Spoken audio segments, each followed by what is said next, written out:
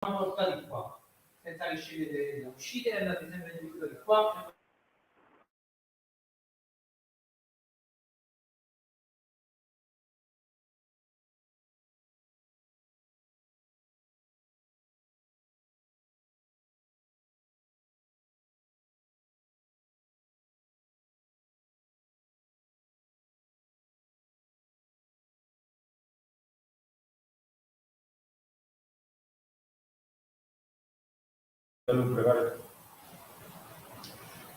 Benvenuti alla terza edizione della Vera Pizza Napoletana Day, la maratona internazionale dedicata alla vera pizza napoletana. È con grande piacere che do il via alle 24 ore durante la quale racconteremo uno dei prodotti più amati e conosciuti al mondo, e lo faremo in tutte le principali lingue del mondo, in modo che non ci siano dubbi su che cosa sia la vera pizza napoletana. Welcome to the third edition of Vera Pizza Day, the international marathon dedicated to the Neapolitan pizza. With great pleasure, I give the start to this 24 hours during which we will tell you one of the most and well-known dishes in the world. And we will do it in all the language of the world, so there will be no doubt that this is the true Neapolitan pizza. Bene, ringrazio il presidente Antonio Pace, presidente e fondatore dell'Associazione Vera Pizza Napoletana, nonché Peter Surace che ci fa da interprete inglese, e passo a spiegarvi in sintesi come si svolgerà l'evento.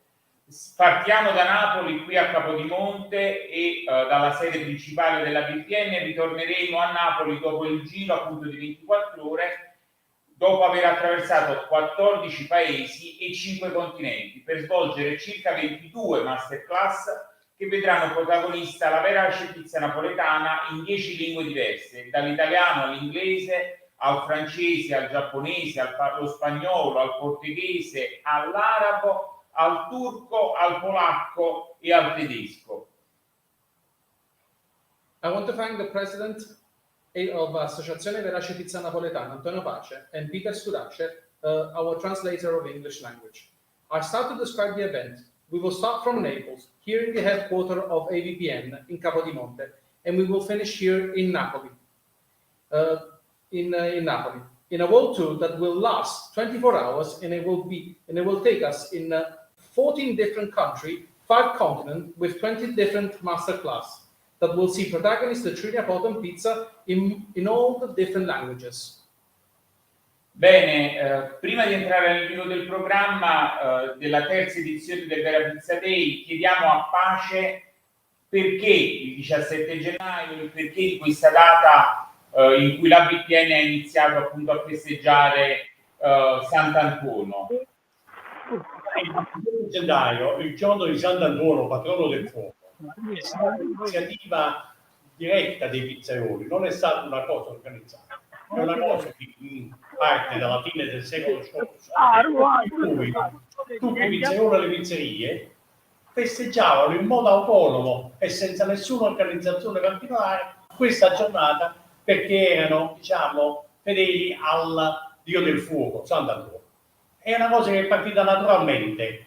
Noi l'abbiamo ripresa dal cassone dei nonni e abbiamo immaginato che è bello festeggiare tutti insieme, e la vogliamo festeggiare con tutto il mondo, e saremo sempre di più.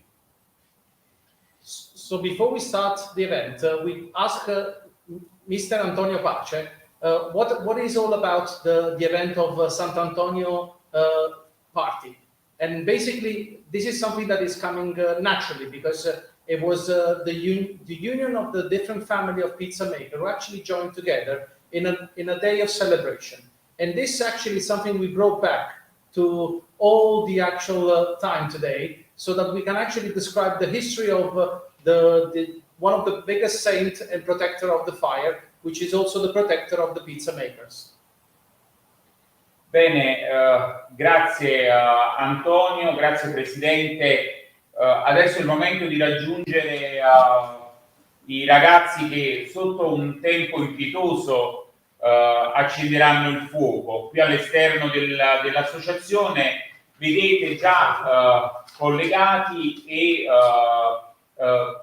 vedete a fianco a loro il monumento, l'opera celebrativa dell'arte del pizzaiolo realizzata dall'Associazione Vera Pizza Napoletana insieme con il maestro Lello Esposito per appunto festeggiare l'arte del pizzaiolo e la pizza napoletana. Back to the present, we move to the outside, where we are going to start the fire to celebrate the Saint of Sant'Antonio. Unfortunately, there's a huge rain outside, so it's very wet. So we will actually start straight away with lighting the fire, if it's possible.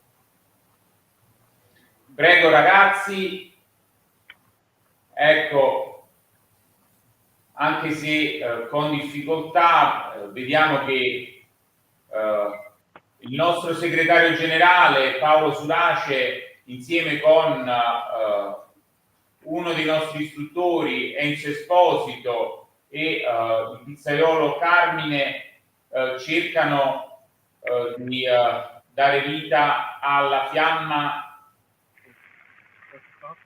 Eccolo, siamo partiti, buonasera, buonasera, eccoci, siamo qui.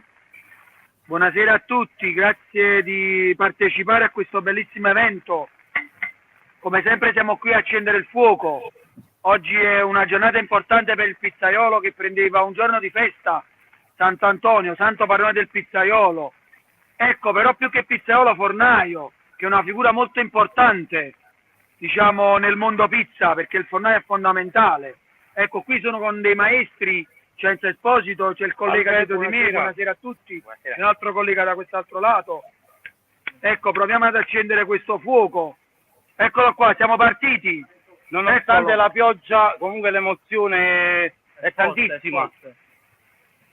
Grazie ragazzi e grazie per aver dato inizio con la scaramantica accensione del fuoco di Sant'Antuono, protettore appunto del fuoco e per questo dei pizzaioli e dei fornai che lavorano tutta la giornata nelle pizzerie accanto al fuoco.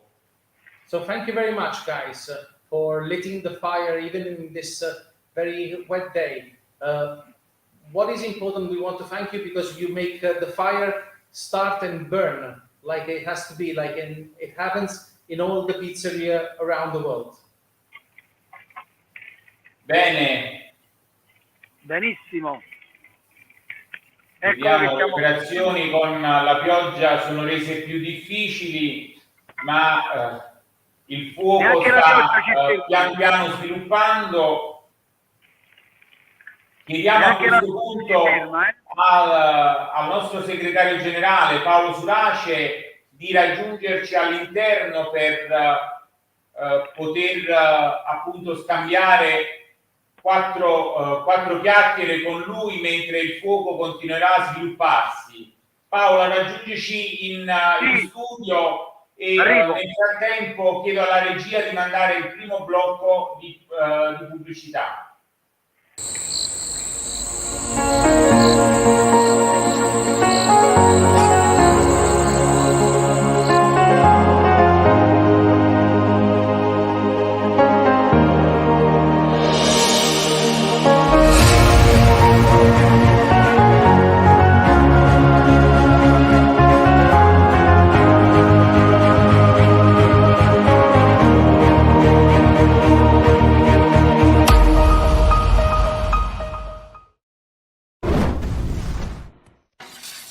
Un fuoco non si accende da solo, ha bisogno di una scintilla e una volta acceso non c'è limite alla tua creatività. Allora inizia, fai una buona impressione, crea un po' di magia nella vita quotidiana. Migliorati ancora e ancora. Impara seguendo il metodo di mamma o falli riunire tutti insieme. Rendila un'avventura. Crea dei ricordi, sii la scintilla, rendili felici. Make pizza.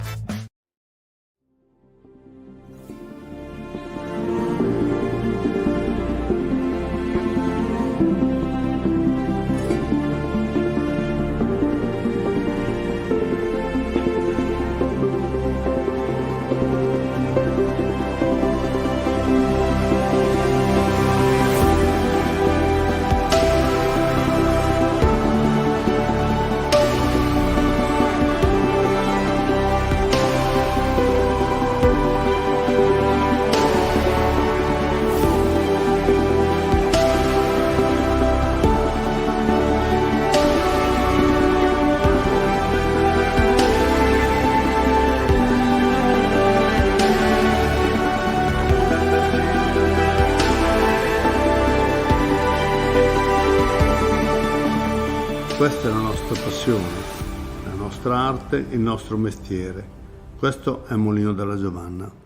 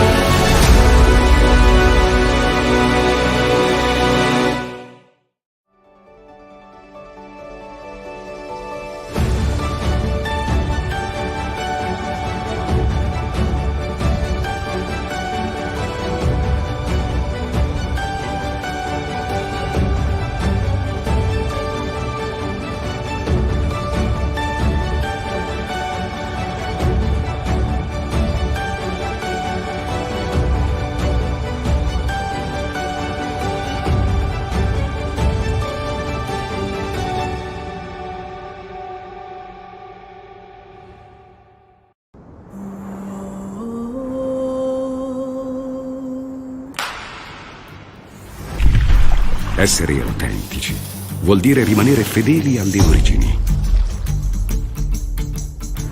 Essere autentici è una cultura.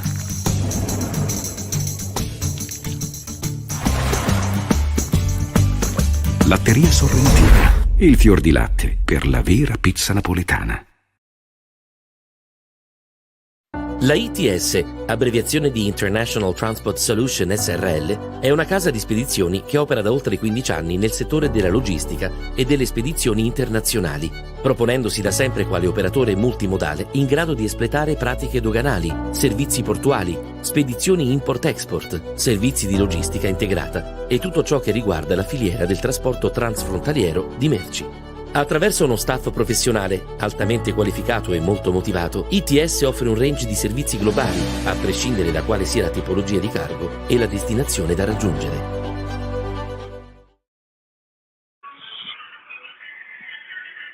Ma vedo un po' qua.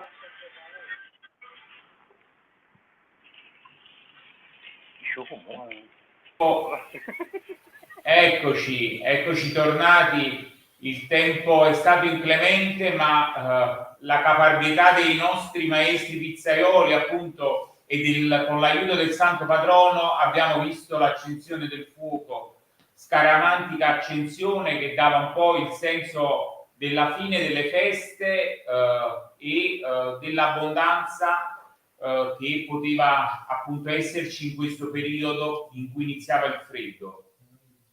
We want to thank the pizzaiolo which lit the fire, because even in this hard weather, with all this rain, we actually are able to start the fire, the sacred fire for Sant'Antonio. And this is actually the end of the season of all the feast of Christmas. So we end with this fire to actually renew the new flame of this new year. So this is the hope of a new flame. Grazie Peter, e vedete appunto tra noi il segretario generale dell'associazione Paolo Surace, ormai quarta generazione di pizzaioli, titolare della pizzeria storica Mattozzi a Piazza Carità. Paolo, come accennavamo prima, questa è la festa dei pizzaioli, ma il Sant'Antonio è il patrono del fuoco e quindi patrono anche dei fornai. Lasciamo Peter tradurre e così ci accompagna la comprensione in tutte le lingue del mondo. So here we have Paolo Surace, the General Secretary of the Associazione Verace Pizza Napoletana, third generation of pizza maker and owner of Pizzeria Mattozzi in Naples. We wanted to introduce him to make you to get in contact and to know more about the date of the Saint of Sant'Antonio, and of course the celebration of this event that is actually so important for the pizza maker. So the word of Paolo. Thank you. Bene, buonasera a tutti, bentrovati un'altra volta tutti insieme a festeggiare questo evento bellissimo di Sant'Antonio, santo padrone del fornaio e non del pizzaiolo. Come sempre io faccio sempre la solita battuta, quell'uomo piccolo dietro al forno, ma non è quell'uomo piccolo, sono tanti fornai, piccoli, grandi, insomma tutte le persone che stanno sempre dietro al forno, che ormai la figura del fornaio è quella figura che sta scomparendo e noi cerchiamo di portarla avanti perché è fondamentale, è importante fare il fornaio, è importante perché struttura tutto il lato pizzeria. Quindi è colui che in fondo a voi pizzaioli, tu sei di mestiere, aiuta a realizzare il prodotto di qualità ben cotto e che si diceva un tempo possa aggiustare gli errori del pizzaiolo. Assolutissimamente sì, il fornaio è fondamentale, è la parte più importante della pizza, perché se non cuociamo bene la pizza, giustamente non esce un ottimo prodotto. Peter. So we want to thank you to be here and to celebrate this event with us. What we want to make a statement that the most important person in the pizzeria, the man who looks after the fire. So that's why we celebrate this moment in such a great attention and of course with great dedication, because we know that the actual the work of the fireman, the person who is in charge of actually looking after the cooking of the pizza, is one of the most important role inside the pizzeria. In fact, what we could say is actually he can fix all the mistake of the pizza maker. So he is one of the most important person inside the work of the pizzeria. Paolo, nel frattempo che noi siamo in diretta, riceviamo appunto in diretta anche i saluti da tutte le parti del mondo. Abbiamo visto dal Brasile, dall'Australia, dal Venezuela, da Bagnoli, il nostro amico Roberto, a cui ricambiamo i saluti. Questa è una festa di tutti coloro che in pizzeria, davanti al forno o dietro al banco, realizzano per tradizione, con passione, quello che è il prodotto più amato al mondo, la vera pizza napoletana. Paolo, dicevamo la figura del fornaio, aiutaci a capire, per chi è a casa e ci sta seguendo, qual è il vero segreto, appunto, perché il fornaio è così importante. So we want to thank all the messages that we have received while we just started this event. We can see messages from Australia going to Brazil. Actually, some friends from Bagnoli. Roberto, thank you very much. And what we wanted to ask to Paolo is how important is the role of the fire and the actual role of the fireman inside the pizzeria. Il fornaio è una figura molto importante perché è costante, perché è preciso, perché guarda quella fiamma impossibile che gli altri non possono guardare, quel colore rosso del fuoco, quel colore rosso che fa, diciamo, da colore alla pizza napoletana, quell'espressione bella che non tutti possono capire, solo chi è fornaio riesce a capire cosa significa cuocere una pizza a regola tale, tutte uguali, tutte rotonde, che gira nel forno, è fondamentale. Il fornaio è una figura fondamentale. Bene Paolo, insieme a te volevo ascoltare la traduzione di Peter prima di andare oltre. Prego, Peter. As we said, the role of the fireman is one of the most important roles inside the pizzeria. We can say the dedication of the work, because he's actually the man who's always looking at the fire and the flame. And actually with his ability and his accuracy, he's actually able always to deliver the perfect cooking, because the ability to turn a pizza inside the oven and to cook it to perfection is probably one of the most difficult parts inside the system of the pizzeria. So we can say he's one of the most important pieces inside the work of the pizza itself. Paolo, con il tuo aiuto vorrei trovare il modo per svelare qualcosa che i consumatori che entrano nelle pizzerie non sempre notano. Cioè che quando c'è da solo il pizzaiolo dietro al banco, le pizze entrano e vengono posizionate in un verso. Quando c'è invece anche il fornaio, le pizze vengono posizionate in un controverso, proprio per poter aiutare la cottura e la fuoriuscita delle pizze nello stesso ordine. Spiegaci meglio questa tecnica. So Paolo, we would like to ask you, how something like probably like a consumer can look at, what happens when somebody actually that works by himself, or somebody that works with a fornaio, with the fireman with him, what is the actual strategy when actually the pizza are put inside the oven and baked? Because I see a different type of work when I see one person or two persons working. Could you describe us what is actually happening inside the oven? Non è una diciamo strategia, ma è una tecnica. Anzi, grazie a Roberto Marotti che ha fatto il commento dicendo che per essere un bravo pizzaiolo deve essere un bravo fornaio. Roberto Marotti è un grande fornaio, ma la cosa importante è sapere infornare partendo dall'esterno all'interno. La prima pizza avanti e tutto il resto indietro. Quindi ad orologio al contrario, prima, seconda, terza, quarta. Non si fornano più di 4 pizze, tra 3 e 4. E per riconoscere se una pizza è cotta bene, l'importanza è che non deve essere né troppo alta né troppo bassa. Deve avere il cornicione giusto, non deve avere punteggiature nere, non deve essere non deve avere quel baffo scuro nero. Insomma, ecco, così si riconosce una vera pizza napoletana cotto a regola d'arte. Mi raccomando, la cottura sotto la pizza, pulite bene i forni, infornate bene e mi raccomando, fate un ottimo prodotto.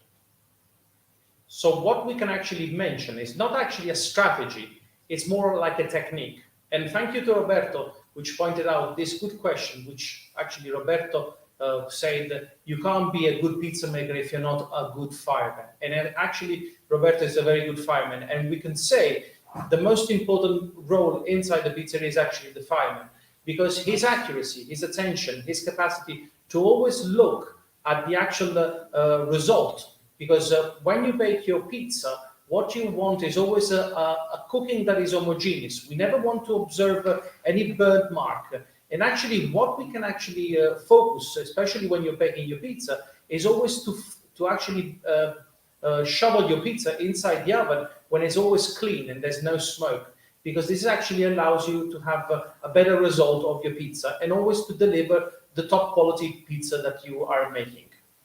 E diamo a tutti quelli che sono a casa il tempo esatto. Una pizza napoletana cuoce dai 60 ai 90 secondi. L'unica pizza che cuoce di più è il ripieno e che arriva intorno ai 2 minuti e mezzo, 3 minuti e che ha una cottura diversa, vero Paolo? Certo, perché deve essere praticamente asciugato avanti al forno, ma come ripeteva il nostro direttore, cuoce tra 60 e 90 secondi. Io dico sempre che tutti quanti amano il pallone, noi amiamo la pizza, quindi sono quei magici 90 secondi. Che noi siamo lì aspettando che esce questa pizza buona, fumante, ottima. So we need to make a statement. How long does a Neapolitan pizza bake? And we can say between 60 and 90 seconds. And the calzone is the one that cooks a bit longer and it's around 2 minutes, 2 minutes and a half.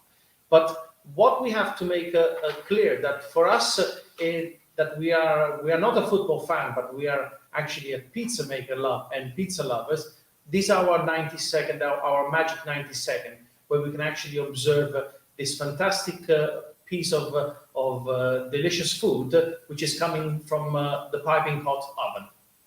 Bene, come il pizzaiolo e il fornaio formano una squadra perfetta dietro al banco di una pizzeria, devo dire anche qui con Peter, il presidente, Paolo e gli altri della squadra dell'Associazione Vera Pizza Napoletana, che stanno dietro le quinte e stanno permettendo a tutti quanti noi di poter andare in diretta e mostrarvi le masterclass che inizieranno a breve.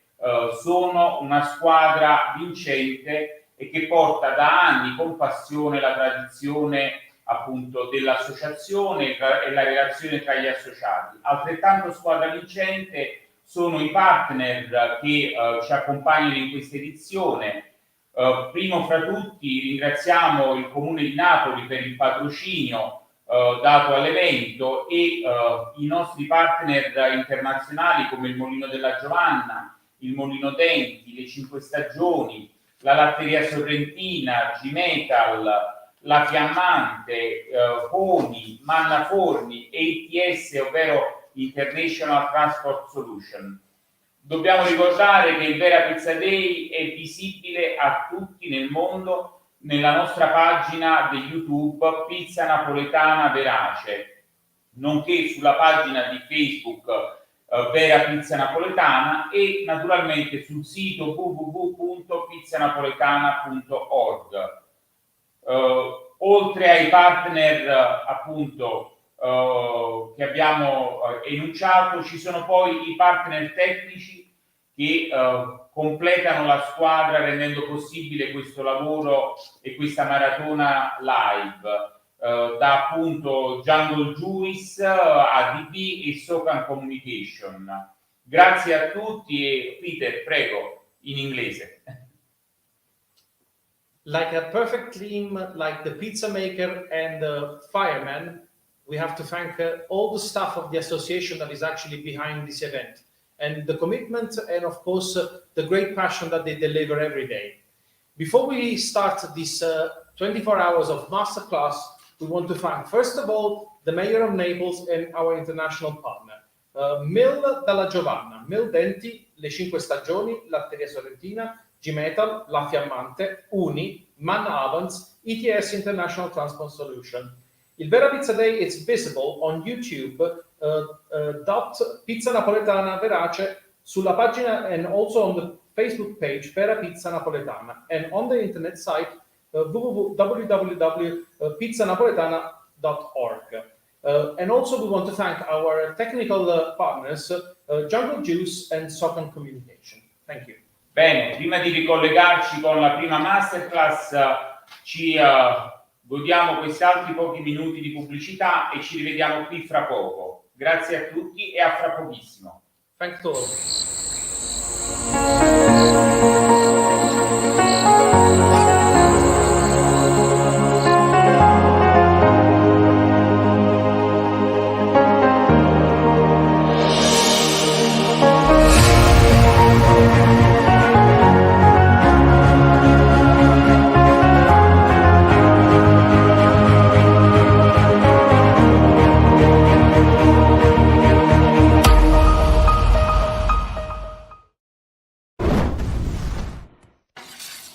Un fuoco non si accende da solo, ha bisogno di una scintilla e una volta acceso non c'è limite alla tua creatività.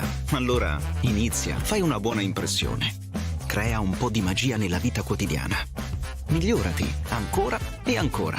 Impara seguendo il metodo di mamma o falli riunire tutti insieme. Rendila un'avventura. Crea dei ricordi. Sii la scintilla.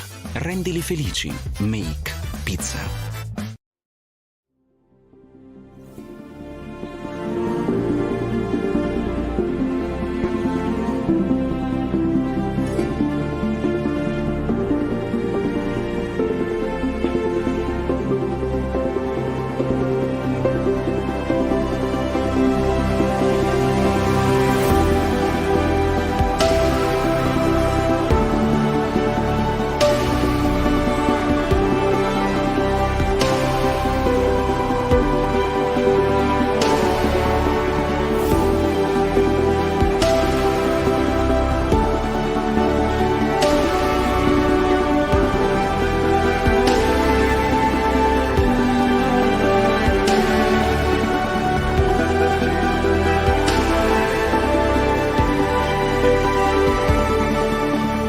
Questa è la nostra passione, la nostra arte, il nostro mestiere. Questo è Mulino della Giovanna.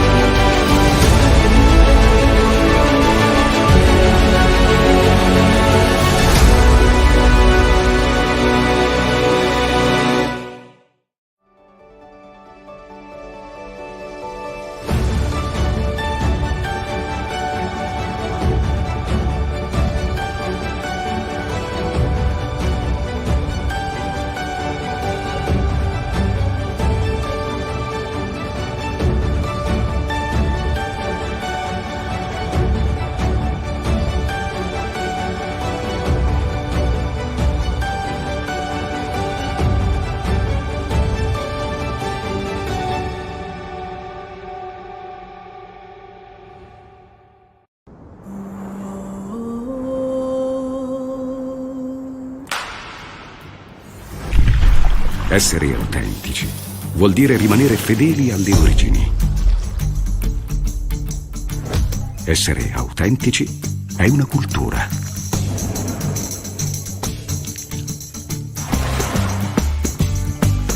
Latteria Sorrentina, il fior di latte per la vera pizza napoletana. La ITS, abbreviazione di International Transport Solution SRL, è una casa di spedizioni che opera da oltre 15 anni nel settore della logistica e delle spedizioni internazionali, proponendosi da sempre quale operatore multimodale in grado di espletare pratiche doganali, servizi portuali, spedizioni import-export, servizi di logistica integrata e tutto ciò che riguarda la filiera del trasporto transfrontaliero di merci. Attraverso uno staff professionale altamente qualificato e molto motivato, ITS offre un range di servizi globali, a prescindere da quale sia la tipologia di cargo e la destinazione da raggiungere.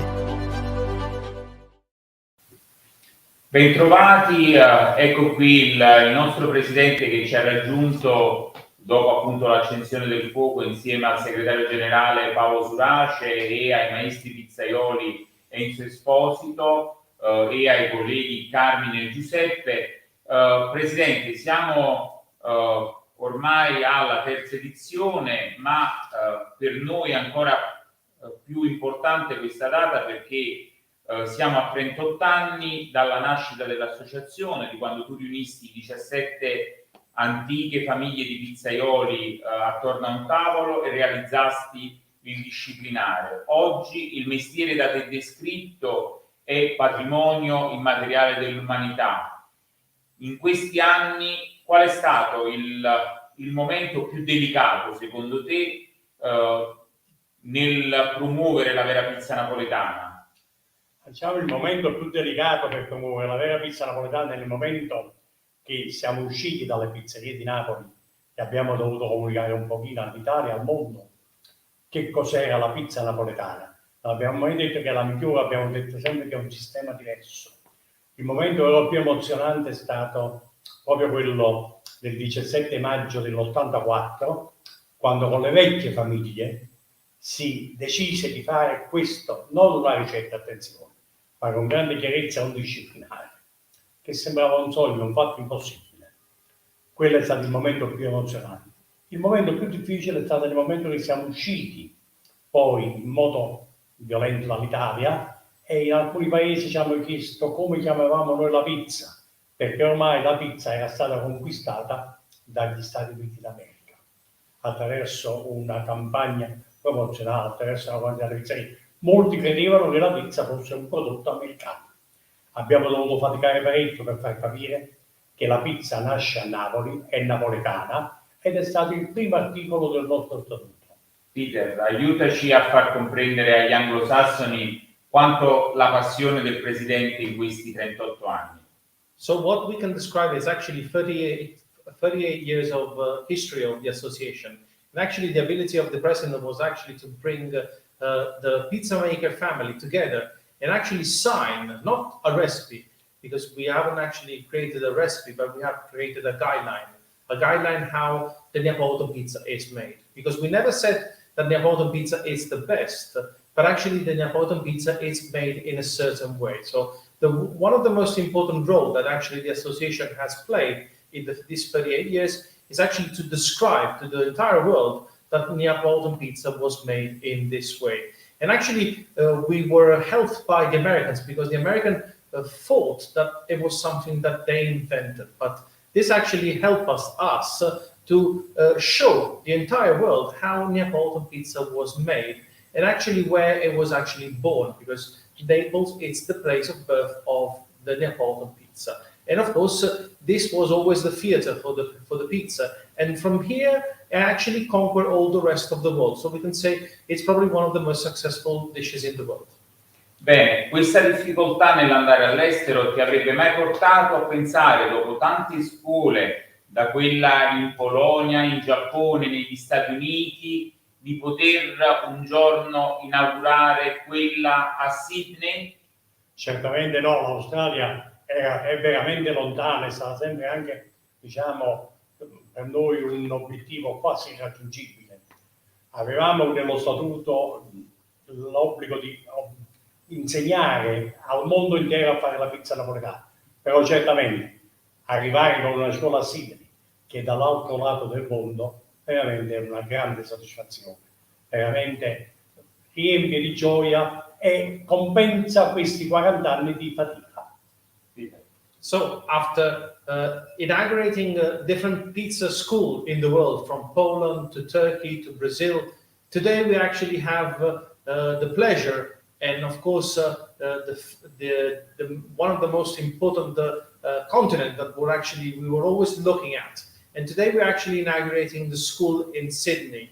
And of course it's a great emotion to actually see that one of the most far place in the world has actually been conquered by the Neapolitan pizza. And for us it's a huge trust that Australian people will come and learn the true Neapolitan pizza in the school in Sydney. So good luck to the staff in Sydney. Bene, allora chiediamo alla regia di aprire il collegamento con l'Australia, con i nostri cavalieri Outback. Eccoli. Oh, Vincent. Non ci sente. Ci siete? Eccovi. John.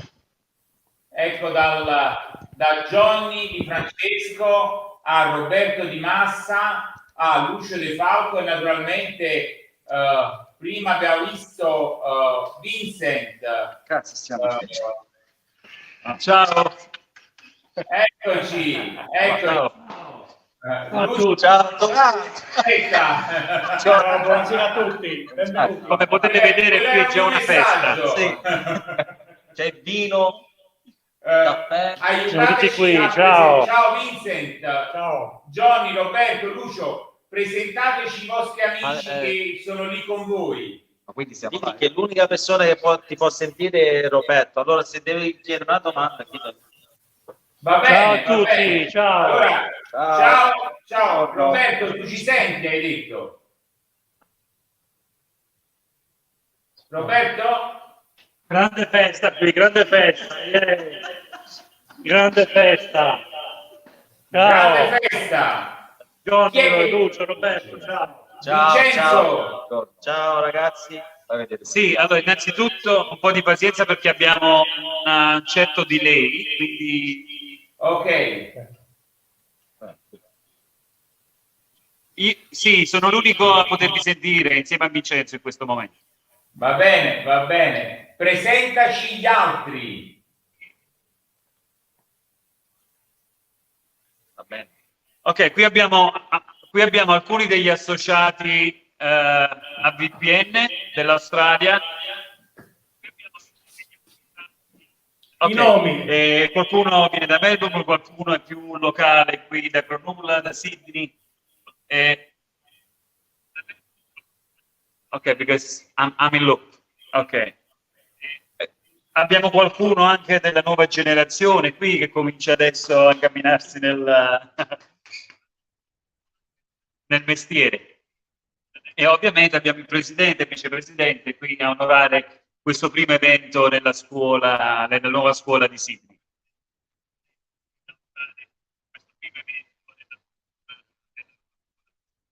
Quindi siamo pronti per fare... Cosa facciamo oggi, Roberto? Non ci sembra. Sì, io credo che non ci sia modo migliore di inaugurare la scuola che, visto che siamo in questa grande famiglia, no? Distribuita in tutto il mondo, magari con l'aiuto di Johnny e di Lucio possiamo far vedere un attimino quello che sono le basi del nostro processo produttivo e quindi cominciamo a fare un impasto a mano. Assolutamente, buon lavoro. Poi magari possiamo far vedere come preparare gli ingredienti di base per la realizzazione di una pizza margherita e magari poi facciamo anche una così tanto per vedere di rifarci gli occhi con la margherita. Buon lavoro allora Roberto e diamo il via a questa prima masterclass della 24 ore del Vera Pizza Day.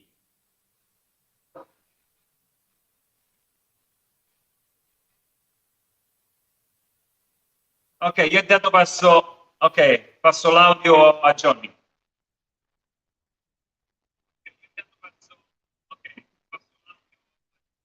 Buongiorno.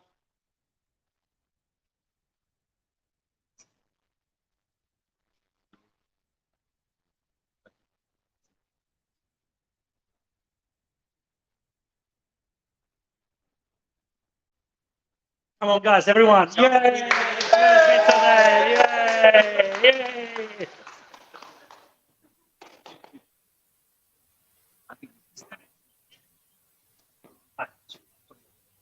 Ok, ciao ragazzi, allora cominciamo con l'impasto. I will be your hands, ok? Yeah, you help each other. Roberto adesso dimostra a fare un impasto tradizionale napoletano. Cominciamo con l'acqua bagnata. L'acqua bagnata, come dice Roberto, l'acqua bagnata. Allora questa ricetta oggi è 1 litro di acqua, 50 grammi di sale, 1,7 kg di farina e qualche grammetto di lievito. Ma giusto un po' perché qui in Australia è caldo, no? Sì. Ragazzi, qua oggi a Sydney una trentina di gradi, vero? Sì, un 30 gradi, 32 gradi. Johnny. Allora, forse questo lievito Johnny. più direi Johnny, aspetta. usiamo pochissimo perché fa un po' di umidità. Allora, Roberto ha messo farina, sale, adesso Johnny, adesso mette un po' di farina così circa un 20% per realizzare 20% of the flour just to realize a sort of cream. Ok. Allora, what we're gonna do, scusa ragazzi, allora vado in inglese così perché siamo in Australia, tutti quelli che stanno collegati facciamo in inglese. So guys, I'm going to speak in English. So, you know, obviously we're in Australia. We want to make sure that we're doing this class in English so everybody can understand. Hopefully you can, you know, do a bit of a translation. So what we've done is we started off with some water and salt. And then Roberto, what he did was he placed about 20% of the flour so we can separate and dilute the salt with the yeast, so we're not contaminating. He's now putting a little bit of the fresh yeast. As I said before, it's about 32 degrees here in Sydney, so with the humidity levels as well, we've cut the yeast down to probably about 1 gram, which is going to be more than enough. And once you add the yeast, you'll find that it will dissolve very, very quickly. Now we've got Roberto adding a little bit of flour at a time, and as the water absorbs the flour, he continues to add a little bit more until it absorbs the remaining of the product. A little bit about the ingredients that we're using here. So today we're using Molino della Giovanna, which is a flour that has been produced mainly to make Neapolitan pizza. The W rating for this flour is very important, and that's where a lot of people get confused. Is, you know, we use 00 flour, what type of flour we're going to use, but it's all about the strength of the flour. And the W on this flour, from what I understand, is between 280 and 330, which is perfect to make Neapolitan pizza dough. The yeast, we're using fresh yeast, which we typically use fresh yeast. I know in some parts of the country, a lot of people find it really difficult to find fresh yeast, and they use dry. It can be used, but me personally, I prefer to use fresh yeast. Is there a reason why? Look, it's a big talk. Yeah, it's just the reaction, because the main difference between the fresh yeast and the dry yeast is just the level of water inside. Yeah. You know, because the famous are just the same. Yeah. The fresh yeast has the average of 85%, let's say that, of water. The dry yeast is around 7-8%. Yeah. So the reaction of the fresh yeast is more proactive, let's say that. I can still make an Neapolitan pizza. You can still make it. Because this is yeast, right? Yeah. But what you do need to really consider is the amount that you use. So my rule of thumb is 1/3 of what you would use if you're using fresh yeast. So if I use, for argument's sake, today we used 1 gram, I would use 0.3 grams of fresh yeast. But another little tip that I like to give out to people is I do everything in reverse. So we started off with the flour and the salt, then we added 20% of the flour, and then we add the yeast, and then we add the rest of the flour. When I use dry yeast, I like to start off with the flour, the yeast, then the water, then the salt. It's just something that I've experimented with, and that's what I like doing. There's no right or wrong way. That's just my personal opinion. So normally what we do here is, you know, we knead the dough until it's combined, and then I like turning it onto the bench.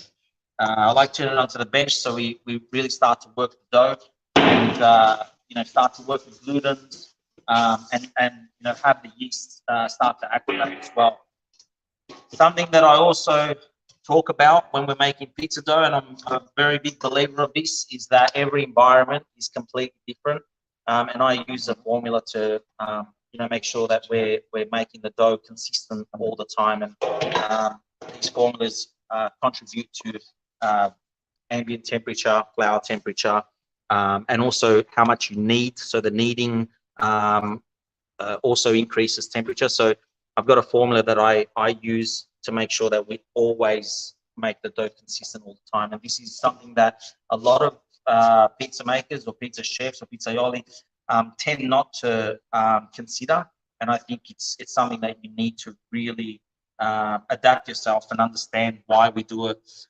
You know, we've got temperatures. You know, sometimes you'll find that if you're kneading your dough in the dough mixer, temperatures rise really fast.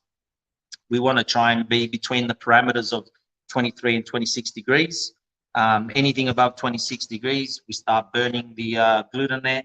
And then anything below 23 degrees, the activations all the enzymes and the yeast and all that don't develop as you would like. So, you know, that's probably one really quick tip that I would really suggest to people, is to try and be between that 23 and 26 degrees. Also because it's the best temperature for the yeast life, right? Correct. Yeah. I just want to say, guys, we got 3 of the best pizza chefs in Australia right here, right now. A big round of applause. Come on, everyone. Big round of applause. These amazing pizza chefs here in Napoli, in Sydney right now. Thank you, guys. So you can see Roberto is doing a specific technique, punching the dough inside and working it from the outside of the dough. This is to aerate it. This is to just, you know, really get your the gluten and etc. just working. You'll find that with Neapolitan pizza dough, a lot of people think that you need to knead the dough until it looks nice and smooth. I always tell people it shouldn't look too smooth. It should still have a little bit of roughness to it. The texture needs to look like the dough hasn't developed yet, because once we get it to this stage where Roberto's got it to, what we want to do is we want to cover the dough, and we want to cover it with a damp cloth so we don't get any exposed air. We don't have the dough drying out, and we keep it nice and moist. And you'll find that then you will go back to it after 20 minutes. After about 2 hours, and you'll find that if you give it another hit, the dough then starts to combine and get smooth. Now, what Roberto just did back there, do it again. He's cut the dough with a knife, and the reason for this is to understand how the air pockets are developing. This can really, if you can see all those air pockets inside the dough, they're quite consistent, and this means that Roberto's actually done it really well. If you get air pockets that are really wide, so if I try and open this up now like that, if you see that once you cut it, you got big air pockets and then small air pockets, and they're very inconsistent, it means that your dough hasn't been kneaded the right manner. So that's what he's done a great job there. Very small detail, but very important. Yeah. So at this stage, what we would do normally is wrap a damp cloth over the top. Maybe if we get, or we can cover it with a lid, and what we would do then is we wait about 2 hours. Yep. So we'd wait.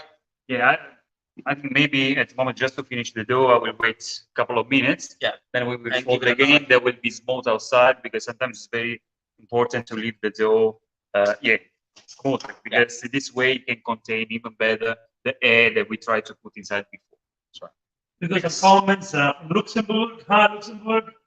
Hello. Comments, the Aussie accent. We're in Sydney, Australia. And someone asked, is this like a regular course in Sydney? Is it something that you do? Yeah, absolutely. Absolutely. We will start very, very soon. The first date will be, I can't remember now, it's the 13th of February. And we will start with the basic course. Okay. Today is the Masterclass, ladies and gentlemen. 3 of the best chefs, pizza chefs in Australia are here, teaching you how to make the perfect pizza napoletana. All right, so we'll pretend that we've waited 15 minutes or so. Roberto's going to give it another fold, and you'll see how the dough now starts to become smooth. There we go.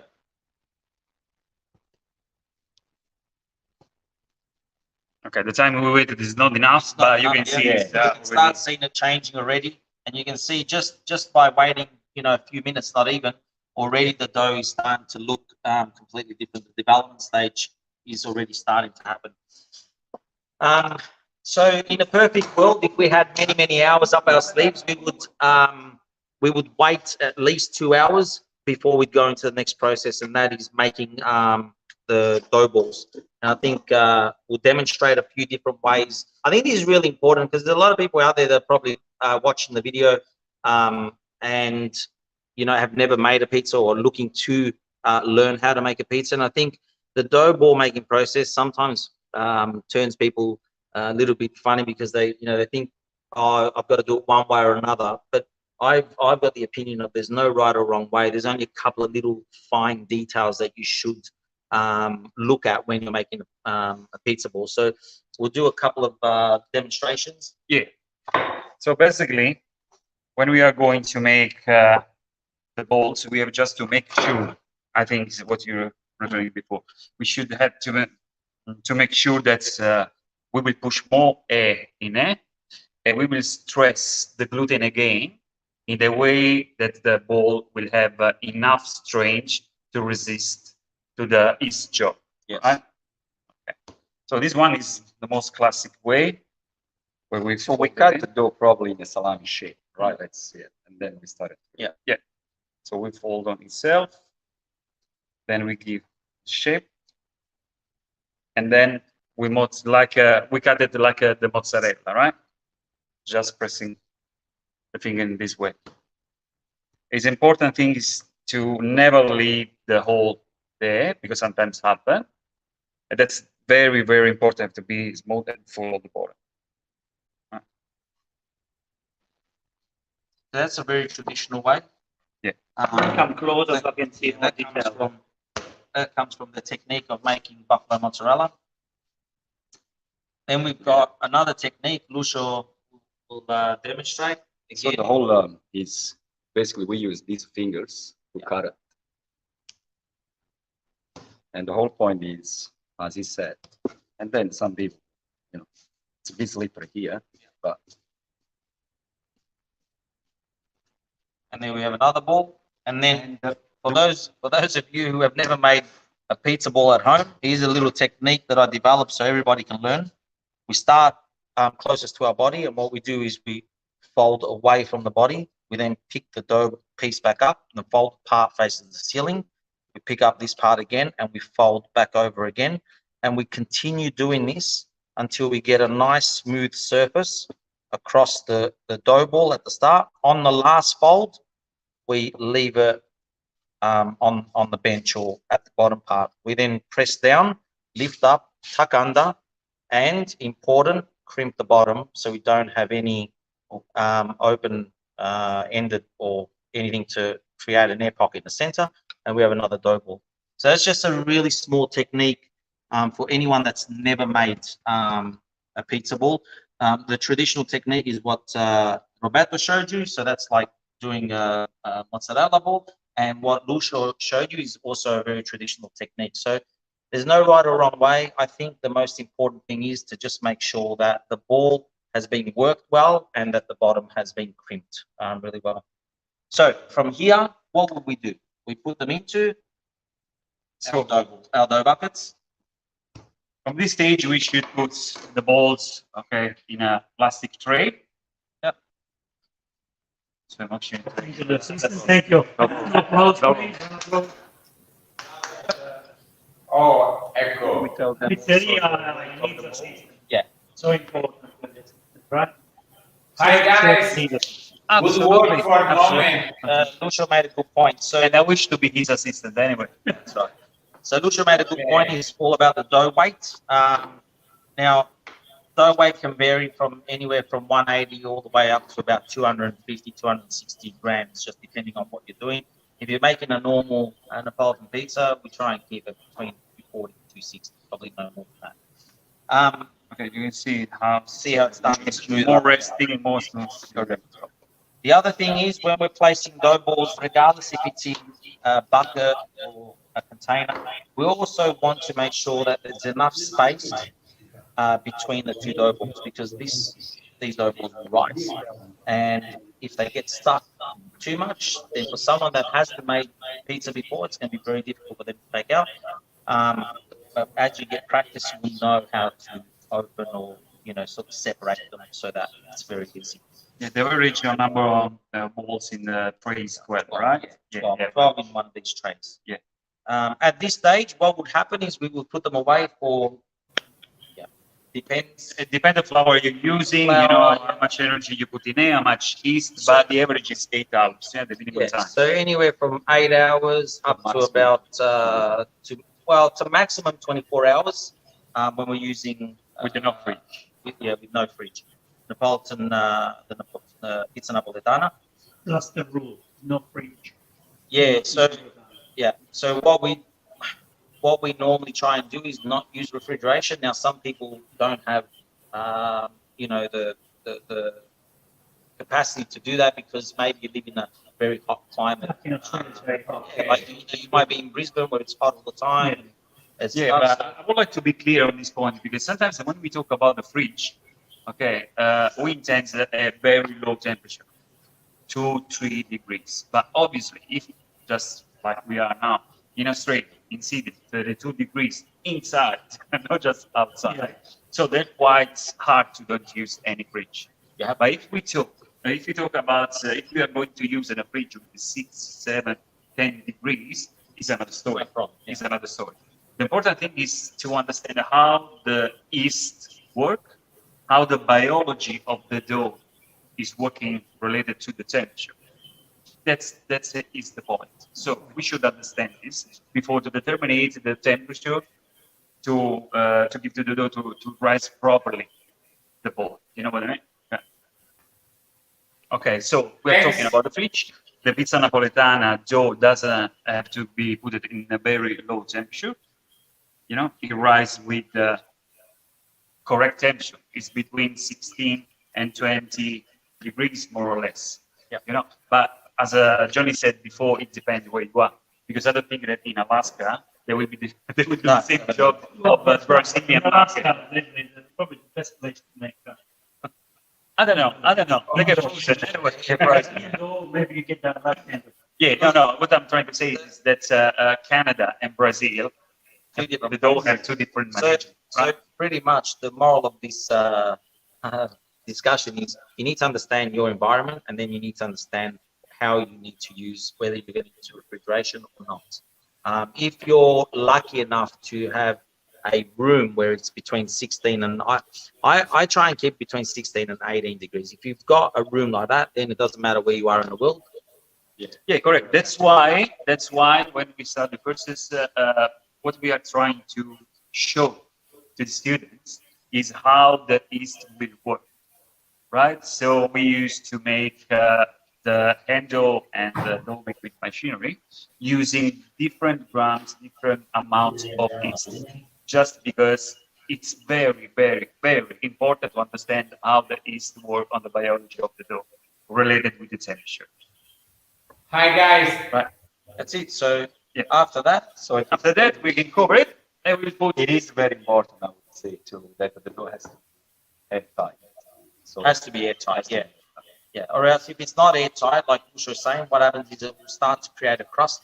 And you can see already, because it's quite, got a bit of that air con happening here, it's already starting to make that crust over the top.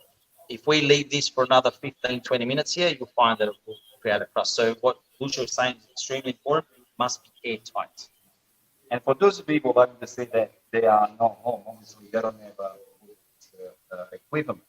Even if you don't have something like this, maybe I'm sure you've got some other trade, but most important is as long as the door is airtight, they will definitely. And if you're making pizza at home, do not put Glad wrap on your dough. Okay, thanks for the moment. Thanks for the moment and for you guys have a guys. for us.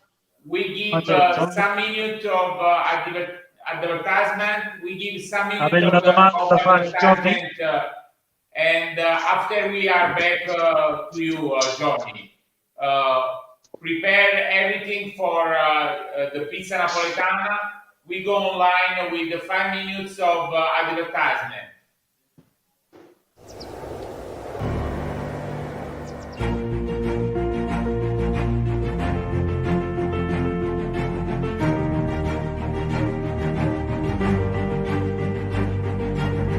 Ne abbiamo fatta di strada dal 1984. Tutto questo per tutelare e diffondere la verace pizza napoletana nel mondo.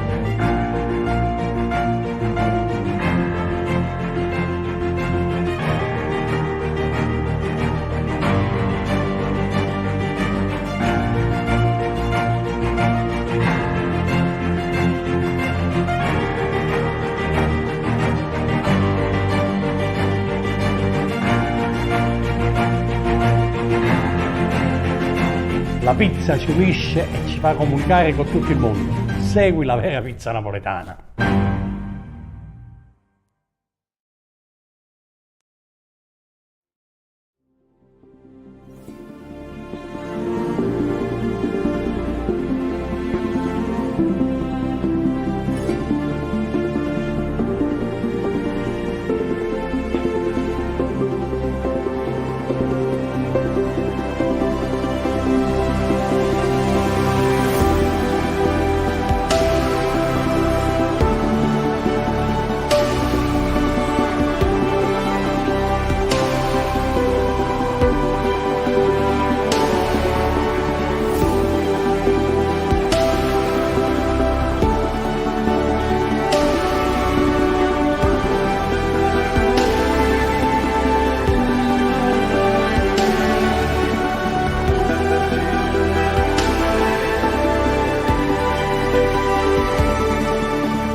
Questa è la nostra passione, la nostra arte, il nostro mestiere.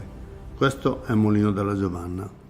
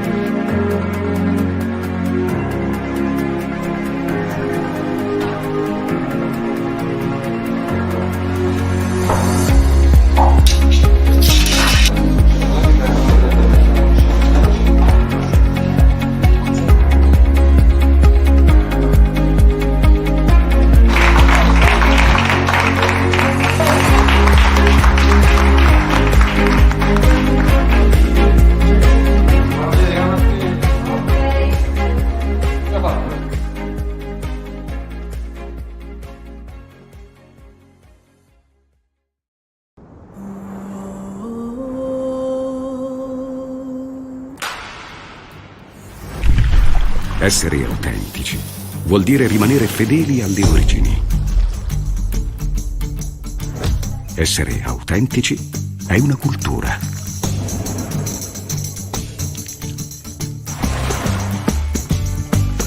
Latteria Sorrentina, il fior di latte per la vera pizza napoletana.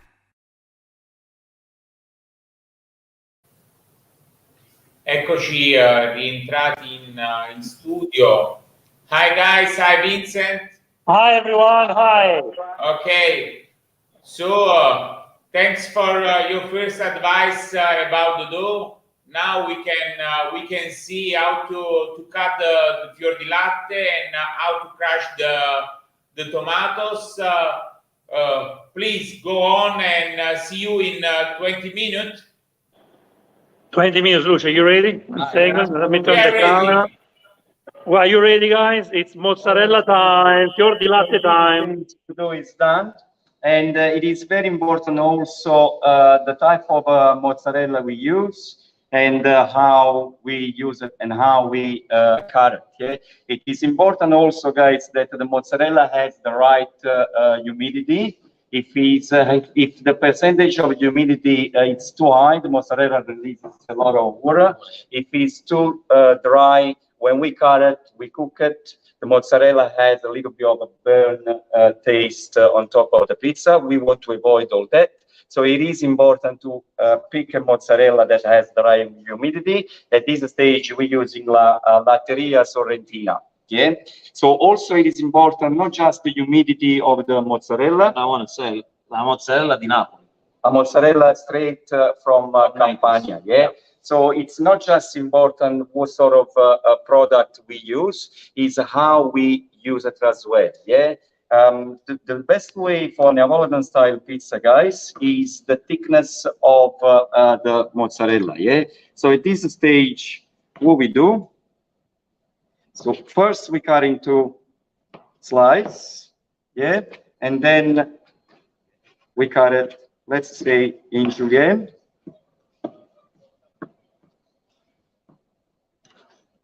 Again, it's very important, guys, the thickness of the cheese that we use. Okay, this is called julienne, and in Italian maybe listarelle. Okay, guys.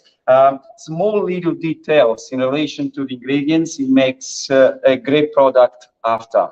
Okay, if I would, for example, if I would cut some dots like a mozzarella that is too thick, with the temperature of the oven that for Napoletan we use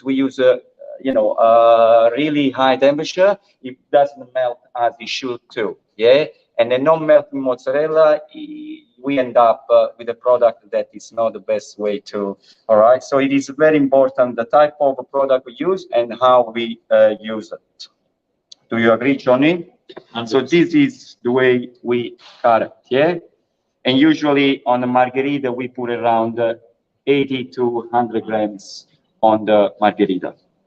Let's talk about now, we move on to the tomato sauce. Yeah, there is a lot to probably know about tomato sauce. This one San Marzano tomato sauce or Italian peel tomato. These are the only two tomatoes you can use. The Italian peel tomato, guys, as you can see, has long shape. Yeah. Now, people often ask me, do I cook the tomato? If you want to do a nice spaghetti Napoletan sauce, yes, you do cook it. All right. For Neapolitan style pizza, guys, you don't cook the tomato. You leave it as it is. Yeah. Before you leave it as it is, we need to do a few things on top. Do I blend the tomato sauce? Not at all, guys. The best, especially when if we use San Marzano tomato sauce, the flavor it's all there. Have the sweetness of the tomato, it's all there. All we do, add a little bit of salt, which we're gonna tell you soon how much salt. Usually it's 1 gram for every 100 grams of tomato, and a little bit of basil. Yeah, nothing else. We don't add oregano, we don't add garlic, nothing else. No, yeah? We don't cook it, right? We don't cook it, no. And do I blend? No, no spices. No spices. No oregano. No spices. No curry. Nothing like that. Okay. No garlic. San Marzano tomato sauce, guys. The tomato is sweet enough. The flavor is there, so there is nothing else that you can add apart of a bit of salt and a bit of basil. Otherwise, you alter the flavor. Basically, you want to get the best out of this product. You want the fresh. You want to get the freshness of the sauce. You want to get all the nutritional ingredients that the tomato contains. Another question that usually people ask me: can I blend it? No, you can blend it. You cannot.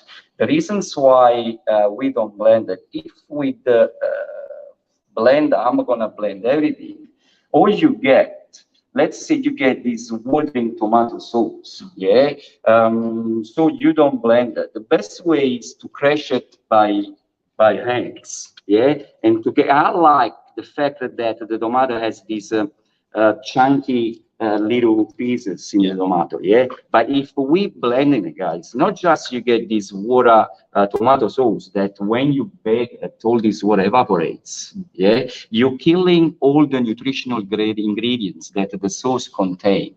So you're killing everything. We want to keep all that, and keeping all that. This is the best way, crashing by hands, to do it. Yeah. How much do you love crushing tomatoes? I love it, especially when I'm upset. Especially when I'm upset, I say, you know what?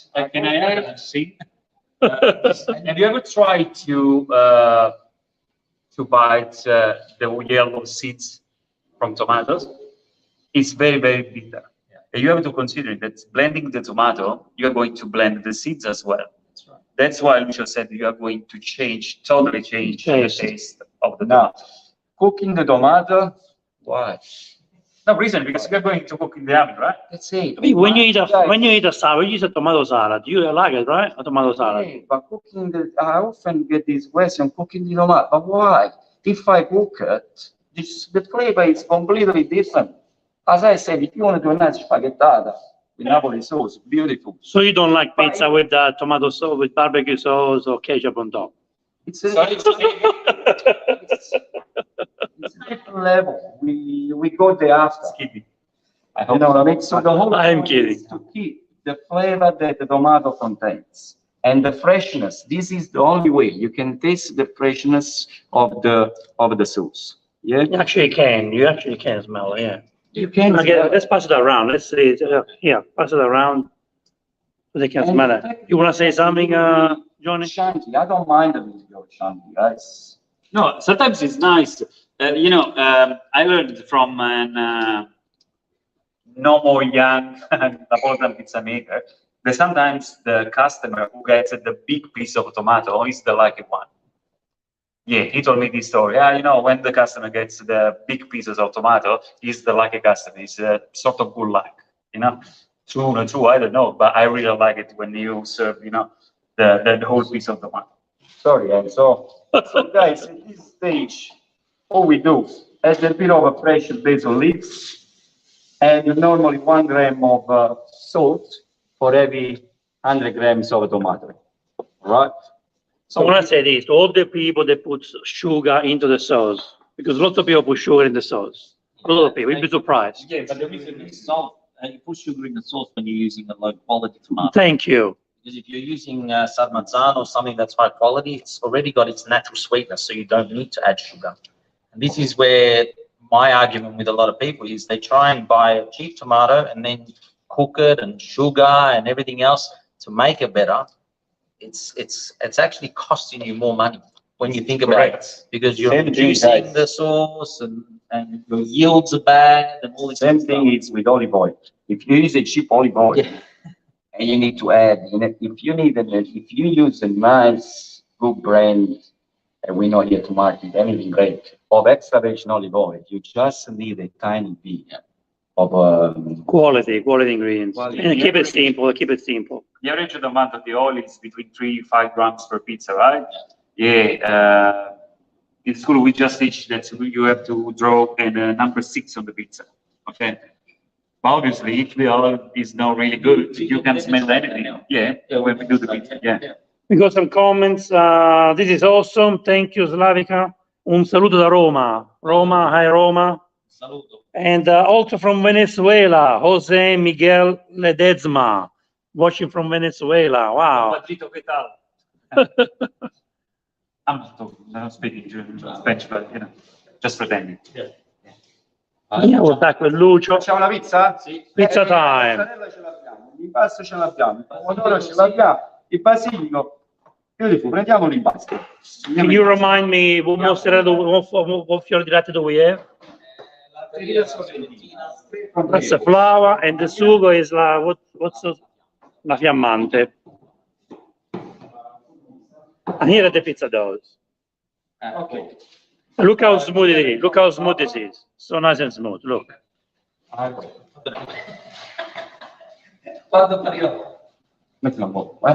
What's the temperature of the oven, boys? What's the temperature? The right temperature? Okay, now we are around 400 degrees. Yeah. Check it now.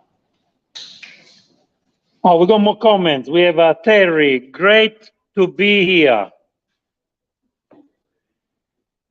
Hello from Central Florida, USA. Whoa. Vancouver, Canada. Detroit, Michigan. Wow, we have everyone. Who do we have here? Cronulla. Queen Margherita. Full service. Napoli. Logo, no? Australia. Sydney.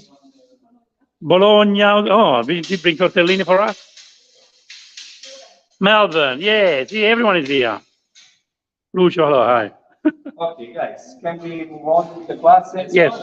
Okay, so guys, we made the dough. Obviously, the dough has been fermented, and after 8 to a maximum 24 hours, this is what we're going to achieve. Yeah, this one have been made yesterday at 4 o'clock in the afternoon. Okay. Right outside, but not fridge until now.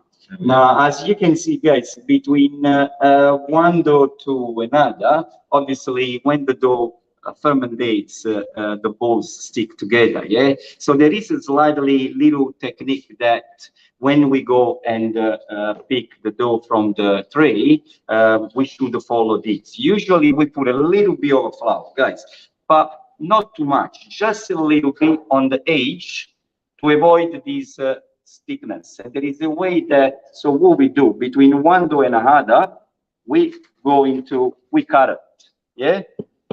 We cut here, we cut all the edge, yeah? There we go. We put a little bit of flour. See? There we go.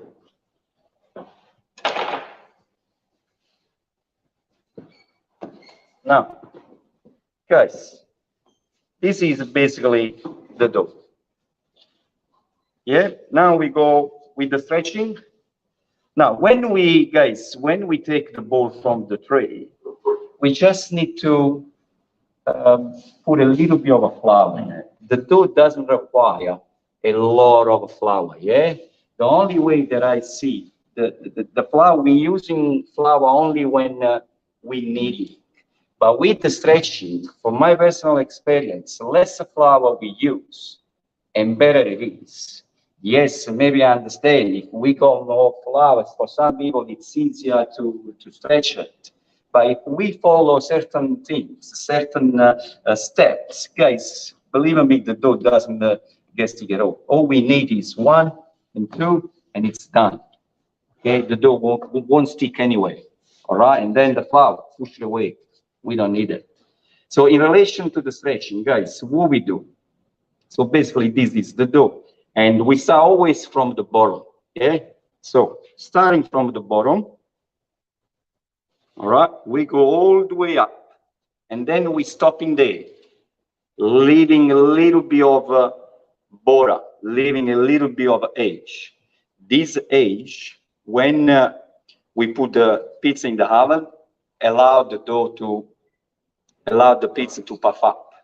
The cornicione, which is called the cornicione. And then we turn the pizza upside down. And again, starting from the bottom, when I start from the bottom, I don't start right on the edge. I leave again 1 centimeter. I started from 1 centimeter over. So I go here and I go all the way up. So what I'm doing here, I'm pushing all the air from the bottom way into the edge. Yeah, you see, leaving 1 centimeter here, 1 centimeter there. This is all air. And working with high temperature, this air will puff up. And then again, all right, starting from the bottom, I go all the way up. Yeah, now there is a bit of a technique here with the stretching, which is we call schiaffo. Yeah. Slap. Who's that? Show it again. I'll try. How are you show us?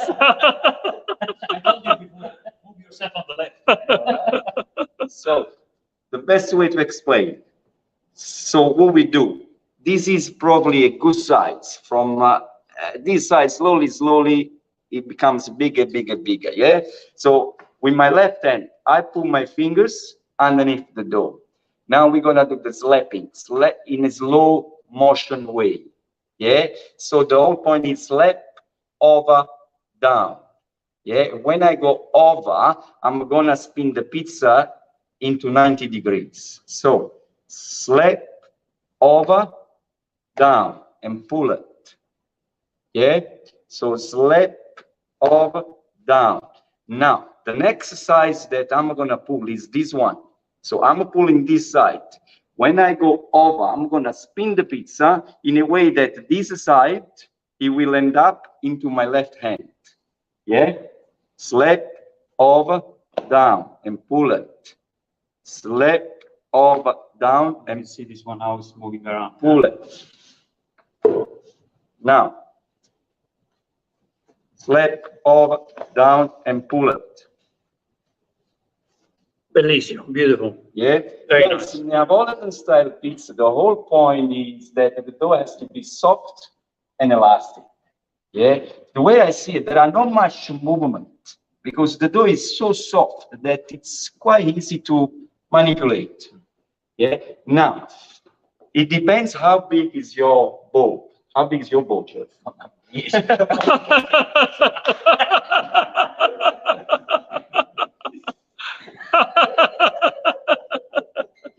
Now, we said that... Okay, the commercial, please. We said that the dough bowl, it can vary from 180 degrees all the way up to 270 degrees. Yeah. Now, these... Sorry, 270 grams. These can vary the size of the actual pizza. Yeah. Now, for example, if we want a little bit bigger, a couple of more slabs, you can achieve that. Another thing that we should consider, guys, is which makes the difference. You know how we said the ingredients, little things make the difference, the way we cut it, the way we say. Another thing that it makes the difference is the thickness of the dough. This is my personal experience and the way we slap it. Yeah. Now the thickness is the dough. The end result should not be not thick, not too thin. Yeah, because if it's too thick, you're gonna end up with this doughy pizza. If it's too thin, guys, there is a high risk. By the time you had tomato sauce that is quite wet, by the time that you had a bit of cheese that is, at least sometimes a bit of water, olive oil, when we bake it in the oven, it breaks. Or even at home, guys. Yeah. So the thickness of the dough is very, very important. Yeah. And the way we stretch it. All right. Now, you shouldn't be able to see through. This is, for example. Okay. Facciamo la pizza? Sì, yeah, let's do pizza. We have some comments here. The comments are, we got friends from Detroit, from Brazil, from Colombia. Pozzuoli. Yeah. Pozzuoli, I love Pozzuoli. I've been I've got a very fond memory of Pozzuoli. I'll tell you a story. Yes. So, we were staying in Pozzuoli and I went to see the buffalo mozzarella get made. I was in a hotel. Yes. And we were in a rush to leave the hotel. We had to go to Roma. We had a dinner at 6 o'clock at night. From Pozzuoli. Come up with push-ups. Yeah, from Pozzuoli. So what happened is I quickly packed everything and I got in the car and I drove all the way to Roma. And I go to my hotel and they asked me for my passport. You know where my passport was? In the safe in Pozzuoli. Oh no! And what did you do? I drove all the way back. Apple is made. Here we go. Beautiful. It's just testing the oven. Have a look. Robert, what's happening here? Oh, you're testing the oven, okay. So what's the temperature of the oven? This one is a brand new oven. It's the first time it's been used, so just to be sure, Yes. What's the temperature here? Okay, we are around 450 at the moment. Yeah. Yeah, that's right. Plan. Okay. All right. Here's pizza made by There's a bit of a technique. See how we pull the pizza on to the till. You don't take the pizza from the bench. True, absolutely. Sure? Because the problem is the pulling. Yeah, the pulling is very important. Why it's so important? Because when we can we show the pizza in the oven? So John, if you want, you can explain why it's rising up the edge. Yeah. So what we've got is we've got the pizza in the oven, and Roberto's picked the position in the center. What's really important is we don't want to move the pizza from where you start cooking. A lot of people make the mistake. They start cooking in one section, then they move the pizza to another section.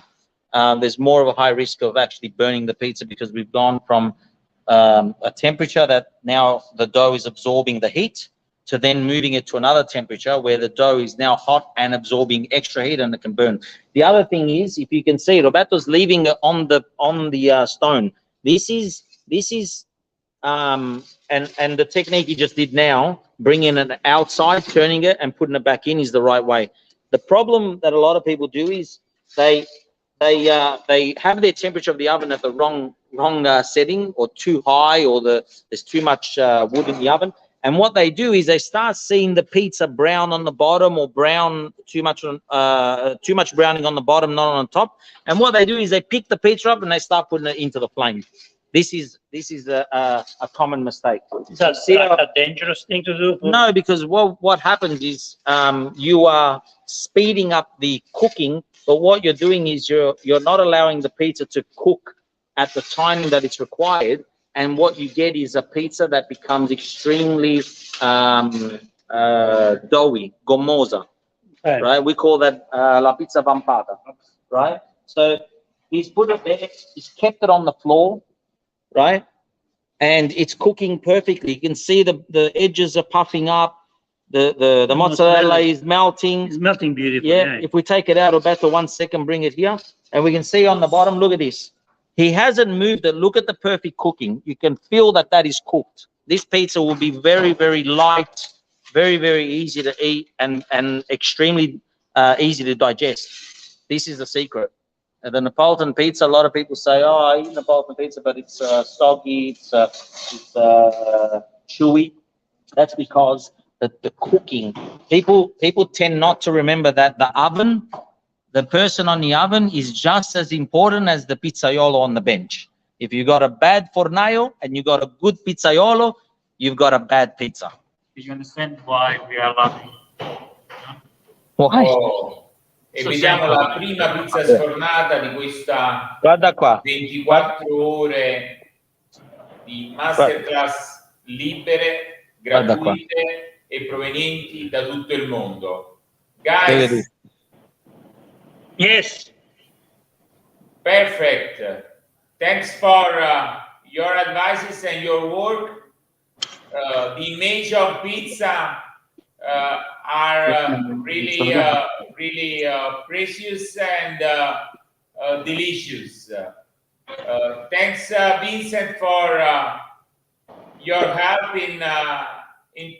in transmission. Thank you. Thank you for having me with this legend. I learned so much. Okay. Every single lesson can teach us so much. A big hug from Italy, and see you tomorrow. Ciao. Ciao Australia, ciao everyone. Ciao ragazzi, ciao. Thanks to everybody. Oh, eccoci di nuovo in studio e diamo il benvenuto al secondo appuntamento di questa notte, con uno spot di altri 5 minuti, e ci colleghiamo poi con Los Angeles. Prego la regia di mandare in onda la pubblicità.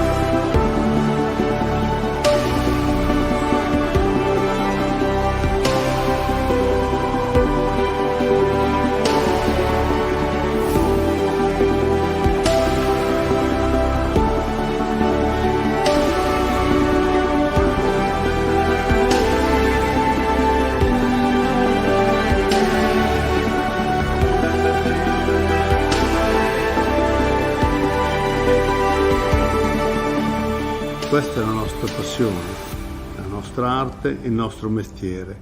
Questo è Molino della Giovanna.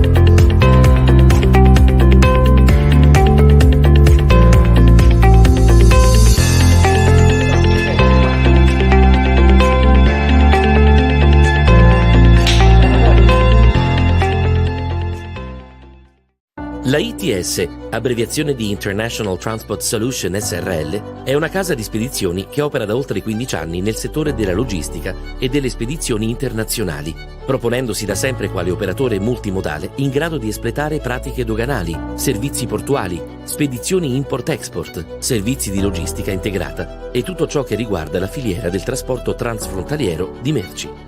Attraverso uno staff professionale altamente qualificato e molto motivato, ITS offre un range di servizi globali, a prescindere da quale sia la tipologia di cargo e la destinazione da raggiungere.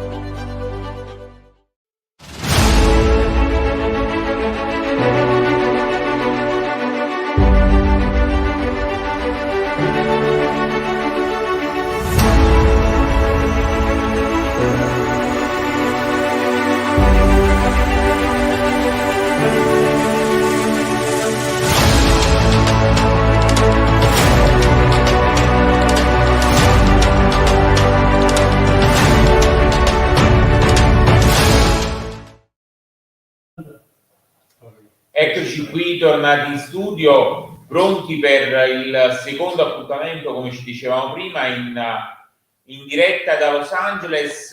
Chiedo alla regia di aprire il collegamento. Abbiamo la nostra più antica rappresentanza fuori dai confini italiani, ed ecco Peppe Miele e Mario Vollera che ci attendono. Hi guys, how are you? Ciao, how you doing everybody? Provati. Grazie. Qui a Los Angeles. Alla terza edizione, Peppe, di questa lunga maratona sulla pizza napoletana. Cosa ci mostrerai oggi? Ma è una bellissima giornata qua a Los Angeles, è un pomeriggio caldo anche, e quindi siamo prontissimi per questa prima. Cosa vi prepariamo? Vi prepariamo una pizza ovviamente classica napoletana, una margherita ed una marinara, con il nostro bellissimo uni trasportabile da casa, ma che si può usare anche nel caso di pizze con gluten free in un ristorante come backup oven. E siamo qua preparando un dough con una farina della Giovanna, che è sponsor di questo evento, che è una bellissima farina 00, e ovviamente abbiamo dei misuramenti per 1 chilo, quindi Mario farà l'impasto. Dimmi. Peppe, As you know, we are in the night. We are speaking the language of the nation where we are going to the masterclass. So, and you're right. please, in your language. And you're right. And we will speak only English now. Okay. So we see your masterclass. Okay. Thank you. Go on. Thanks. Thank you. So we are here again at our headquarters school in Los Angeles. It's a beautiful day today. It's an afternoon, and I welcome all the viewers around the world. I'm here with Mario Valera. He's one of our instructors and a very rewarded pizzaiolo on his own. Then he's going to assist this class, this master class. What we're going to prepare for you is going to be two classic, Margherita and Marinara. We're going to start to making a dough by hand using our Madia. And we're going to use one of the sponsors representing for this masterclass. It is Della Giovanna. It's a beautiful 00 flowers we're going to use for the dough with water, sea salt, and fresh yeast. So Mario is going to help me on this one. What we're going to do first, we're going to put all the water in. And we're going to add all the sea salt on top. We're going to make sure that the salt is liquefied. We don't put the yeast and the salt together because the salt is well known. It's a powerful entity. It will damage the structure of the enzymes inside of the yeast to start scattering the chemical reaction right away. It's going to slow down. So we prefer to do either the salt or the yeast at first. Much better the salt. With about 10% of the flours. So from 1 kilo, I'm going to take approximately 10-15% of the flours. And we're going to mix gently, and we're going to get to a butter type, a creamy butter, like if you do tempura or you want to fry some chicken. So Mario's going to do that for us. And after that, we're going to including okay.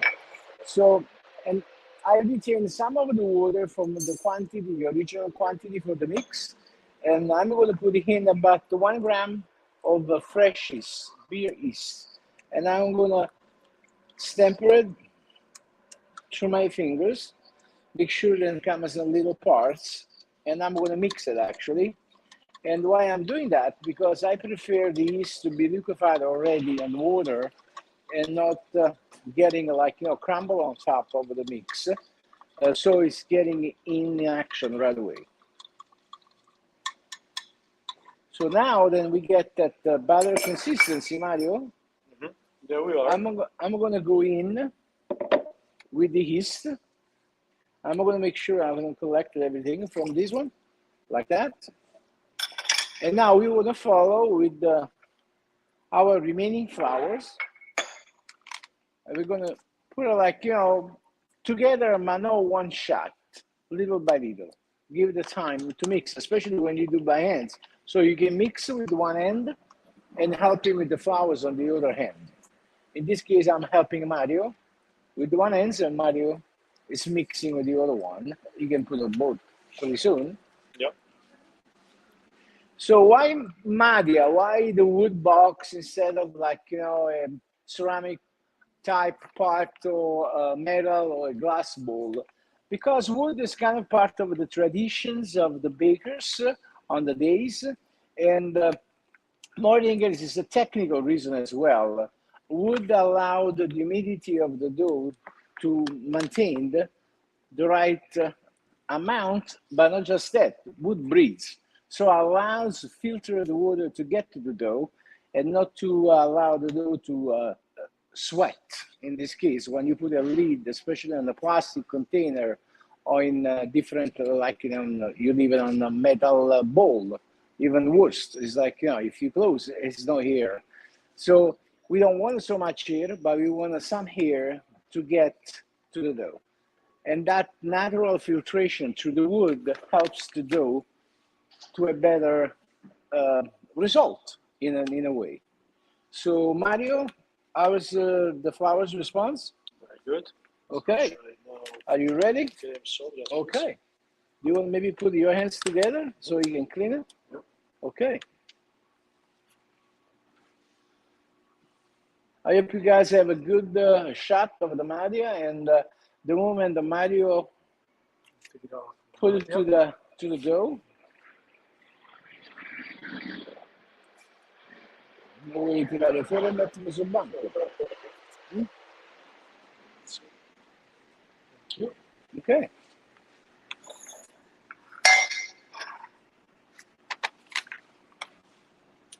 So the entire cycle of the mixer is about 20-25 minutes. When we mix, of course, with the tools, like mechanical tools, like a mixer, we will do 5 initial minutes and finish in 15 minutes. And usually that's enough. You don't want to extend the mixing time because you don't want to coating the dough.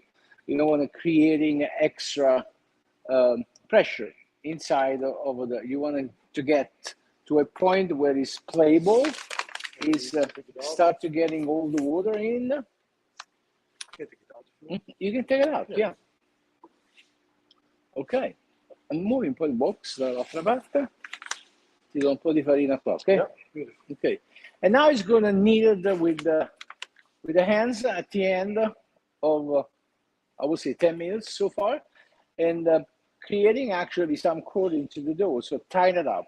And doing this one, you smooth it up, the gluten inside, and starting like, you know, to getting an actions inside of this bowl. So what we're gonna get is now alcoholic fermentation.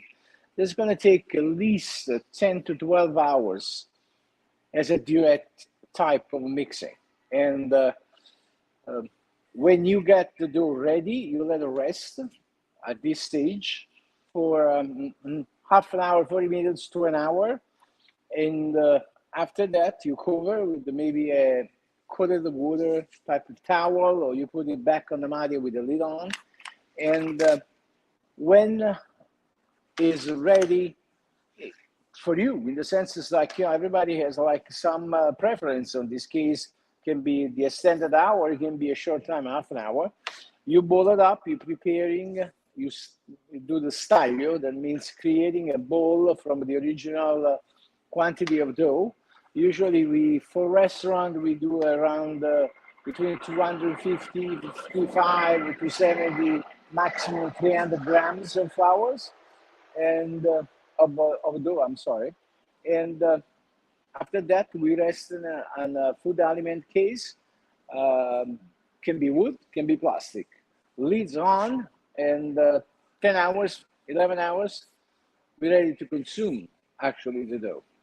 Extended time, extended life of fermentation helps to create a little bit more distinctive taste, and we can prolong it to 24 hours actually with the same recipe. What we suggest not to use refrigerator because it doesn't really need it. If you have like a room control temperature, will be better. Otherwise, you can always thinking if you're making the dough for the day after, and that's the way it should be actually. You have all the night time, then a lot of excursion on the time. Of course, it becomes colder temperature. So if you leave it outside in a place where it's not warm by a stove or anything, so by it's fresh, maybe between two doors circulation air, you're always gonna get a good quality dough, and that's no question about it. When you're ready to go, the dough will be ready to go. If you refrigerate it, it will be not the same thing because you need to take at least an hour prior to use the dough. I think Mario is pretty done with this one, right? Much. Okay. We're pretty close. Okay. So what are we looking for actually? We're looking like a dough that is playable, then is dry enough. Then if I put my hands, on and I think like this one, I don't want so much flour or dough comes back to me. I want to get like, you know, a dough that is pretty much, I need a little bit more flour like this. It's like too sticky. Okay. And the way we're going to do it, we're going to fold it and finishing up dry it up a little bit more. We're going to do some pieghe and roll the dough underneath. And now if I go in, I can release my hand easily. I still have a thickness of the dough in the sense of the humidity, but doesn't really stick to my finger. That's what we want to do. There are like tests that you can do with the dough, just to make sure that you have the right consistency. But when you do by hands, your consistency, your touch. So if you learn what you're looking for in terms of like, you know, playability of the dough, you don't need to test anything more. You just need to be having the dough relaxing, as I say, from half an hour to 45 minutes, an hour, 2 hours, whatever it will be. You can even leave it the bulk, means all together, and let it rest for the 10 hours. And after that, you can portion it, wait 4 hours, and you're ready to go. Depends at the timing that you're going to use the dough. Mario, good job. I think that we are ready to take your break, and we'll see you back as soon as you're done. Stefano?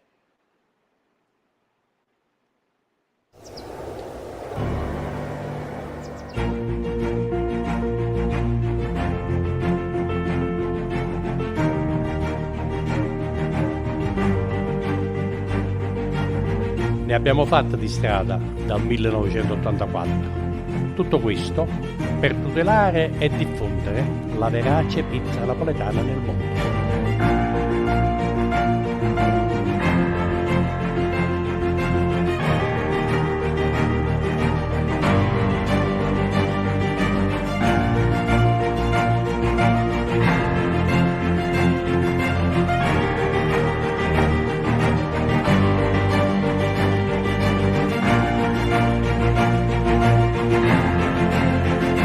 La pizza ci unisce e ci fa comunicare con tutto il mondo.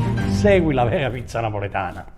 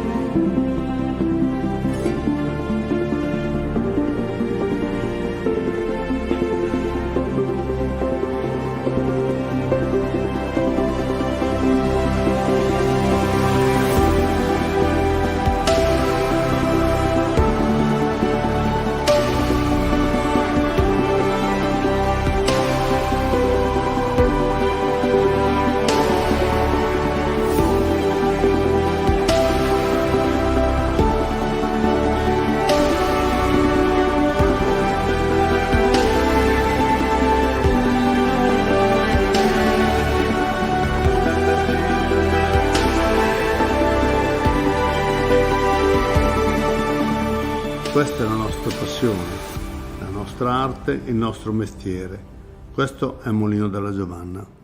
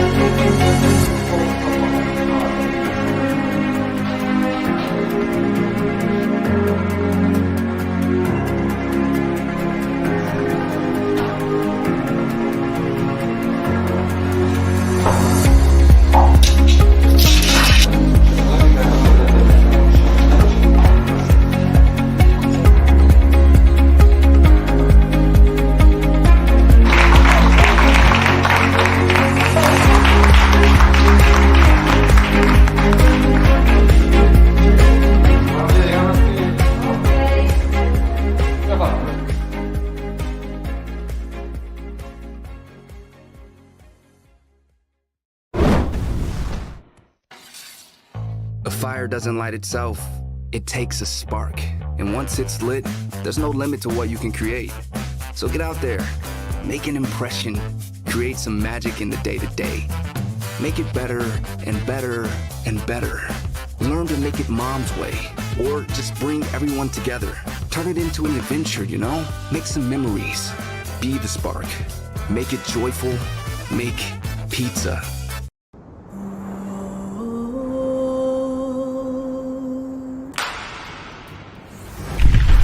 Essere autentici vuol dire rimanere fedeli alle origini. Essere autentici è una cultura.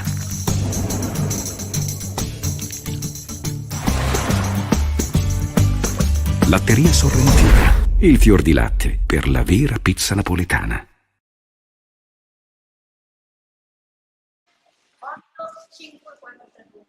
Allora, welcome back. We are ready now to make some pizza. So another fantastic product from our sponsor, La Sorrentina, the classic fior di latte from Campania, okay? So fior di latte is different from mozzarella. It's a little bit more tied together, and it's not sitting on the water like regular wet cheese. It's usually come wrapped in a special paper. It's kind of like, you know, semi-dry type of cheese. And I'm going to take, this one is like a big block. It's about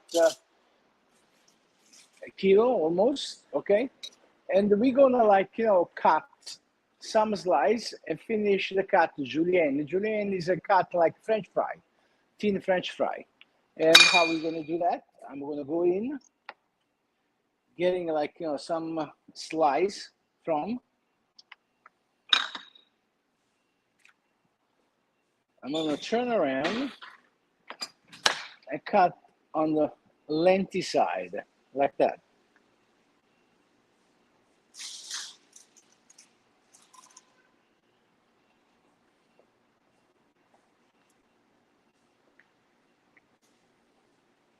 And now, if it's too long, I'm going to cut half of this stick. So I'm going to have half length of the size, such this. And I'm going to collect it in a bowl. Sure. I have it over here. Yeah? Really? Open it up.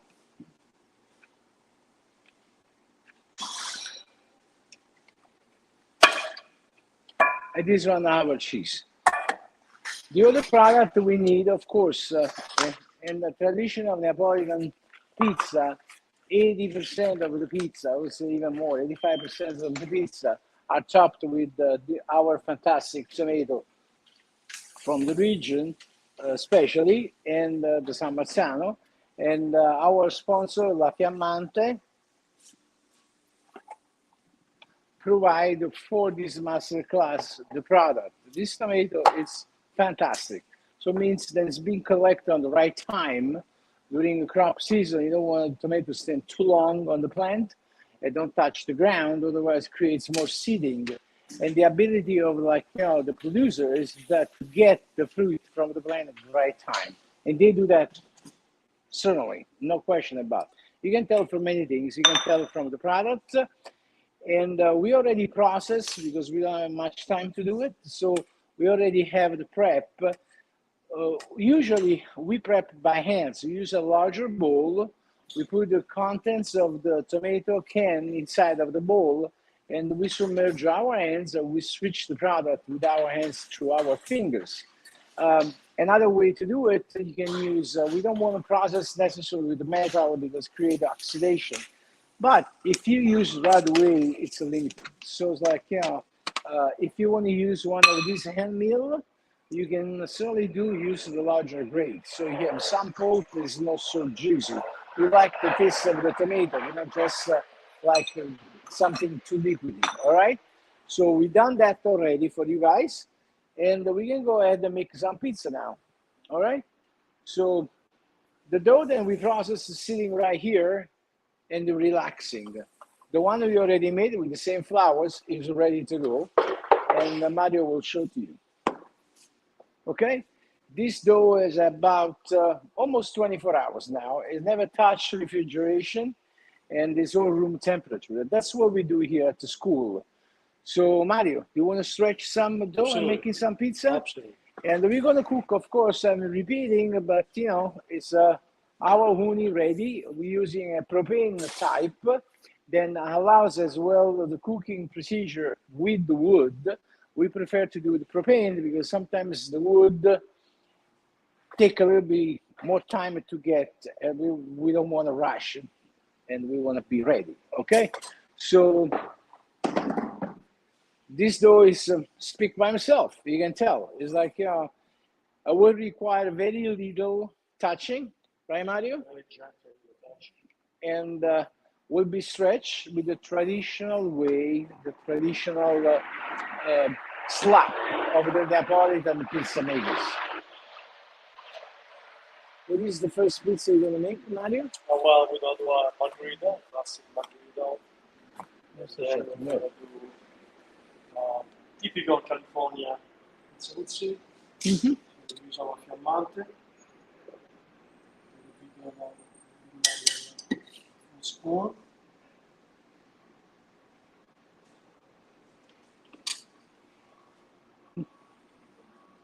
Yeah. So, how much tomato you apply usually on the pizza like that? Well, I would say 1.5 spoon.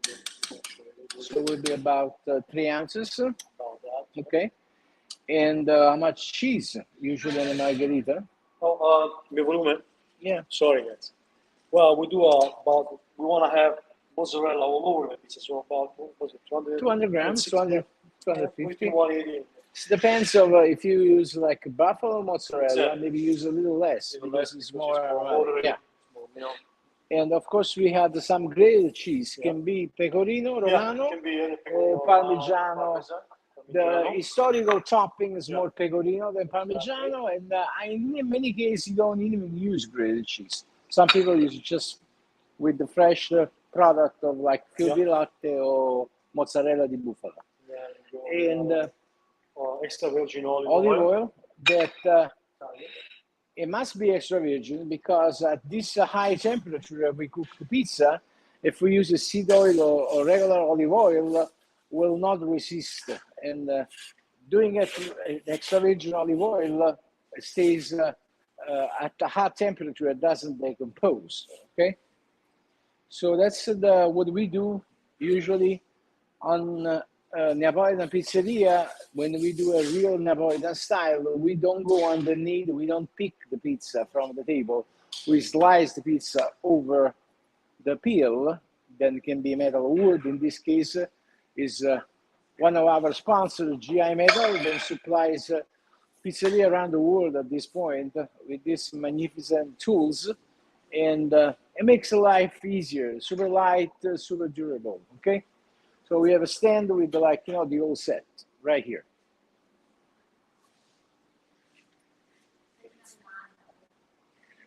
Okay, Mario? The oven is, can you hear me? The oven about 800 Fahrenheit, 742 800. We like to keep the door closed so the temperature and also the humidity stays inside the oven. So It doesn't escape. Exactly, it doesn't escape from the ogni, which I would say cooked pretty well actually. And turn around the pizza one time until the crust is nice, a little bit puffier, and get the nice, the beautiful blisters that we love on a pizza napoletana.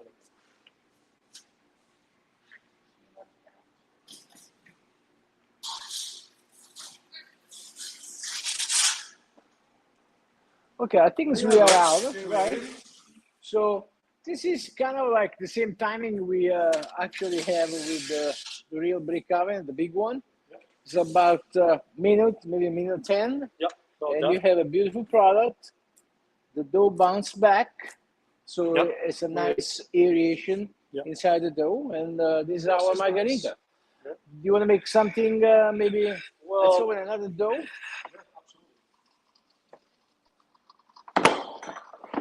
and we make like they ask you something like, you know, more Californian, right? Yeah. Okay.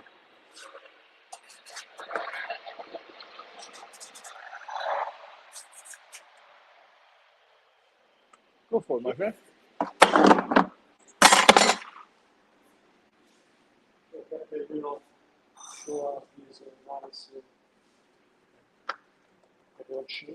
Un po' di salame.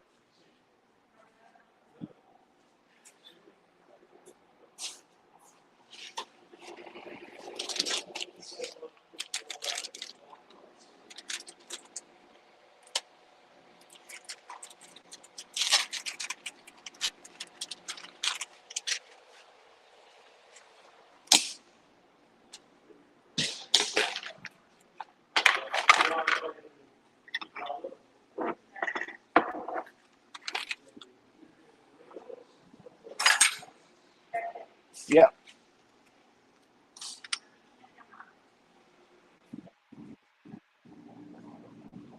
You have some ricotta. Some ricotta, some salami. And we have some calabrese salami. Then here in America, there's a big things actually. People really love it. Yeah, we call it There's not a pepperoni actually. This is like a difference. They love that. They love it. Yeah. Ricotta.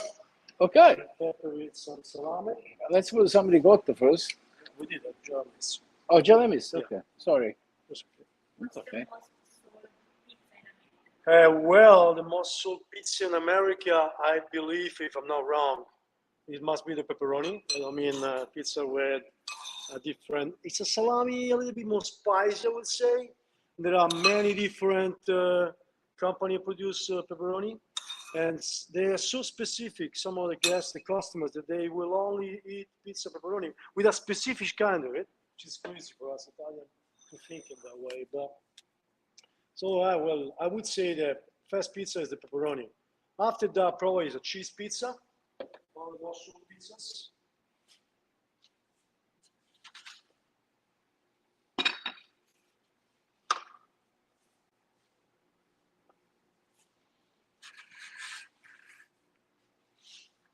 All right.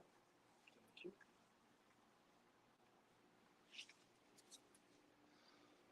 So this is our Californian style pizza for you guys home.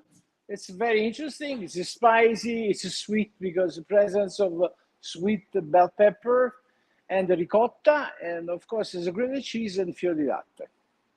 Mario, how's the oven? Oh, it's nice and hot. We're And still at this 800 Fahrenheit. these uni oven are fantastic. They work very well. Yeah, And yeah. it's like, you know, we have classes with the uni, and people always interact with us, and it's like, you know, they're very satisfying. Of course, everything starts with a good product, dough, and the good ingredients. When you got all that, the uni will finish for you. That's for sure.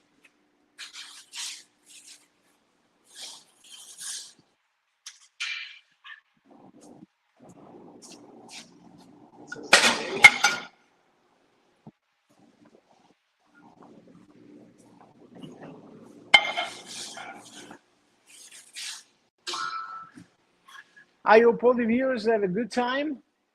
We're almost done with our pizza making, and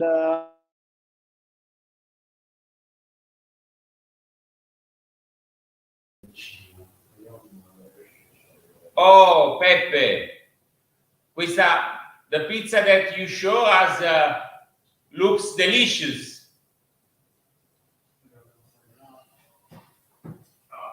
Is a typical Californian?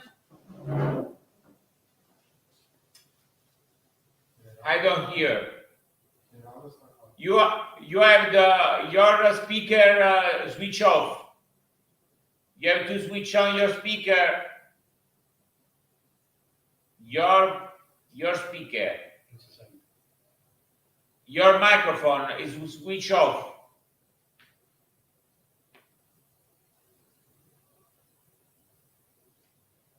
We don't hear you. We don't hear you because your microphone is off. Your microphone is off.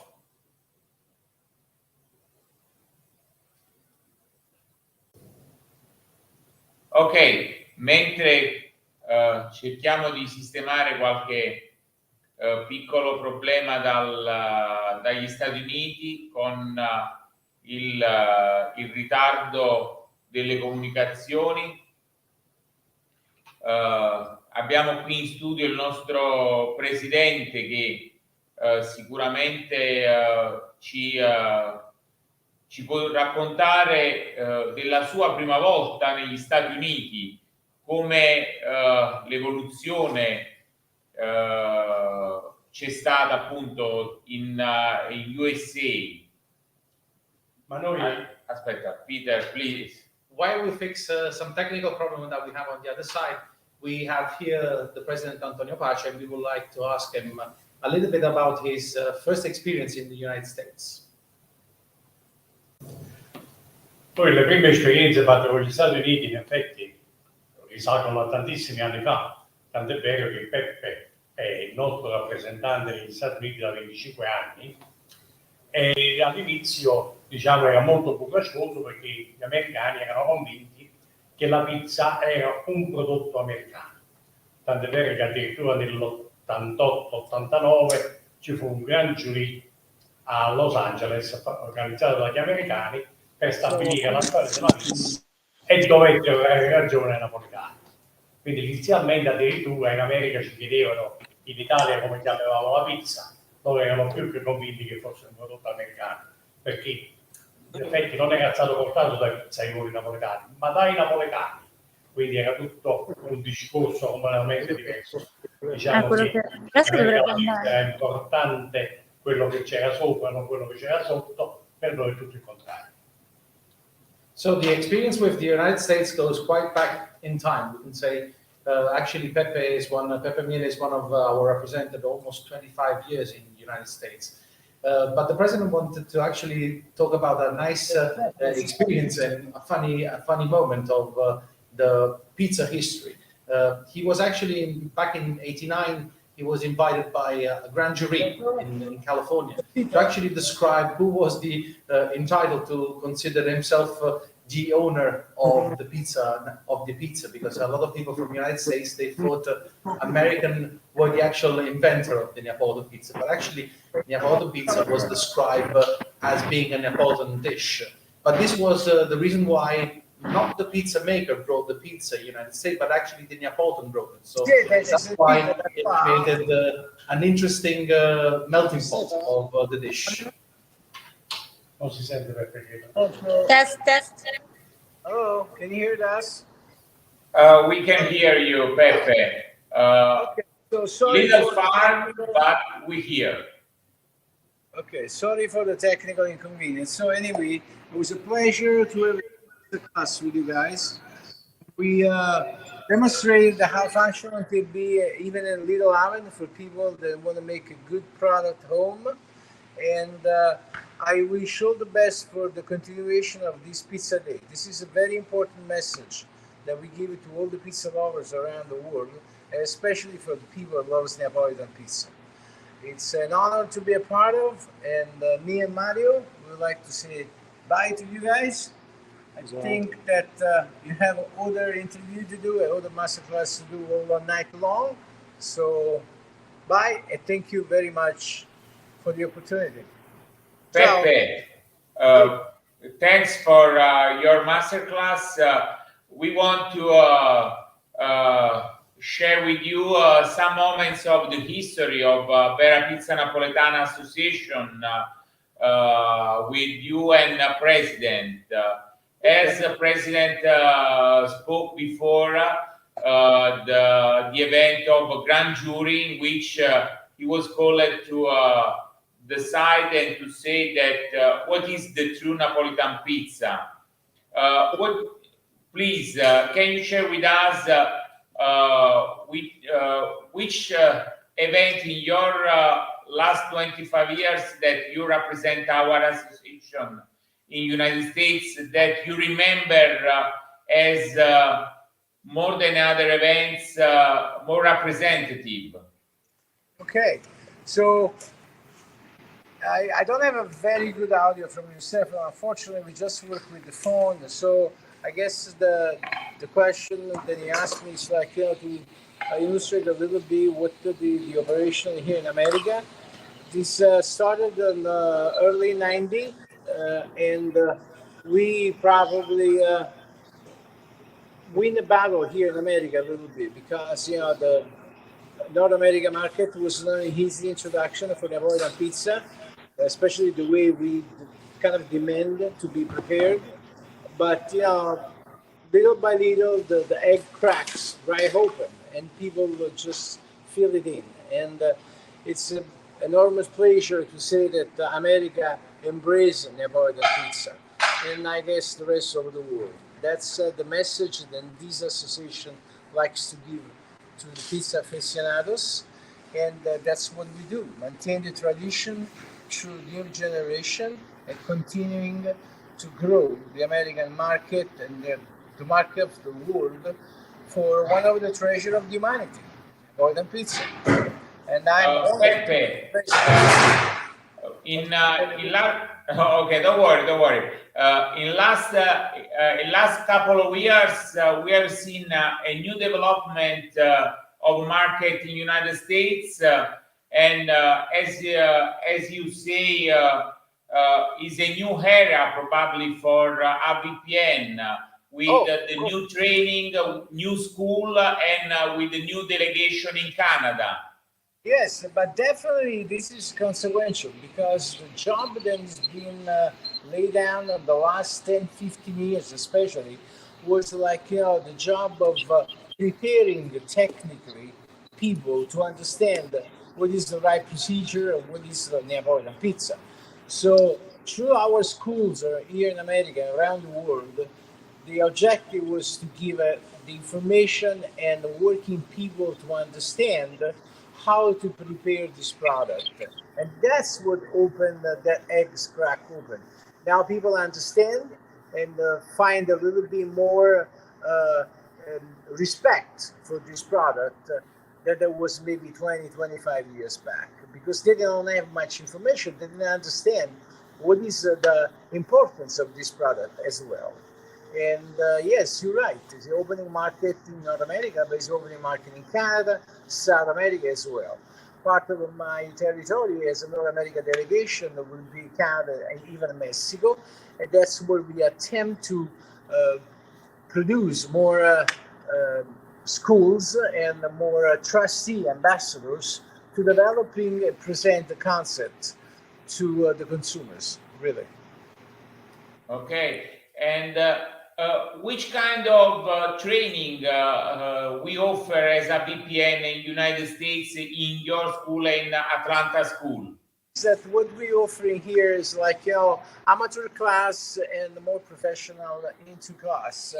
So the day class for amateur is like an introduction for people that like to make a better product at home, practically. The professional is for people that are already in the industry, part of the program of pizza, or they're entering. And it's a 5 days class. North America is a little bit more difficult for people to find more time to participate in. They actually, our busiest days is the holidays days, because people, they can come easily because they can do work. But the program is kind of like a photocopy of the one that we do in Italy, in Australia, and in Japan. It's like, it's very technical, it's hands-on, and it's from A to Z, understanding the process totally. Okay. And do you think that the same training could be done in Canada in next future? Yes, it can, of course. Yeah, that's what we wanted to do, right? That's what we're doing, actually. And to promote the association in the United States, we want to remember to the people which event we are organizing in Las Vegas.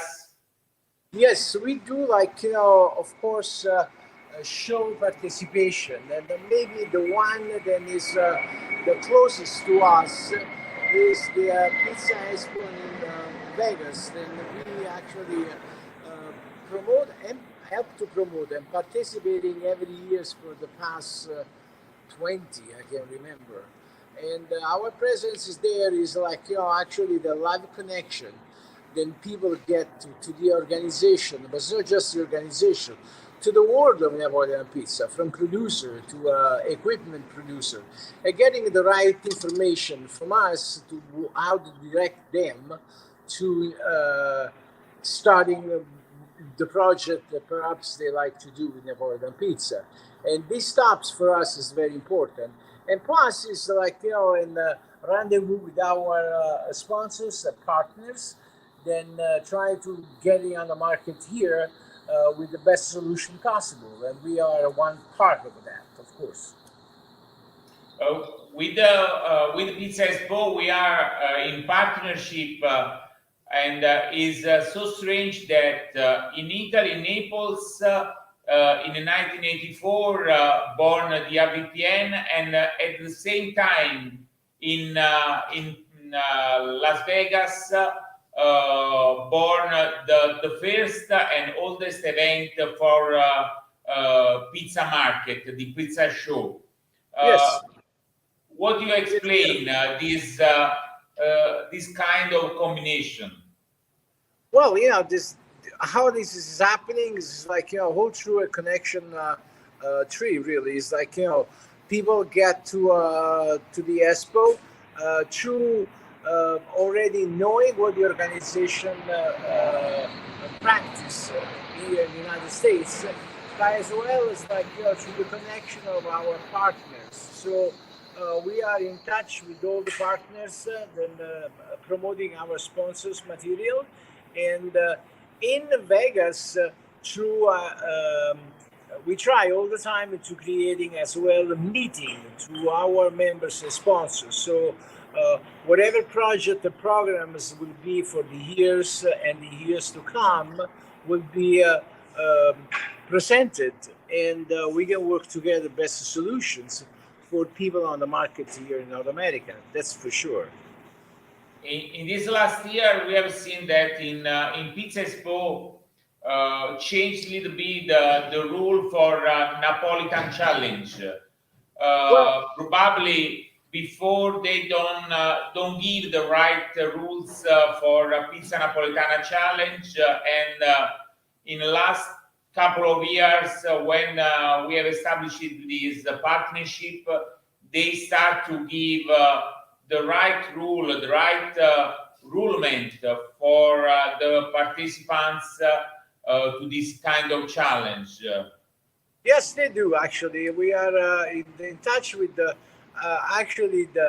organizer of the Pizza Expo, and that actually helped us to get all the information necessary. Then we needed to get out to the visitors every year. But this more than anything else is like, as I said before, it's like, a partnership that is very solid and developing in 20 years. So it's not something that was started here 2 years behind. It's like, it's a long trail, and every year with our presence, we actually strengthen it. And it's important because, especially in North America, it's a very large territory. And if you don't do this type of connection, people will be having trouble to get the information necessarily. Finally, it's like, our media effort in sense of like communication through all the social network is expanding relatively on the past 2 years from what was before. And that certainly is a plus and a push for the whole organization. Thanks. And Pepe, another opinion we ask you. What do you think about the new market for fried pizza on the road and VPN on the road, Vera Pizza on the road? Thank you for reminding me that, because I would like to spend some word on that one. It's like, the pizza on the road, it's like, on and that door is not a side door, but it's a different door than we open for a lot of these people. They don't have the monetary possibility to invest in larger scale for a brick and mortar type of location. It means it's like, an establishment location with the walls and a door. So they bring on a mobile unit, on trailer, the best as they can, the representation of Neapolitan pizza. So we open a door for these people to getting as a presence on the street with Neapolitan pizza. And of course they have to be examined when they do an application, then they have a right procedure, and they have a lab where they can make the dough and prep all the ingredients. But saying that, and having people more and more on the road to promote Neapolitan pizza, they will help for the consumer to getting a little bit more in contact, closer and closer to the world of Neapolitan pizza. That's for sure. It's a great idea. We support it. And in America, they have a lot of pizza trucks on the road. We just have to make sure that the one that we promote are the one that really do the right one. Yeah. And what do you think about the interest of the young Americans about the pizza at home? About what? Pizza at home? Pizza at home. Pizza at home is great. It's unfortunately, because it was the COVID time that we just experienced. Unfortunately, because people were kind of constricted to be home, and they find a new passion and new interest on baking goods, and especially in baking pizza. And with the support of Ogni, different, of course, ovens, of course, they are on the market as well, becomes a reality. And as I said before, media had never been so aggressive like now. It's makes so easy for people to communicate. So having a class on Zoom with us opened the Pandora box of information, and doing that, they find that it was not impossible to do it. We just demonstrated today with 2 fantastic pie. It doesn't take so long. It takes passion and dedication. Once you get the technique down, you can make a beautiful pizza at home, no problem. And we think that this kind of results is thanks for your great work in the last 25 years. We think so. Yes, well, work is done because we have a passion for, right? We both have a passion. Absolutely. Without a passion, we'll never knowledge. And the passion comes taught us by Mr. Antonio Pace. Then had the idea to protect this patrimony. Then it's the patrimony, as I say, humanity, really. And give us the right direction to continuing with the different touch, a little bit more technical advanced procedure and ideas, but we together makes a very strong team. And this team is going to really help to creating more and more interest around Neapolitan pizza. And the objective from Antonio to us, to whatever comes after us, is to protect Neapolitan pizza. Neapolitan pizza is the mother tongue. So. And we do. You never want to kill your mother, right? Thanks for everything, and it's always a pleasure. We go on with the other masterclass. Thanks, Pepe, and for all of you that are, and thanks, Mario. And I hope to see you in Vegas. And before going on with the other masterclass, we give the line for an advertisement, 5 minutes of video.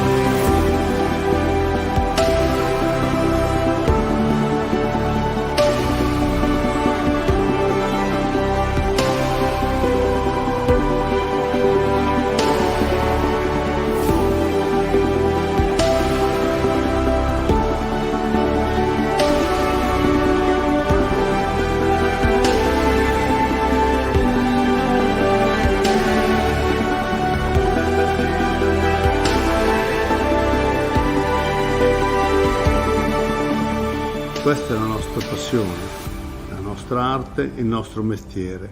Questo è il mulino della Giovanna.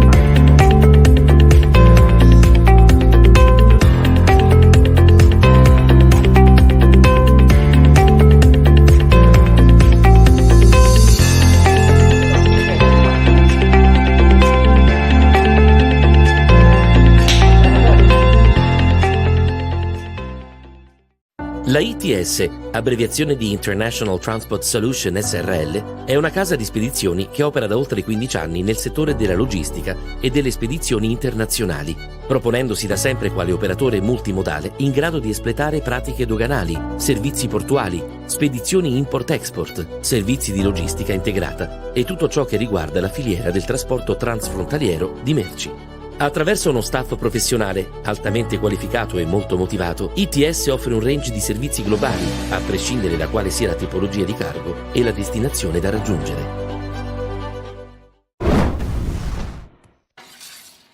A fire doesn't light itself, it takes a spark. And once it's lit, there's no limit to what you can create. So get out there, make an impression, create some magic in the day-to-day. Make it better and better and better. Learn to make it mom's way, or just bring everyone together. Turn it into an adventure, you know? Make some memories. Be the spark. Make it joyful. Make pizza. Eccoci tornati per vedere il terzo collegamento, questa volta non dagli Stati Uniti, ma dal lontano Giappone, dove vediamo già collegato il professore.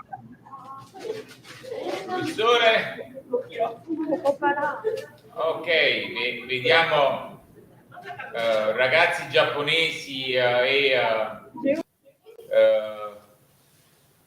che preparavano appunto la sala per il collegamento. Il Giappone è una di quelle nazioni, Presidente, che ci ha dato in qualche modo più soddisfazione in questi ultimi anni. Sì, certamente, abbiamo avuto grande attenzione, grande soddisfazione e anche grandi risultati in Giappone. Noi dobbiamo ringraziare anche tutti per l'ultimo incontro fatto, l'accoglienza che abbiamo avuto sempre in Giappone, molto affettuosa, molto attenta. E quello che devo dire a vantaggio della scuola giapponese è che loro rispettano le regole e non cercano di reinventare la pizza come fanno tanti altri. Loro la fanno e la fanno anche molto bene. Io sono veramente molto contento di come funziona il Giappone in questo settore. Inoltre il Giappone è stato in grado di battere anche la nostra Federico II, perché per pochi mesi di di distanza, in anticipo. La Rex Mecan aveva lanciato la sua primo corso di laurea in gastronomia e gestione appunto del food management, in cui ha chiesto a noi come associazione di avere una partecipazione che poi si è trasformata in cattedra. Sì, ed è stata una cosa bellissima, perché in effetti è la prima cattedra universitaria che ottiene uno dei nostri maestri. Oltretutto noi ci dobbiamo complimentare con il Giappone per quella nuova disciplina che hanno creato nel settore della gastronomia, che è quella dei gastronomi. Per non avere più degli autoreferenziati gastronomi, ma dei gastronomi preparati, diplomati e che sanno che cosa devono vedere, cosa devono analizzare, cosa devono dire alle persone che producono comunque gastronomia. Quindi non più degli semplici osservatori o assaggiatori del cibo, ma dei profondi conoscitori di ciò che il cibo è e come viene preparato. Peggio ancora, in questo modo si potrebbero evidenziare e evitare, come ho detto prima, gli autoreferenziati, perché è facile definirsi gastronomo, è facile definirsi intenditore di gastronomia, però non so quanti veramente riescono ad essere. Invece, con un corso di studio approfondito in cui si riesce a vedere, a stabilire che cosa deve vedere un gastronomo in un piatto, che cosa deve analizzare in una ricetta per dire buono e cattiva, che cosa deve analizzare nei tempi di... tutto quello che è l'analisi tecnica del piatto e del menù che si sta verificando, che è diverso da questa riflessione un po' estemporanea di mi piace, non mi piace. Mi piace, non mi piace, non fa parte delle critiche. Per me la critica deve essere ponderata, in genere costruttiva, ma anche deve essere mirata e analizzata nei vari dettagli.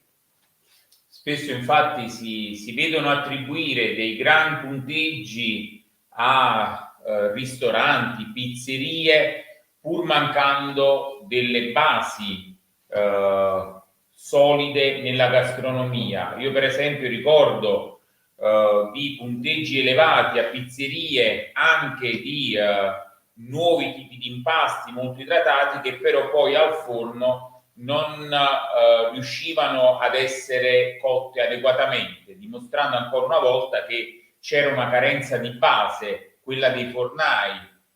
No, ma a parte quella dei fornai, anche del pizzaiolo, perché bisogna capire che questa moda dell'alta idratazione al momento della cottura non rende, perché una pizza molto idratata non si riesce a cuocere bene, il cornicione non si riesce a cuocere, il cornicione dovrebbe presentarsi come la mormia di pane cotta fresca, invece molte volte quando è troppo idratato è sempre umido dentro, diventa gommoso. Ma vedi, la cosa più importante da stabilire quando parlavamo di autoreferenziati gastronomici, la critica gastronomica non deve essere, diciamo, un mi piace, ripeto un'altra volta, o non mi piace. La critica gastronomica deve essere mirata, analizzando i vari aspetti e trovando eventuali pregi e difetti, ma tecnicamente. Io mi auguro che questo corso che è partito in Giappone ci dia un esempio di queste cose e che si possa ripetere in tante parti del mondo, iniziando dall'Italia. Speriamo. Ecco la sua allieva e forse abbiamo anche il professor Masayoshi.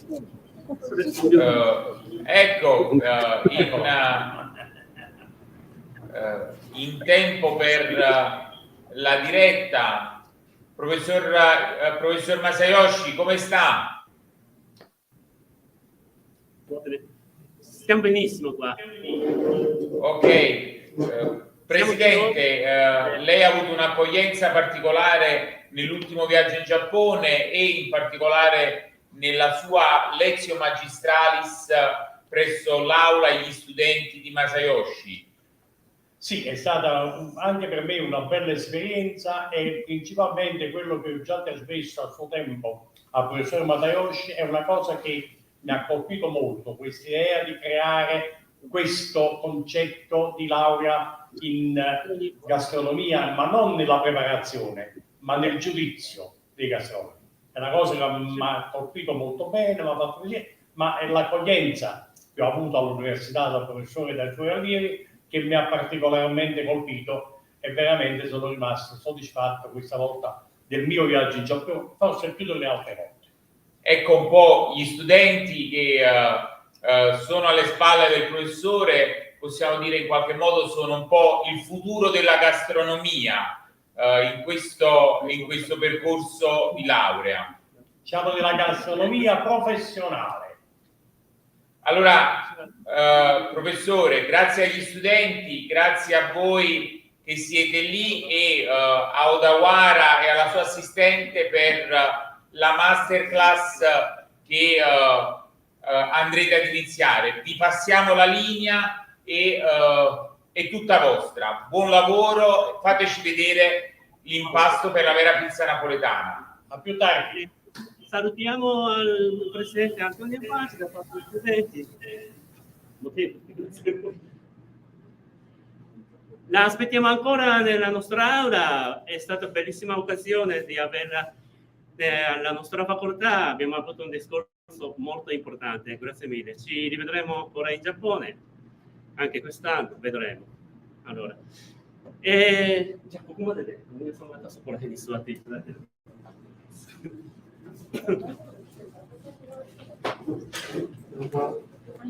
Allora, ci doveva essere un'altra persona che doveva illustrare la nostra situazione, ma è malato, mi sembra. Quindi faccio una brevissima spiegazione della nostra attività da parte mia in italiano.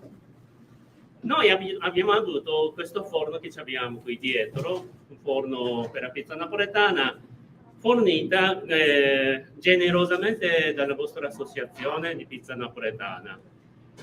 Abbiamo creato questo spazio appositamente costruito per l'attività di pizza napoletana. Come vedete qui abbiamo una ampia sala dove ospita il forno. Quando è arrivato il forno stava ancora fuori, comunque sotto il tetto, ma siamo riusciti a trovare i fondi per mettere il forno dentro e costruire questo spazio.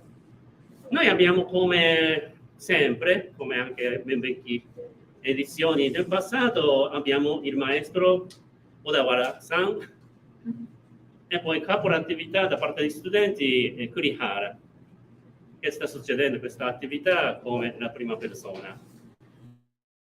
Da aggiungere questo anno abbiamo avuto questa idea di conferire il titolo di visiting professor in visita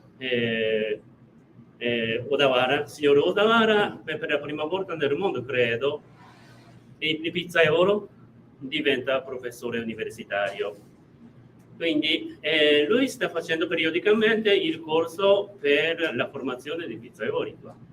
Quindi noi rispettiamo anche i saperi tradizionali, la cultura tradizionale, la manualità dei operatori del settore cibo. Quindi passiamo la parola.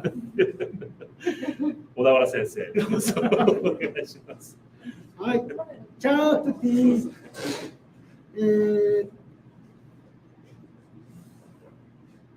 Hai. 今日は、こちらいつも立命館の方で、生徒さんらに教えてる感じをちょっと皆様に見てもらいたいと思いますので、よろしくお願いいたします。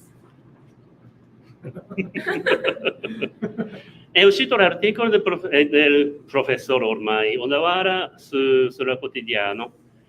È stato riportato anche sulla comunicazione di ANSA, quindi è diventata una notizia mondiale. はい。じゃあ、一番最初に栗原さんに、記事を出てこれてもらいますので、その様子を一度見てください。解説しながらやっていきます。はい。じゃあ、今日は水、1リットルです。はい、じゃあ1リットルに、はい。はい。塩 50g 入れます。よく溶かしてください。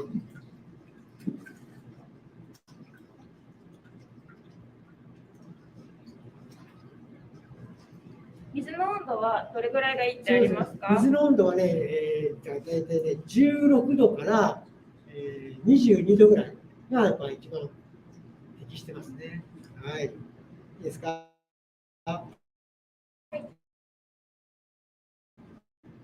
い。じゃあ、入れましたら、じゃあ、粉を入れてもらいます。今日は、チンピスタジオニの、粉を使って生地を作っていきますので、こちらですね。はい。よろしくお願いいたします。どうぞ。はい。いきますね。はい。でまず、少しずつ入れていきます。はい。よく混ぜて。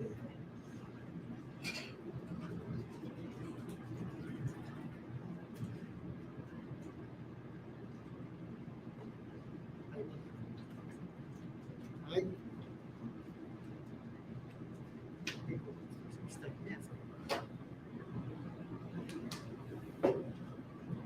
こういう感じで少し水と粉が、溶け合ったら、次は、リエビトを入れます。今日は、水1リットルに対して、リエビトを、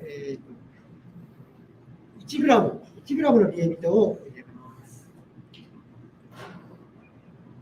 ビール酵母ですね。このリエビトは、なぜ今この時間に入れるかというと、塩と、一緒になっちゃうと、すごい塩の力でね、リエビトの発酵力が弱っちゃって、ちょっと発酵しなくなっちゃうので、ある程度、粉と水と混ぜたときに、リエビトを入れます。はい。次、少しずつ入れていきます。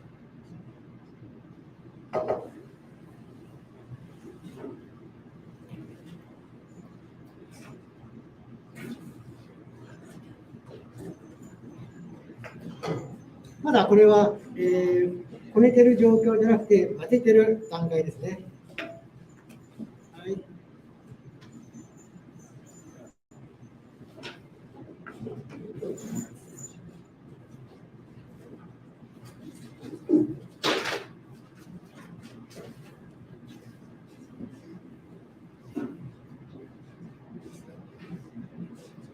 はい。出ますね。はい。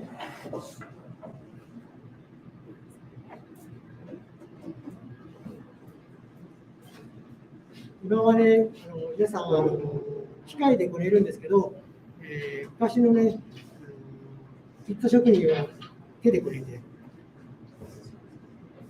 生地を作ってたんです。だから今もやっぱりね、ピッツァやってる方も毎日はやらないですけど、やっぱり手ごねをしてこうピッツァ生地の作り方をこうリスペクトしてという感じで、ぜひピッツァ職人の方に時折手ごねでやってください。はい、だんだんと、ね、まとまってきました。少しずつ。はい。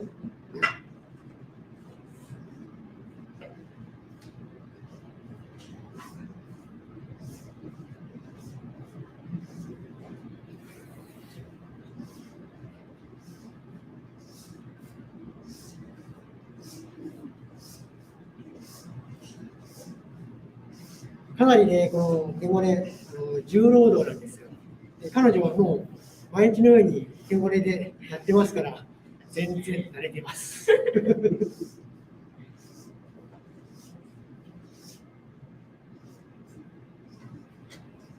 少しずつ生地がこうね、まとまってきて、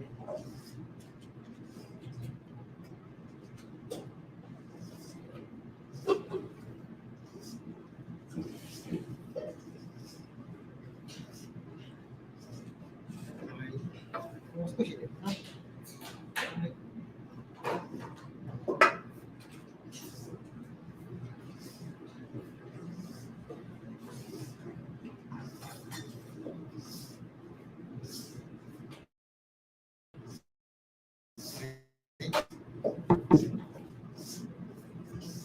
この辺りぐらいまで生地に粉がこう染み込んできたら、ここからまずここからね、今度は練る段階に入ります。あとね、なんていうか、このピッツァ生地っていうのは、基本的に水と小麦粉と塩と酵母で出ますが、それ以外に2つ重要なことがあって、熱と、空気が必要なんです。今、彼女は栗原さんがこねてることで、中にね、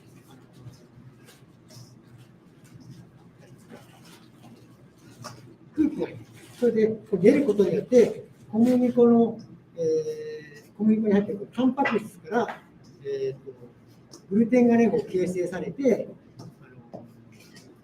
だんだんと伸びのある生地に仕上がっています。どうですか？まだもう少しですね。はい。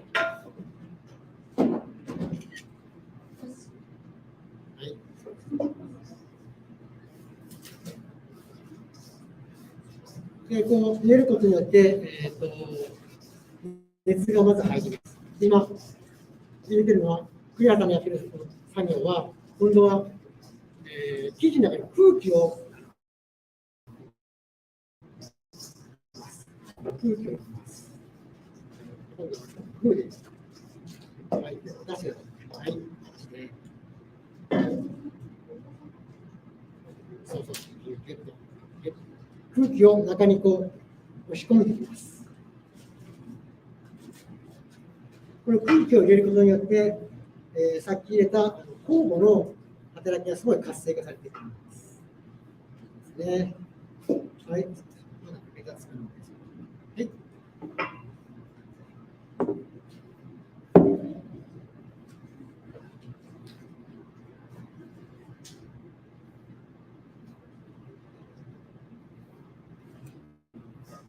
息切らしてます。息切らしてます。もっとギュッと空気を中に入れる感じでギュッとやってください。はい、少しですね。はい。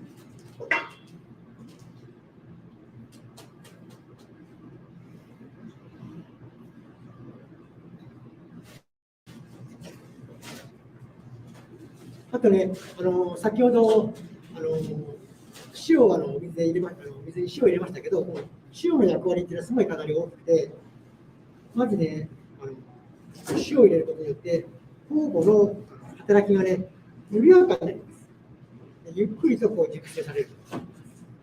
あと、このね、塩を入れることによって、この生地が引き締まることによって、生地にコシをね、出す働きをするので、すごい塩の重要性がありますね。だからこれを塩を入れずにやると、すごいコシのないまとまりのない生地が出来上がっちゃうので、塩はしっかりと入れてください。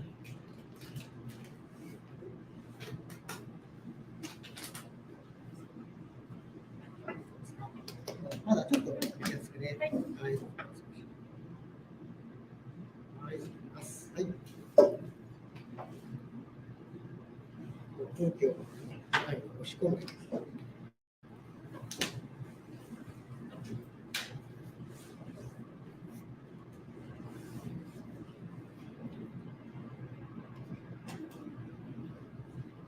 だんだんとね、こうやっていくことによって空気も入って熱も入って、だんだんとグルテンのアミノ酸も形成されていきます。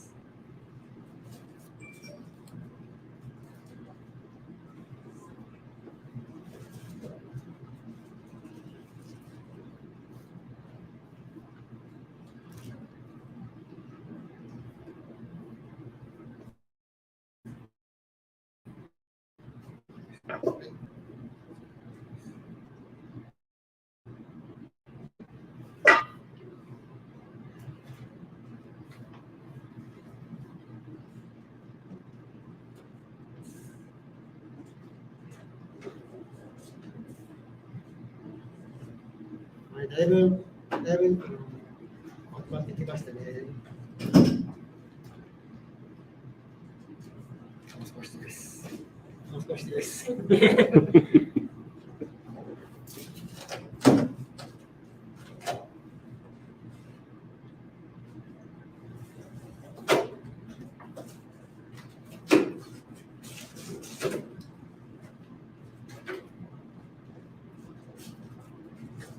だいぶ表面も少し滑らかになってきます。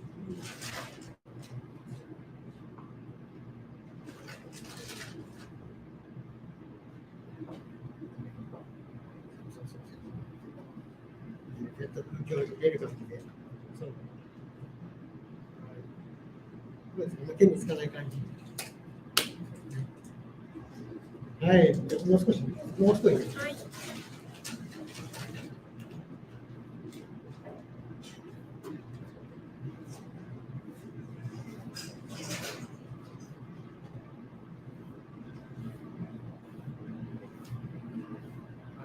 一応どれぐらいグルテンが出てるか見てみますね。ちょっと聞いて、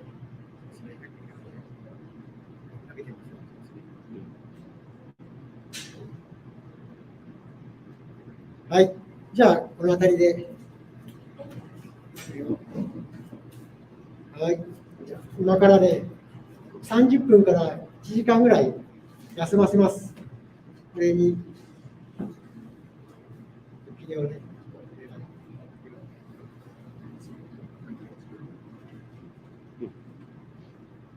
で、30分から1時間休ませて、次の段階に入ります。これが一応基本的な、生地作りです。今日はね、水1リットルに対して約、小麦粉を 1.7 キロ、ちょっと残って1.7 キロ使って作りました。はい、じゃあこれを。はい。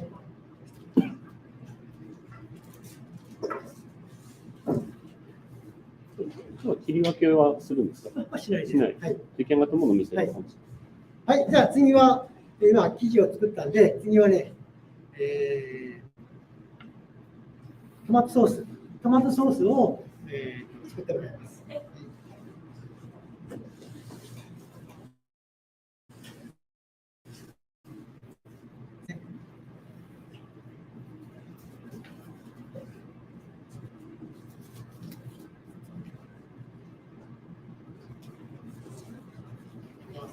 あとね、トマトソースのこのターンなんですけどね、よく見ると、こんだけ少し閉じてあるんですよ。それは、今入れるときに、弾かないように、そうよく見てください。これであと弾かないように、このまま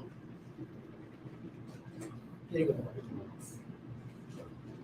今日はイタリアのフィアマンテさんの、ホールトマトを使わせていただきます。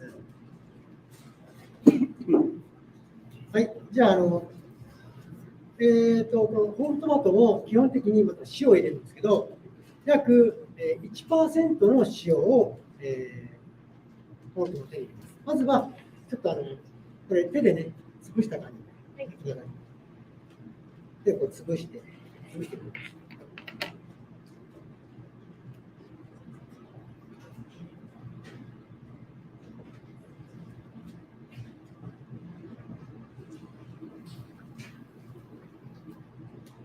ださい。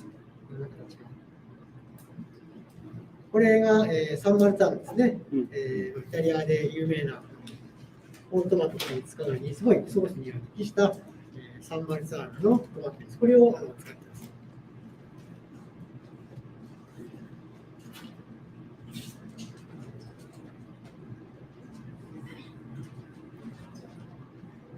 トマト準備したところで一回切ります。はい、コマーシャルです。はい、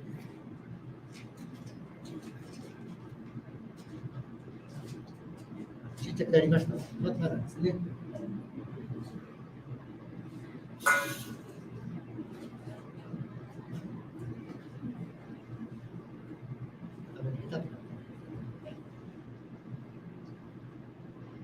こういうやつね、これちょっと後で口が当たる悪いので、これは取っておきます。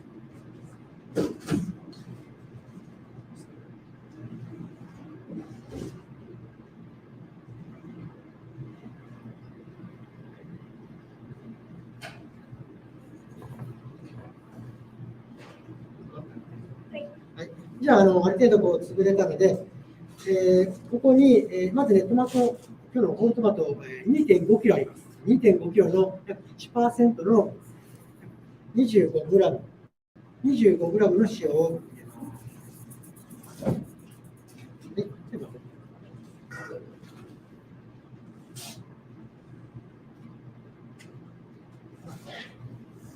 いいですか？はい、これで、ホールトマトを完成しました。こういう感じですね。はい。そこで一回切ります。Ok, allora dopo il pomodoro ci mettiamo un po' di pausa, quindi pubblicità.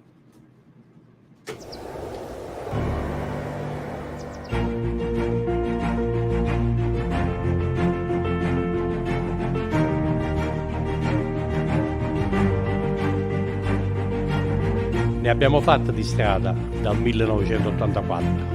Tutto questo per tutelare e diffondere la verace pizza napoletana nel mondo.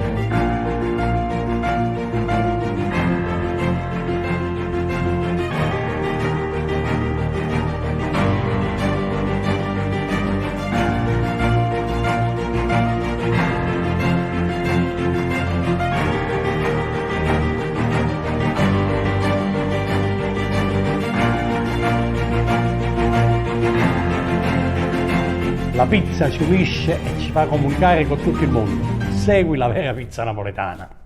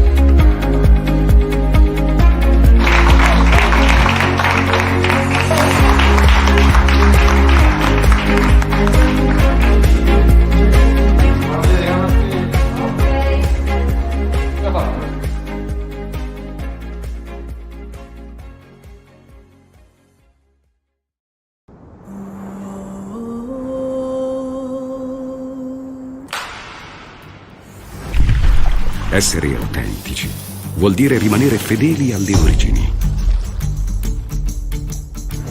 Essere autentici è una cultura.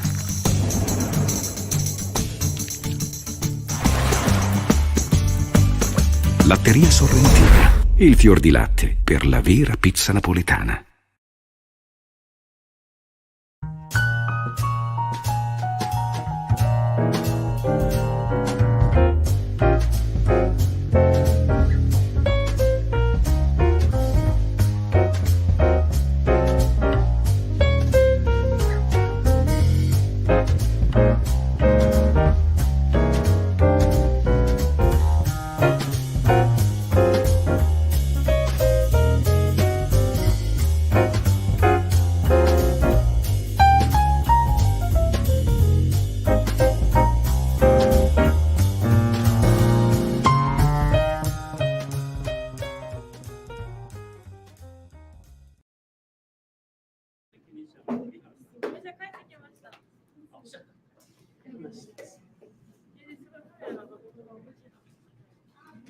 ここ追いかけてるね、これ。こうやるとね、ほら、こういうふうに来るんです。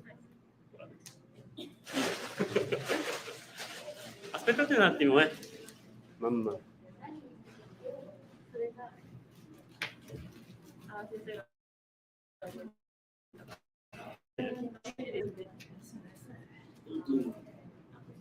E 誰か手を挙げてみて。こういう感じで、こういう感じで。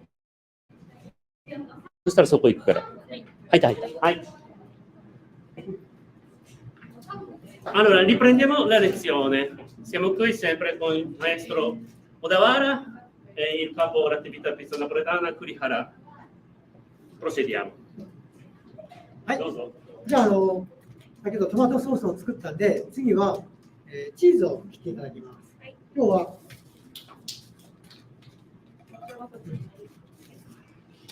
ソレンティーナの、ラテを使ってちょっとチーズを切っていただきます。下にね。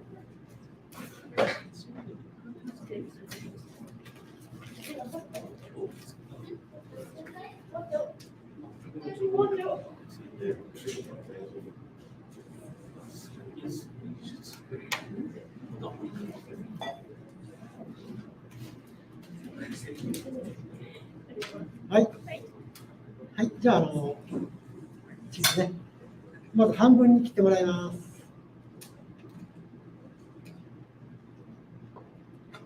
はい。で、またこれを半分に切っていきます。で、これを約ね、1ミリから2ミリの厚さで、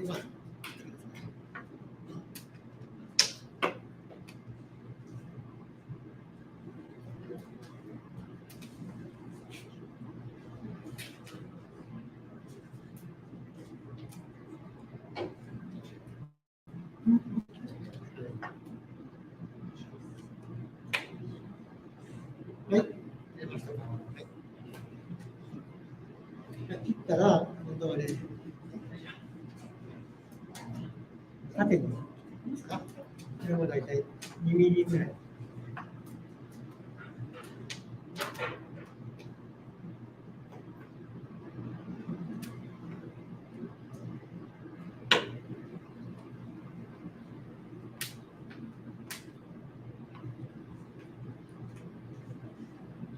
はい、出ました。はい、大体ね、こういう感じです。わかりますか？こういう感じで、チーズ切ってもらいました。これを、今、これから作るマルゲリータに、使いますので、はい、じゃあ見ててくださいね。はい。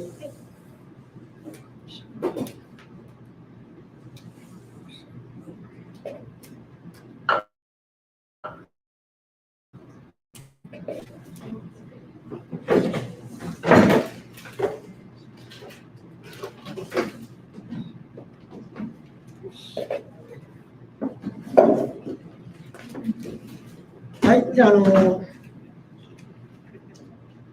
今から、マルゲリータを作っています。その前にね、この釜の温度をよく焼く前にチェックしてください。測っていますね。はい。わかりますか？これ今、釜の焼くところが420度前後になっています。ここの場所に、ピッツァの生地を置いて焼きます。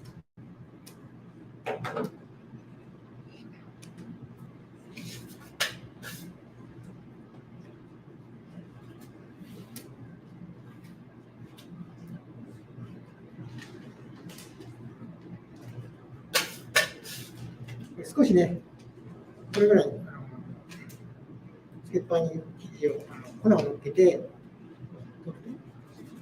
すごい取りやすい。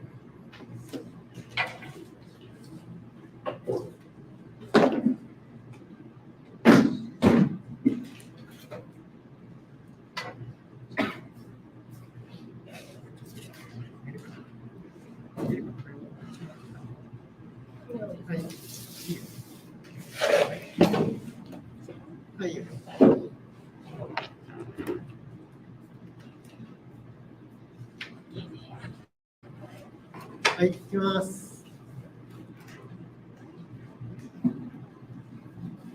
いいですか？はい。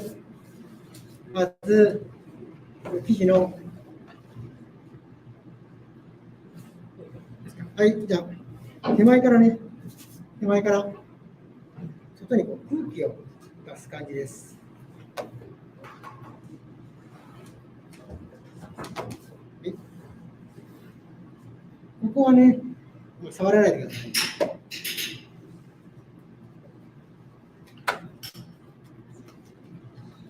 こういう感じでいきます。ここから、伸ばす作業に入っています。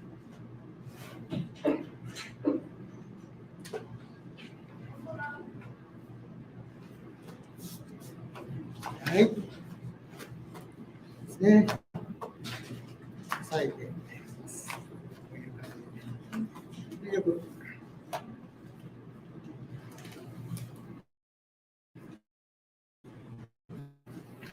はい。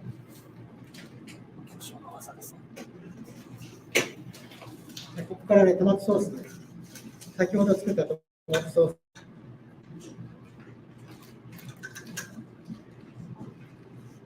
真ん中から。は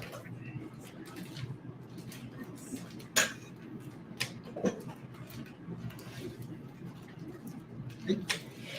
で、先ほど切ってもらったおさがち。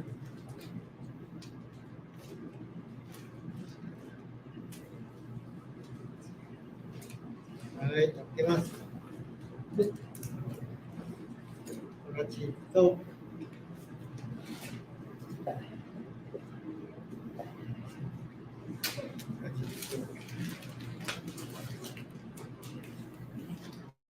で、最後にオリーブオイル。はい。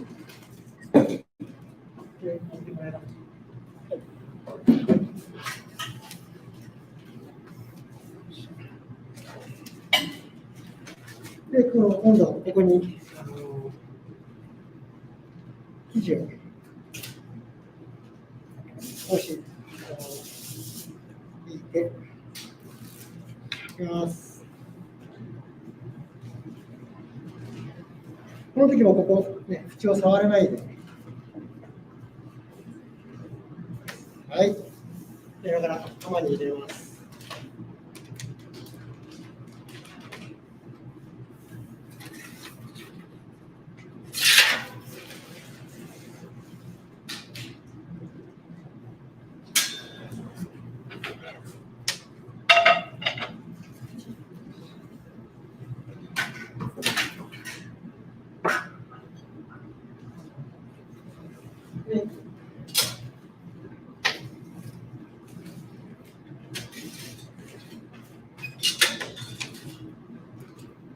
ピッツァは、この魚醤の直接の熱と、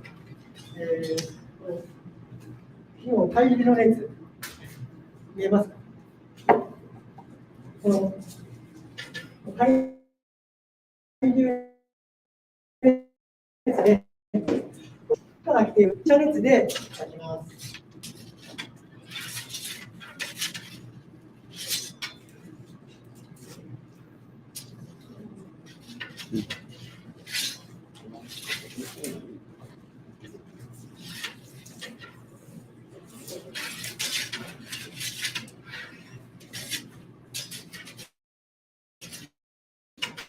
110度から90度ぐらいで。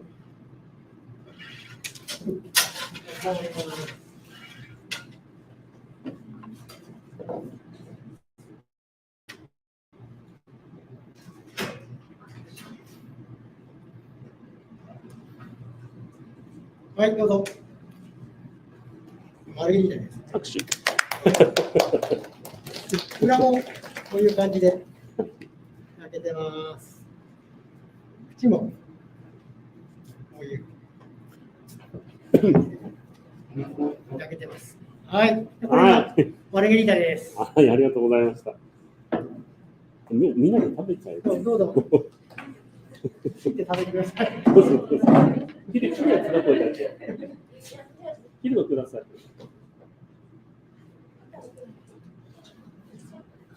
はい、次は、私のお店、バードランドで、すごい人気の、ピッツァを作りたいと思います。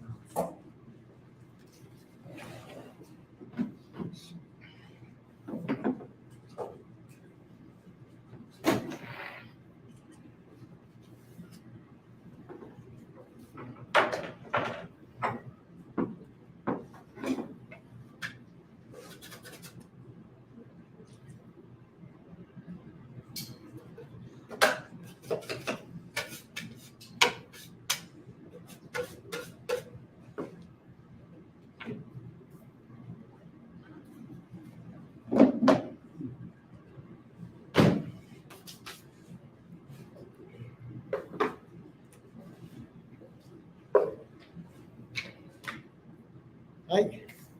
じゃあ、先生、また説明を。ああ、そうか。で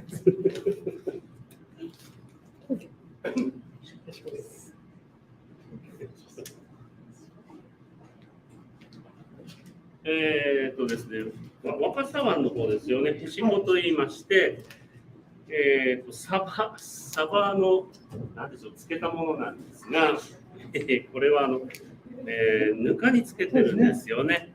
Potrei anche spiegare in italiano, abbiamo provato un pesce intero, guardate così, con leggerissimo processo di fermentazione con il sale, diventa molto gustoso. E sgombro è la specialità del Golfo che sta dall'altra parte dell'isola maggiore, verso Golfo di Vapassa. Noi abbiamo la strada di sgombro, come è stato chiamato storicamente, che collega il mare con la città di Kyoto. Quindi per sopportare il lungo viaggio ci voleva qualche tecnica particolare culinaria per far arrivare commestibile lo sgombro fino alla città di Kyoto, che era la capitale dello Stato una volta.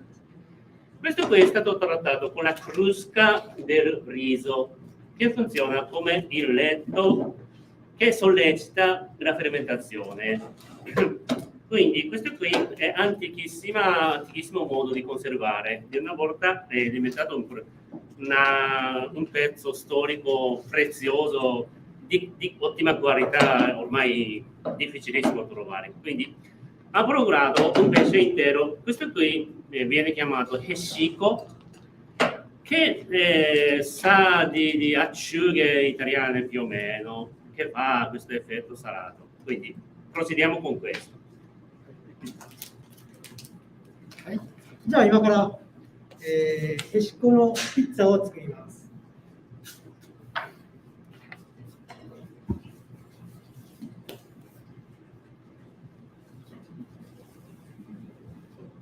さあ、一緒ですね。空気を外へ出す感じで。高いやつ食べなきゃ。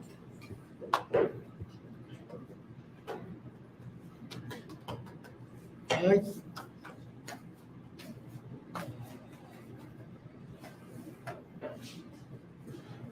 はい、今回は、トマトソースじゃなくて、このモッツァレラチーズをベースに。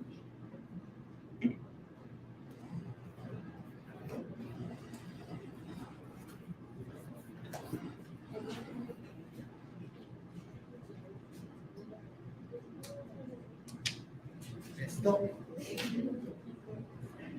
チーズですね。ここに、先ほどのへしこをね、ちょっと細かく切ったやつをトッピングします。塩分がね、ちょっとあるので、たくさん塗ってないですけど、これぐらい混ぜて、最後にオイル。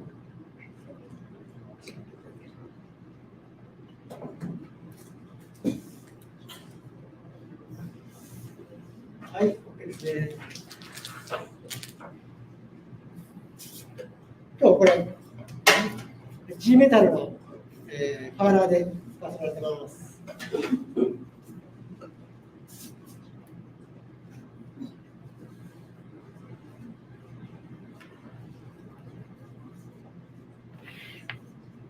はい。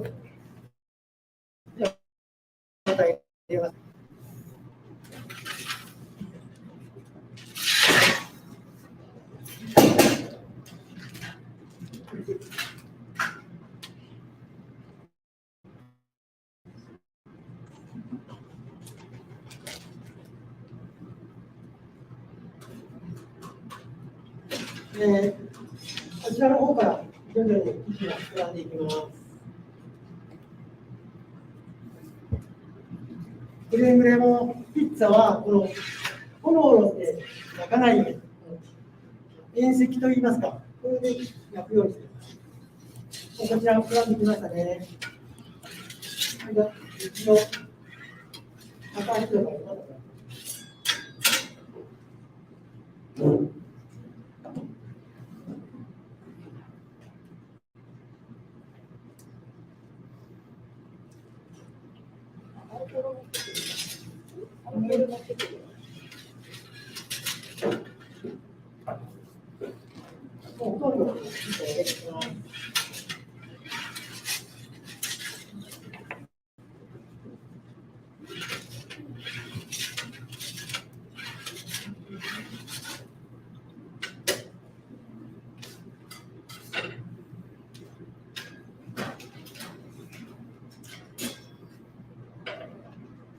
はい、こういう感じですね。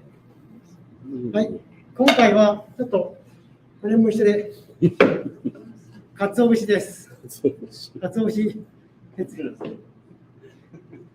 です。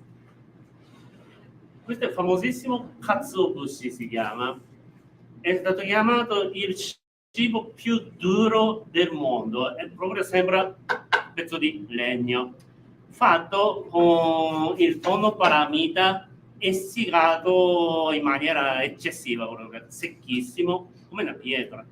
Come viene utilizzato? Facciamo vedere dopo.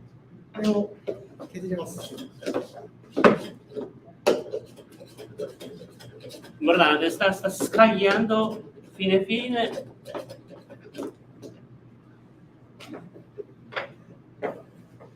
Diventa così, guardate. Sono scaglie di bonito essiccato. Guardate un po'. È talmente sottile e leggero, vedete che ballano sulla pizza. Virgola, lo vuoi tu? Ciao. Lo vuoi giocare?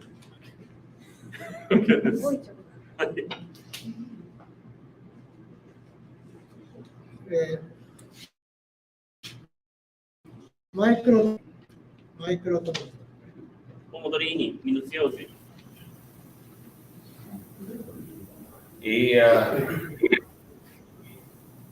Grazie Odawara-san e Masayoshi, professore, grazie sempre per queste particolarità che ci mostrate dal Giappone. Promettetemi che al prossimo viaggio la faremo assaggiare al presidente. 次、日本に行くときには会長と一緒にそれを食べに行くからね。はい、お待ちしてます。Vi aspettiamo. Va bene, un saluto a tutti voi dei pizzaioli del Giappone da parte di Gaetano Fazio e ricambiamo l'affetto del maestro Gaetano. Auguriamo agli studenti una lunga carriera e al prossimo viaggio. Bene, vi aspettiamo. Chiediamo alla regia allora di poter mandare un altro blocco pubblicitario prima di andare alla masterclass del Venezuela. Prego alla regia.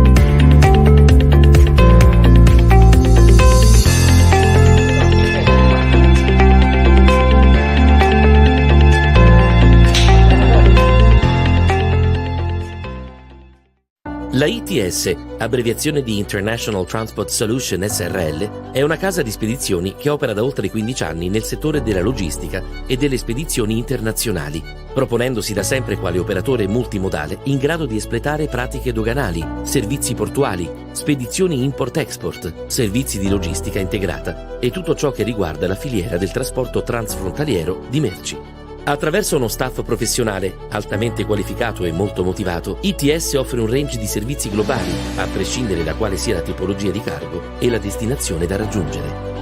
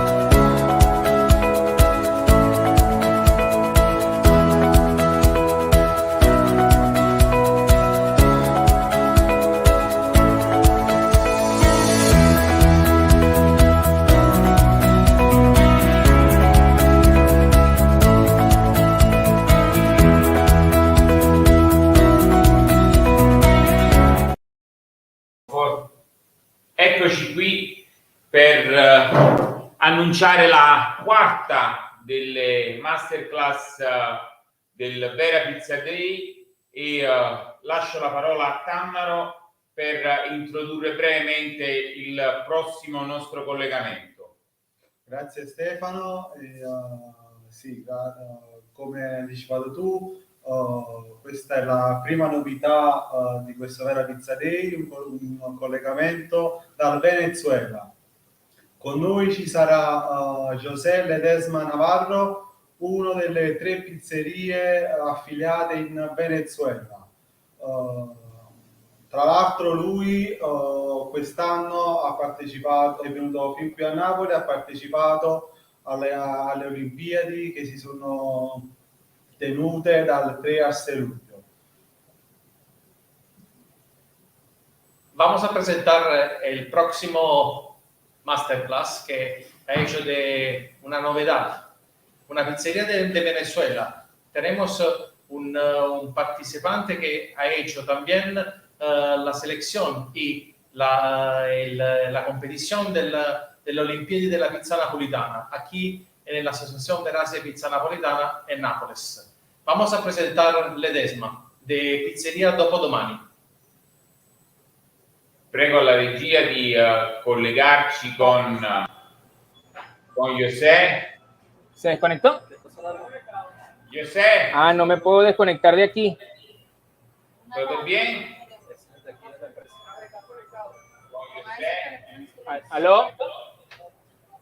Hola. Hola, José. Hola, José. ¿Aló? ¿Está listo? O sea, yo no lo veo ahí. ¿Aló? ¿Sí? ¿Sí? ¿Aló? No. Un momento. Se vieni davanti la telecamera, ecco. ¿Tienes la cámara apagada? Sí. ¿Aló? No. Ya va. Buenos días, José. ¿Y dónde estamos? ¿Tú escuchas? Sí. Bueno, puede empezar tu clase. Suerte. Ya va. Ah, que hay delay. Sí.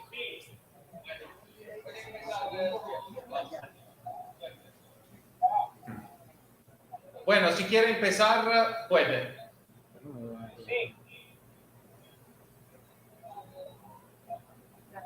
¿Qué va a mostrar? ¿Va a ser la masa? Ahí no se ven eso, se ven ustedes. ¿Me escuchan? Sí, sí, nosotros escuchan bien. Sí. Buenas noches. Buenas noches, tía. Perfecto. Bueno, buenas noches. Soy José Ledesma de Pizza Dopodomani de Venezuela. Sí, y estoy en compañía de dos invitados especiales que son los que estarán realizando la Vera Pizza el día de hoy conmigo. Astrid y Jesús. Estoy en compañía de dos invitados especiales que son los que estarán realizando la Vera Pizza el día de hoy conmigo. Vamos a comenzar el amasado. Para la receta tenemos 500 mililitros de agua, 900 gramos de harina, 25 gramos de sal y 1 gramo de levadura fresca.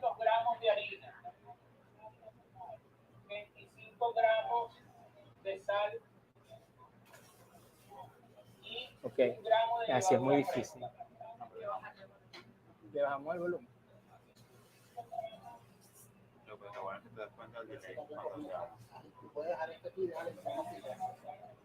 Ok, comenzamos, Astrid.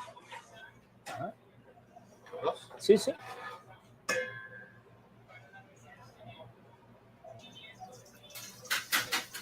Ok. Importante. La pizza napoletana se comienza a realizar el amasado partiendo del agua. Vamos a colocar primero el agua y luego, poco a poco, vamos a ir incluyendo los demás ingredientes. La sal, en un principio, para diluir todos los ingredientes, diluimos primero la sal.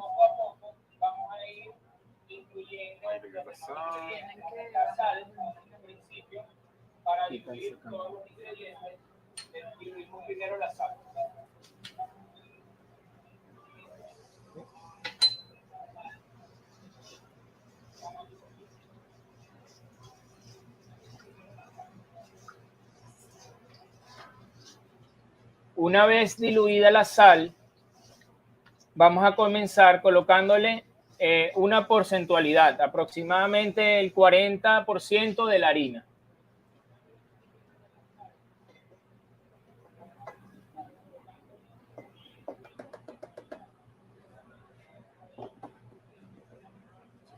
¿Sí? Perfecto. Y vamos a formar una pasta semilíquida, cremosa, de manera de que se una bien con la sal.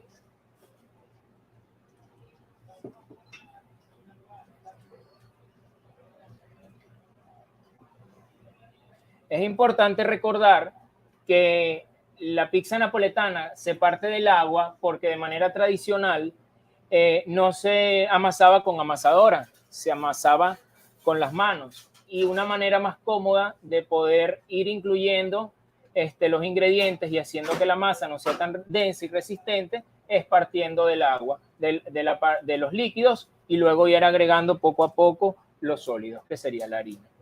Tenemos 4 ingredientes fundamentales para la pizza napoletana: agua, harina, sal y levadura. Hasta que ya no tenga grumos, ¿no? Sí, hasta que ya no tenga grumos. Y le apretamos con la mano, ¿correcto? Exactamente. Hacemos un movimiento de cerrando el puño, formando esa pasta. Es importante recordar que la harina que se utiliza para la pizza napoletana es harina de media fuerza. Es harina que varía entre 10 a 12 gramos de proteína. En este caso estamos usando la del molino della, especial para pizza napoletana.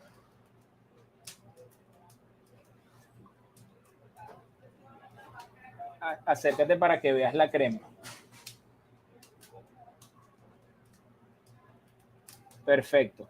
Ahora, incluido esa sal y esa cantidad de harina, vamos a terminar de colocar la levadura. Agregamos la levadura.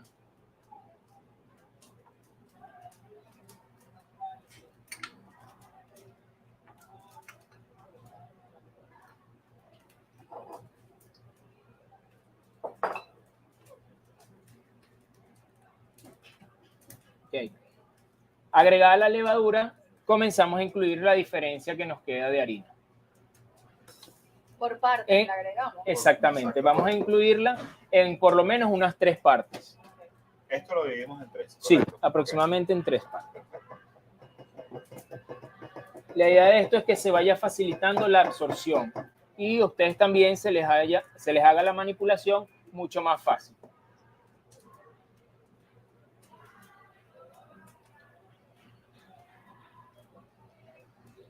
Y cuando ya veamos que se la absorbió, vamos agregando otro poco más. Vamos a ir agregando un poco más. Okay. En lo que agreguemos, en lo que vayamos agregando la harina y veamos que se nos está despegando de las manos, que se nos está despegando de la vasca o del envase, pues entonces ahí vamos a proceder a colocarla sobre el banco para terminar el amasado y llegar al conocido punto de pasta.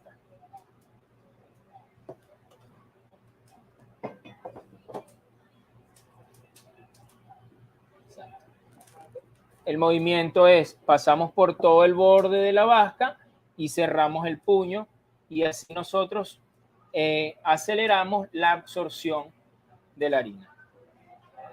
Y así nos va quedando con grumos tampoco. Exactamente, ahí eliminamos todos los grumos. O sea, la recogemos así, aprieto, puño. Exactamente. ¿Sí? Aprieto, puño. Exactamente. Okay. Agregamos un poquito más de harina.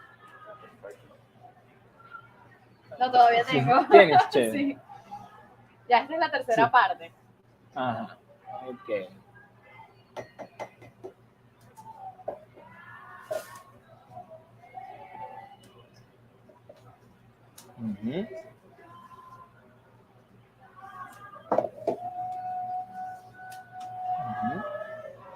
Vamos a recoger, Jesús, todo el borde de la bandeja, del bol, para que se vaya limpiando y se vaya incluyendo a la mezcla.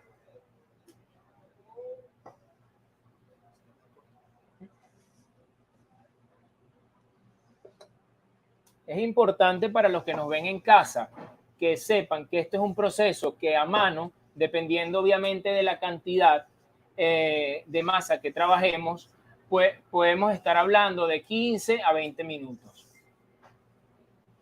Sale fuerza. Dale fuerza. Así. 3 noches de pizza y nos ponemos fitness. Claro. Sí. Pero un brazo más que el otro. Sí. Okay, te voy a colocar un poquito más de harina.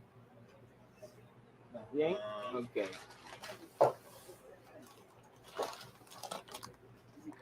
¿La puedo ya pasar el mesón? Sí. Voy a espolvorearles un poquito de harina en el mesón. El momento de sacarla del mesón es cuando ya no se pega. Cuando ya no se pega del bol, exactamente. Y la colocamos, voy a colocar un poquito más. ¿Listo? Sí. Acá.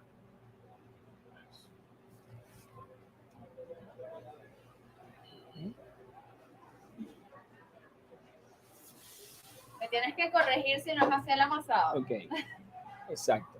Somos aprendices.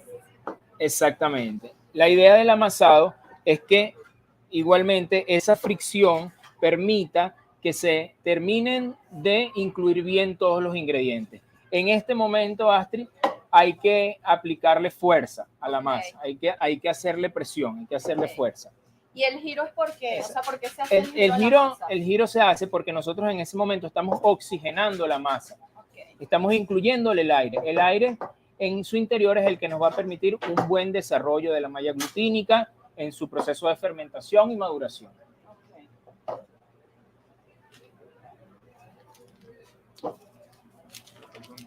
Sí.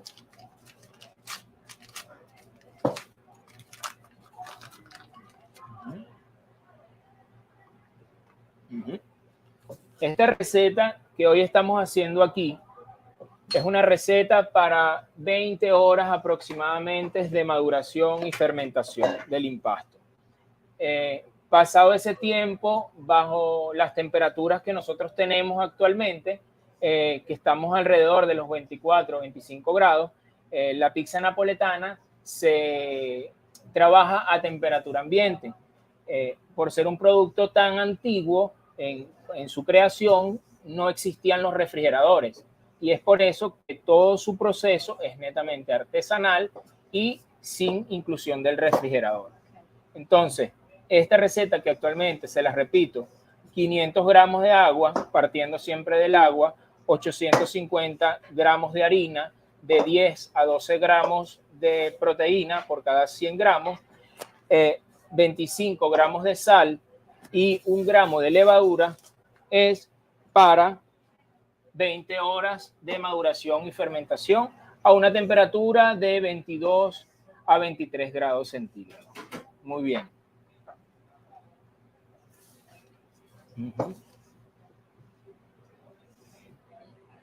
Estamos listos.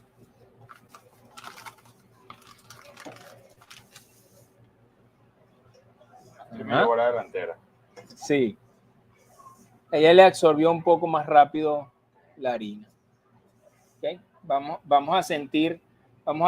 Esta parte es muy interesante porque es el proceso, es la experimentación, es la cotidianidad, lo que te permite entender en qué punto llegamos al correcto, en el que cada pizzaiolo o cada aprendiz o cada aficionado tiene su punto de pasta. Entonces ese punto es el correcto para tú saber, es el momento de parar. ¿Cómo vas? Ok. ¿Sí? Sí. Ok. ¿Qué la saco? Para, sí. Vamos a espolvorearte un poquito de harina y la sacamos del bol.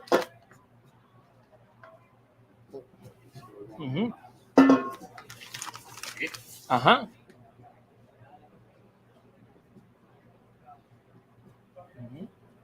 Ese conocido punto de pasta es en el que ya la masa no se te pega de las manos. ¿Ves? Todavía Jesús por lo menos no ha llegado a ese punto. ¿Qué haces? Sigues incluyendo un poquito más de harina a la masa y de forma enérgica empiezas a que la absorba. Exactamente. ¿Ves?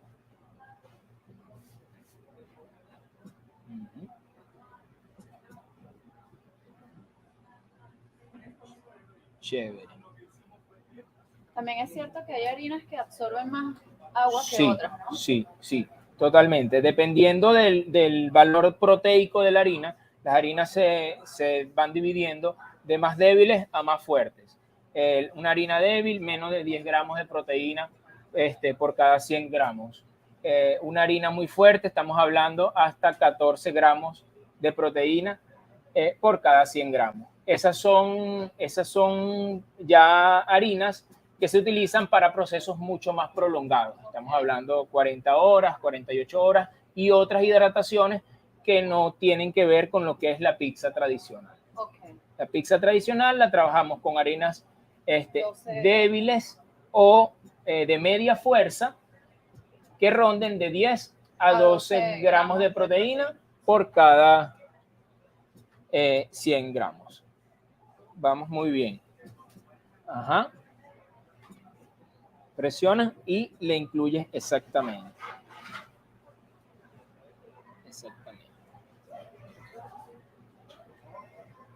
La masa de Astrid ya llegó a su punto. Okay, podemos tocarla, estamos listos. Podemos verla. ¿Cuál es la cámara que nos va? Esta. Okay. Es bueno que vean la contextura de la masa. Tiene que quedar suave. La pizza napoletana es una pizza suave. Tiene que quedar homogénea, no tiene grumos por ningún lado y ahora se le dedica el tiempo que comienza el reposo para lo que es el buen desarrollo de todo el gluten.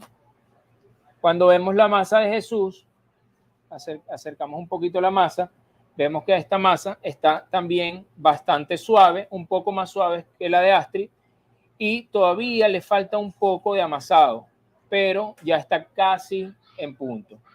¿Ok? Solamente le hace falta un poco de amasado. Agarro así y presiono. Presiona, exactamente.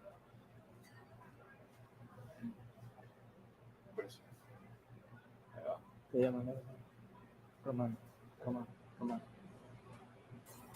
Exacto. Listo. Ok. Llegado a este punto, en que las dos masas han llegado a el punto de pasta deseado, procedemos a dejarlas en reposo. ¿Cómo las dejamos en reposo? Vamos a utilizar unos paños húmedos, ¿ok? Aquí los tengo ya húmedos.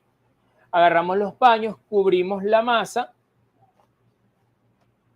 y la dejamos reposar por un lapso de unos 10 a 15 minutos, de manera de que termine de desarrollarse.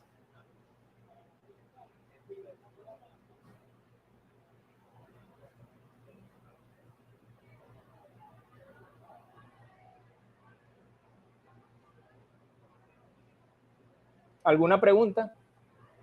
¿La vamos a dejar cuánto tiempo, dijiste? Por lo menos unos 10 minutos. ¿Y en qué influye el paño húmedo? O sea, ¿cuál sería la diferencia de paño húmedo a un paño seco que la tape? O sea, ¿qué proporción le da?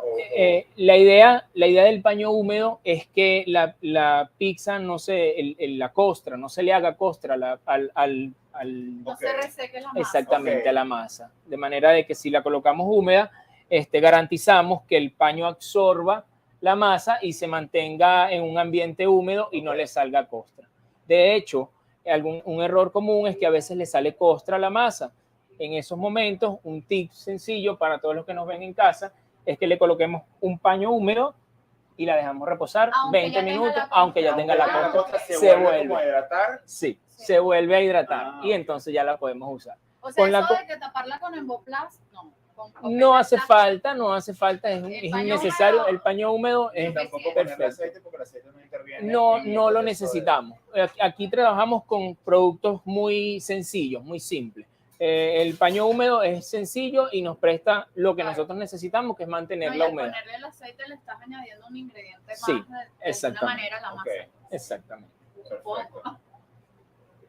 15 minutos aquí más o menos en este proceso. Sí, 15 minutos y procedemos al estadio. Ok.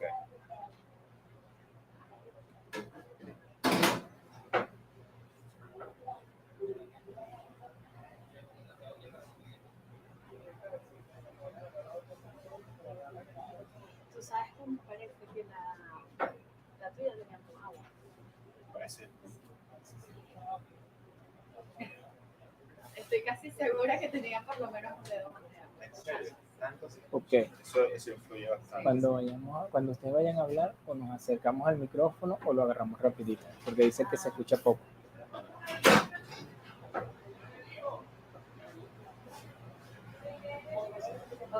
Okay.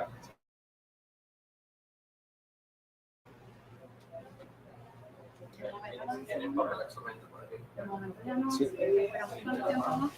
Ajá. Okay. Si quiere, ellos tienen que no sé cómo se llama, que se limpian las manos un poquito, igual con este mismo pañito se pueden. Ciao Ledesma, mi senti? ¿Los escucha? José, ¿los escucha? Le coloquemos un paño húmedo y la dejamos reposar 20 minutos, aunque ya tenga la masa, se vuelve a hidratar y entonces ya la podemos usar. Ledesma, ci senti? No hace falta necesitar el paño húmedo, no lo necesitamos. Aquí trabajamos con productos muy sencillos. Hola. El paño húmedo es sencillo y nos presta lo que nosotros necesitamos para mantener la humedad.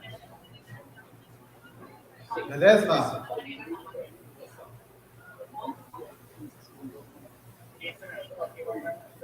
Sí, 15 minutos y procedemos al estadio.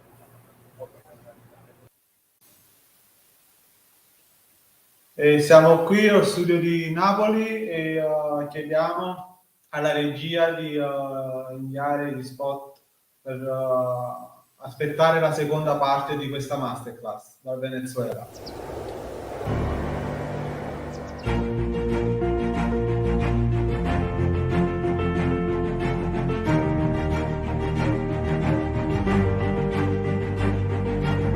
Ne abbiamo fatta di strada dal 1984. Tutto questo per tutelare e diffondere la verace pizza napoletana nel mondo.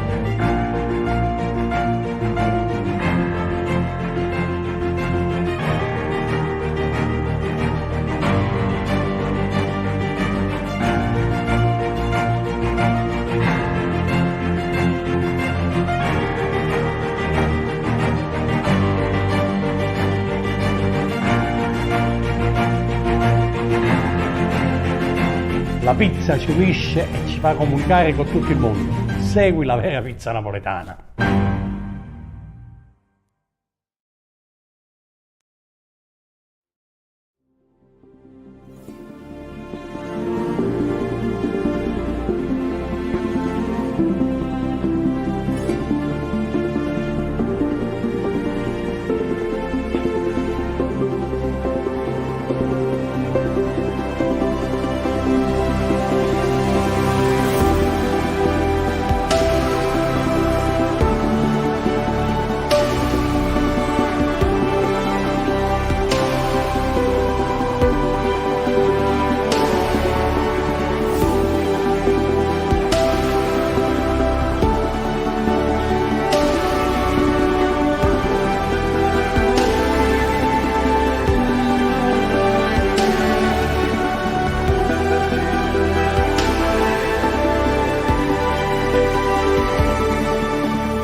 Questa è la nostra passione, la nostra arte, il nostro mestiere.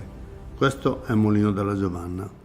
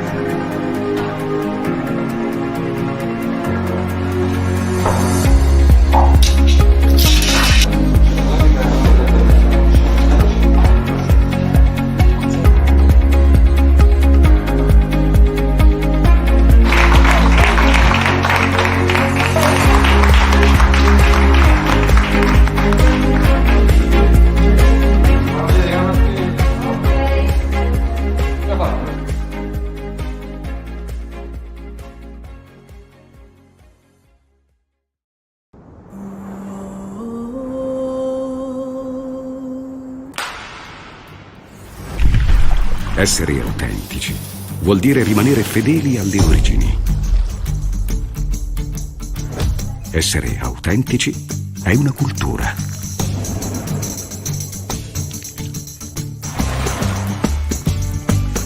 Latteria Sorrentina, il fior di latte per la vera pizza napoletana.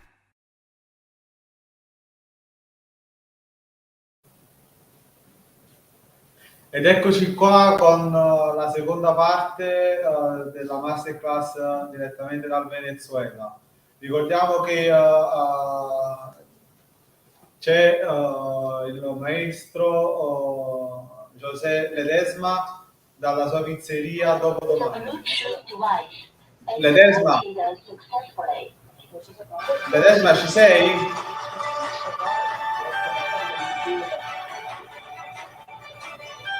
Vamos a empezar la segunda parte de la clase con José. Están conectando. ¿Y cómo lo escuchamos? Sí, que José, por favor. Ledesma? Sì? Sì, ti chiedo di mostrare come tagliare il fior di latte, di effettuare la stesura della pizza napoletana e mostrarci oltre alla margherita una pizza tipica del Venezuela. José, ¿puedes mostrar cómo vas a cortar el fior di latte y cómo prepara el tomate? Y después va a hacer la stesura de la masa y una pizza típica de Venezuela, por favor. Puede empezar, puede empezar.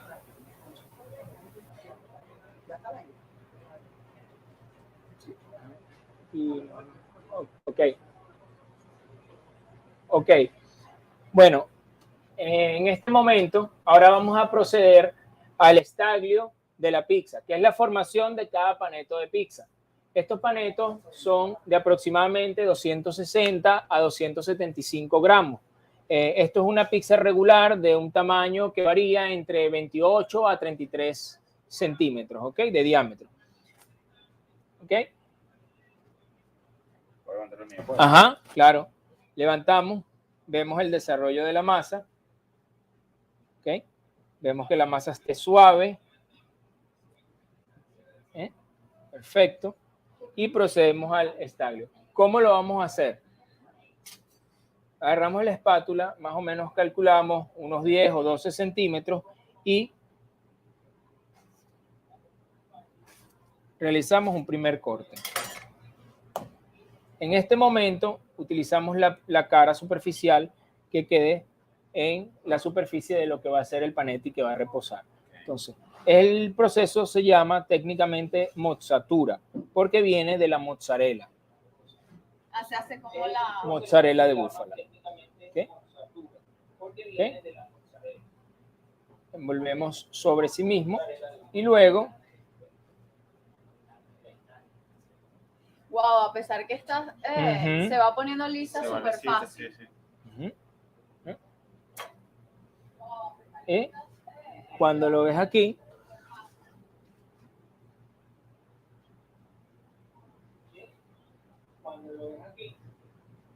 ¿de cuántos gramos aproximadamente se hace? 260, 270. Ahí me quedó de 290.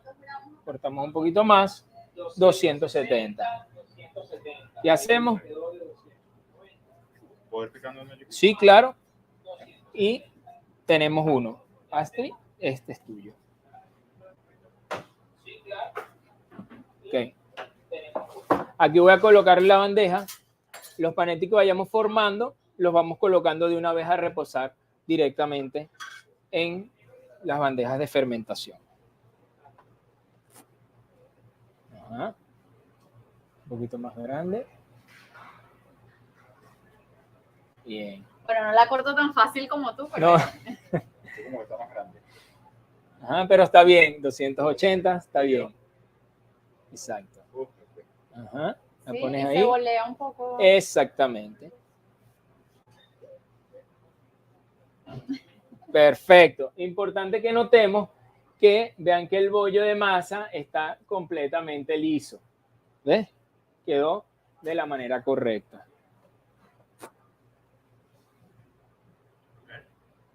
Mis manos no son muy grandes, así que la vuelvo a cortar. 265. ¿Sí? 265. ¿Eh?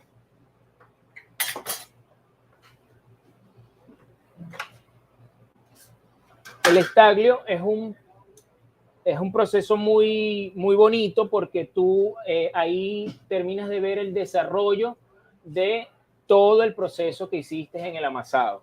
Es el momento en el que te das cuenta de que fue óptimo el trabajo que hiciste. Y cuando le falta, por lo menos en mi caso, que le falta un poco, Sí, ¿cómo le agregamos más a la mía ¿Cómo le puedo también? agregar? El bollo quedó más pequeño. Bueno, Porque no puedo volteas. tocar la corteza de arriba, Exacto, correcto, o sea, volteas un poco, volteas y por debajo le incluyes. Ok, hablando un poco de los ingredientes que vamos a usar para preparar la pizza margherita, que es la pizza tradicional, la primera que vamos a realizar, estamos hablando, tenemos pomodoro pelado. El pomodoro pelado tenemos en esta presentación. Él viene listo, ¿ok? En este momento procedemos a condimentarlo. El pomodoro, la relación del pomodoro, estamos hablando de que son 10 gramos por cada kilo de pomodoro, ¿ok? Entonces, el proceso es el siguiente. Voy a utilizar guante porque tengo las manos.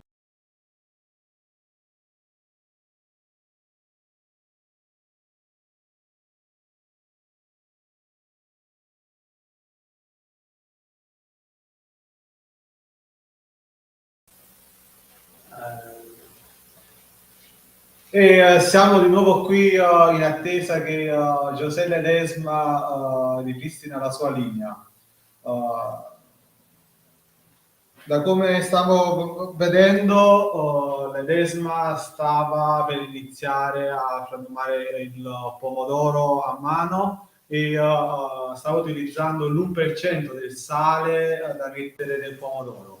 Riprendiamo la linea con Ledesma. Ledesma. Sí, te escucho. De nada. Gracias. Puede empezar, José. ¿Me escuchas? ¿Me puedes repetir, por favor? Continua la tua masterclass e ti volevo chiedere che pizza particolare con prodotti tipici ci mostrerai. Que le hagas señas que no lo escucho. Tenemos una pregunta, José.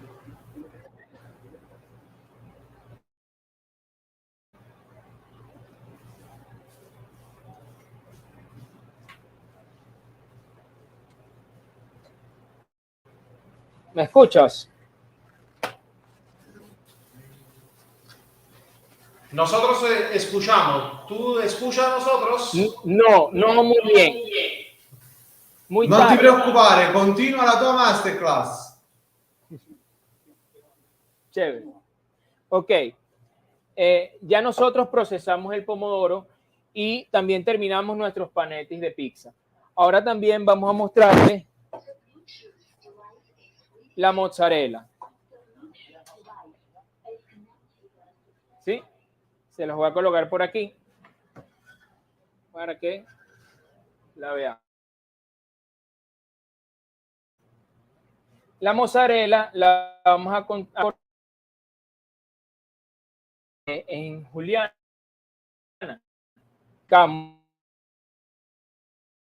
Mozzarella y procedemos a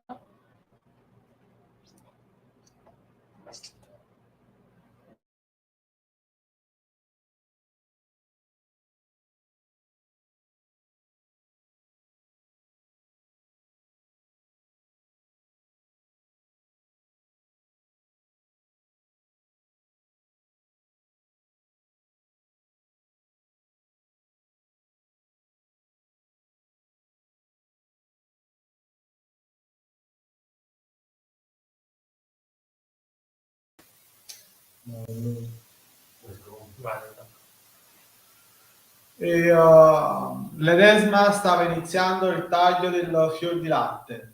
Ricordiamo che per la pizza napoletana bisogna tagliarlo largo 1 centimetro. Ok.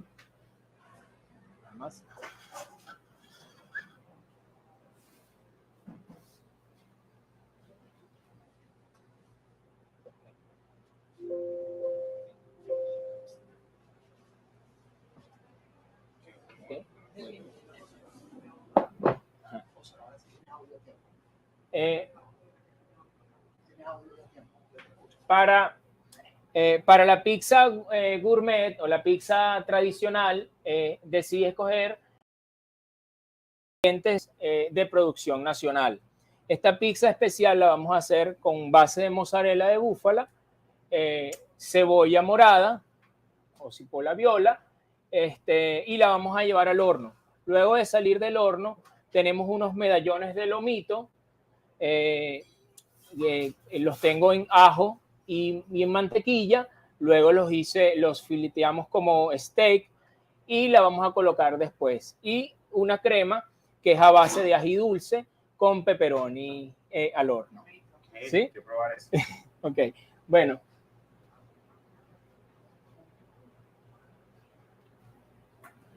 Vamos sacando la masa. Ajá.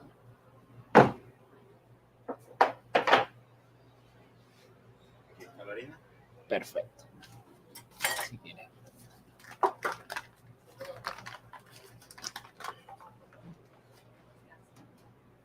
¿Okay? Así se verían las masas luego pasadas las 24 o 20 horas de maduración. ¿Okay? Este proceso debe ser bastante seco. Como nosotros saquemos nuestro panetti de aquí, nos va a facilitar nuestro trabajo en la manipulación. ¿Okay? Entonces,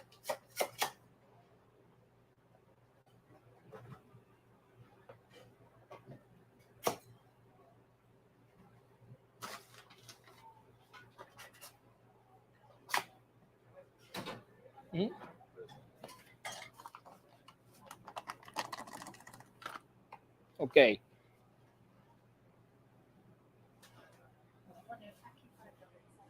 Ok.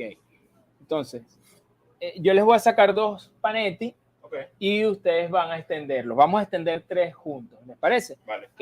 Entonces, ¿qué hacemos? Lo pasamos por la harina. La idea de pasarlo por la harina es que podamos botar el exceso de humedad que tiene el panetti durante su reposo. Lo pasamos por la harina y aquí tenemos el de Astrid. Si quieres, Okay. sacas los 3 y...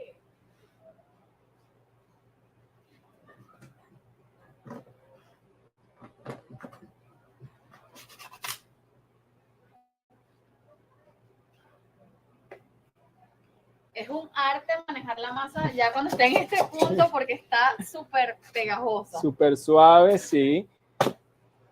Súper delicada. ¿Ok? Entonces, igualmente, la terminamos de dar forma, se lo pasamos por la harina, eliminamos el exceso de humedad y se lo damos a Jesús. Y este es el que yo voy a extender y lo vamos a ir extendiendo en simultáneo. Para las personas que nos ven, es importante que sepan que no debemos usar exceso de harina. El exceso de harina amarga la pizza. ¿Okay? Entonces, y seca la masa. También, exactamente. Entonces, nosotros solamente vamos a usar y vamos a ingresar harina en caso tal de que veamos que tiene humedad el disco a medida que nosotros vayamos extendiendo. Okay. Entonces, vamos a comenzar desde el centro hasta el externo, presionando la masa sin empujarla, sin extenderla, solamente presión. Vamos. 1, 2 y 3. Cuando llegamos al borde, hacemos un poco más de presión en el borde y así de una vez estamos haciendo la forma del cornichón. La idea de esto es que nosotros todo el aire lo podamos trasladar, el aire del panetti lo podamos trasladar hacia el borde de la pizza. Volteamos y volvemos. 1, 2 y 3. En este momento ya prácticamente tenemos el panetti formado. ¿Ok? Volteamos y lo hacemos en el borde contrario. Exactamente. Aquí lo redondeamos un poco. Listo. Lo redondeamos perfecto. Y volvemos. Aquí trancamos. Ya sabemos que tenemos el borde de la pizza. Volteamos y aquí completamos. Ok.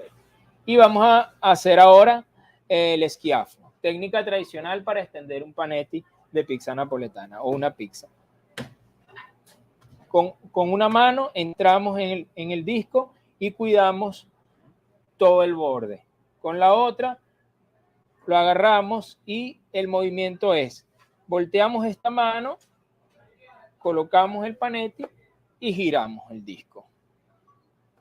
Muy bien. Lo hacemos de nuevo. Ponemos la mano, damos el panete, giramos el disco.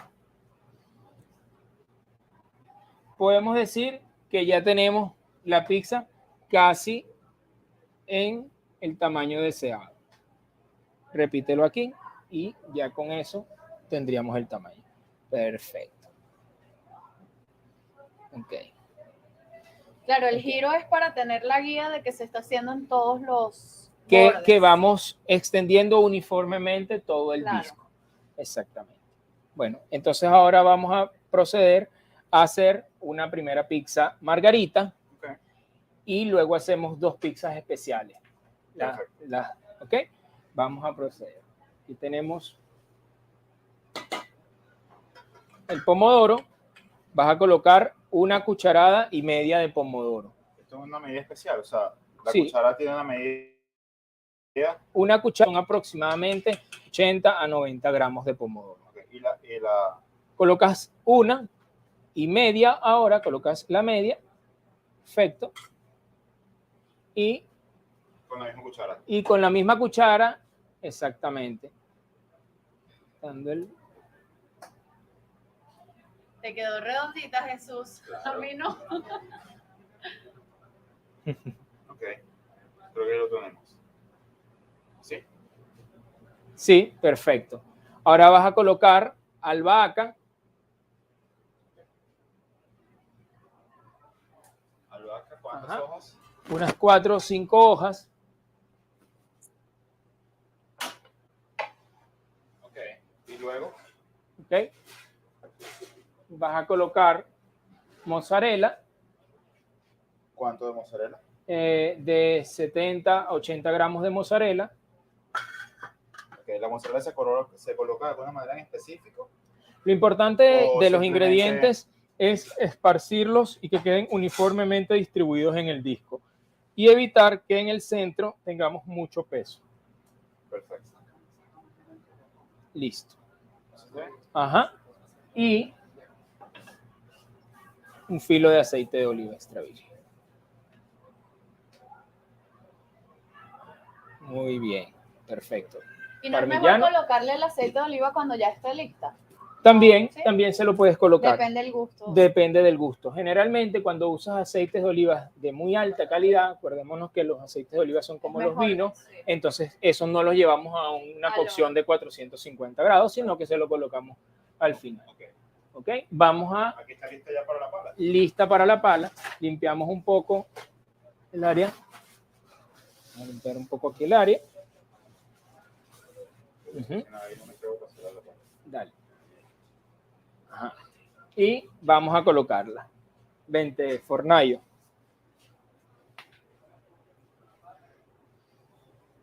Dame un chance, please.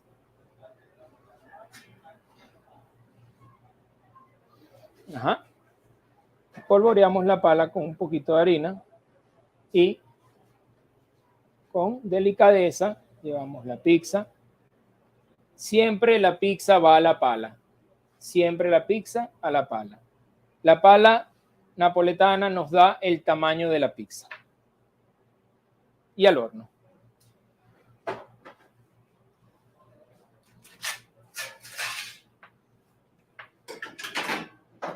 Ajá.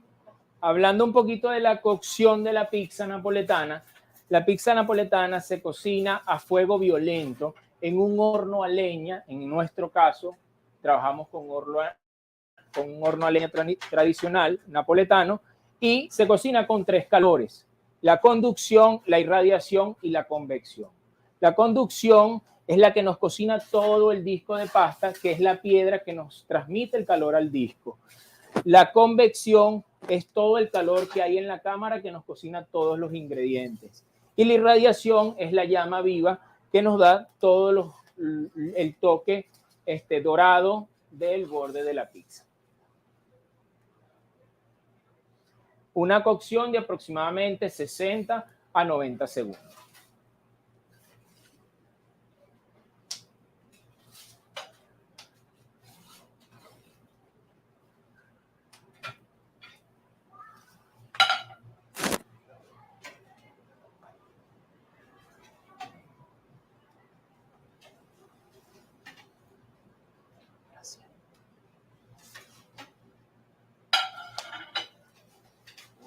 Ujú.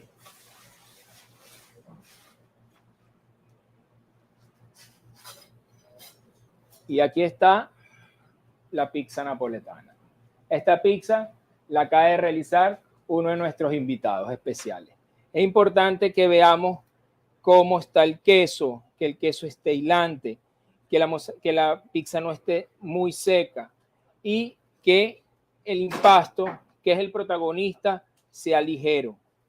Que la pizza no esté excesiva quemada por la parte de abajo, que sea suave, que se pueda cortar con las manos, que no necesitemos ningún tipo de cuchillo para cortarla, porque la pizza napoletana se come con las manos.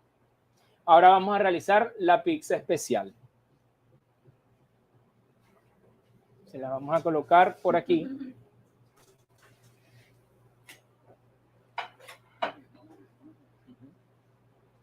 Eso, Jesús, quedó bellísima. Ok. La mía quedó como medio triangulada.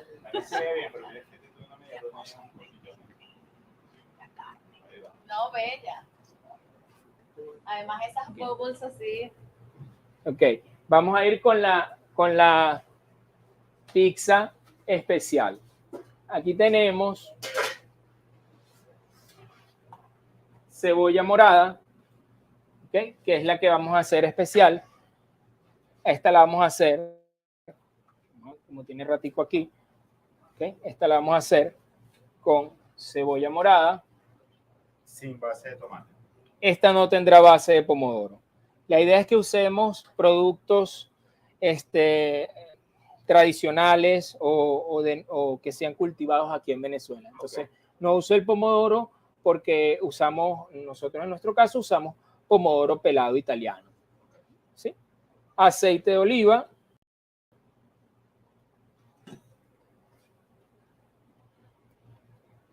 Albahaca fresca.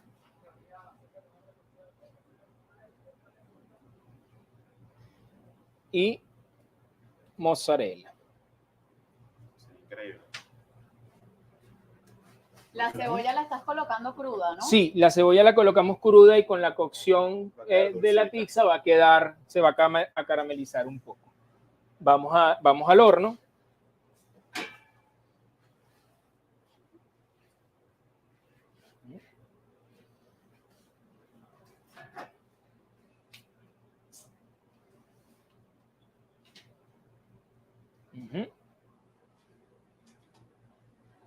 Al horno.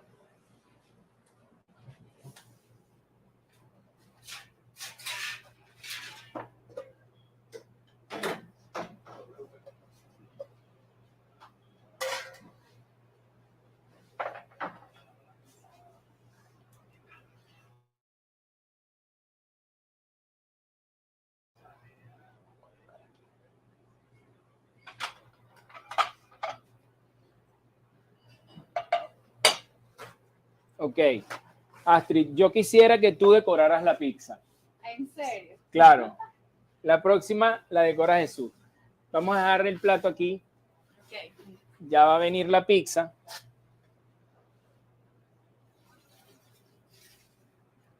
Voy a colocarte los ingredientes.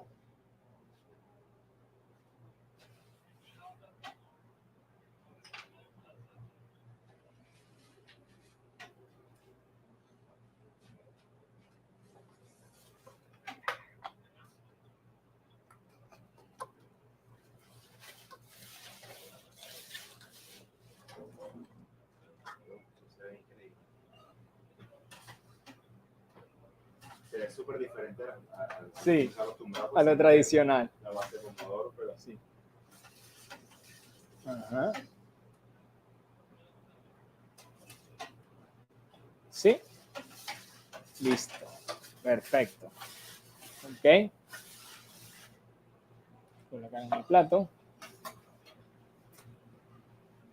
Y se las dejo aquí. Adelante, Astrid. ¿Qué le vamos a colocar? Le vamos a colocar,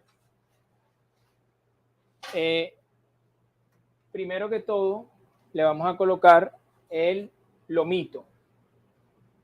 Y el lomito se lo vamos a colocar con esto. Okay. Vamos a agarrar trozos de lomito y se lo vamos a esparcir por la pizza uniformemente. Tengan su juguito. ¿Con el juguito? Ajá, exacto. Eso. Uno por uno. Exacto. Bueno, el juguito se lo vamos a colocar al final. Exacto. Está bien.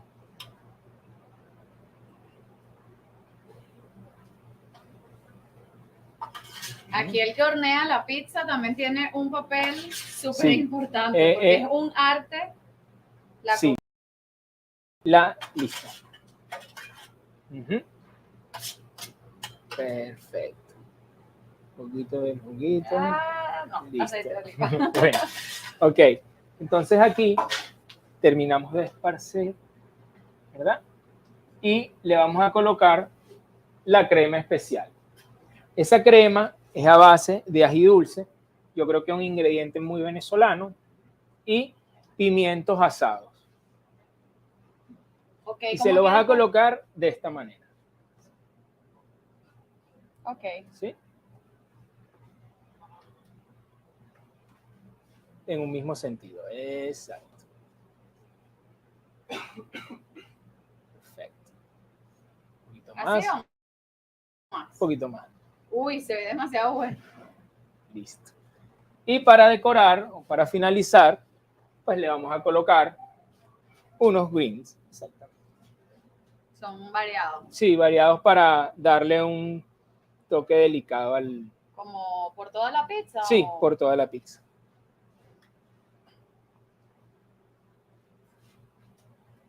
Perfecto.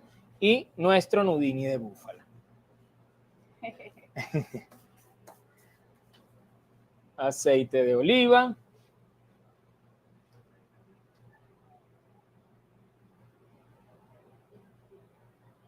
Y preséntensela.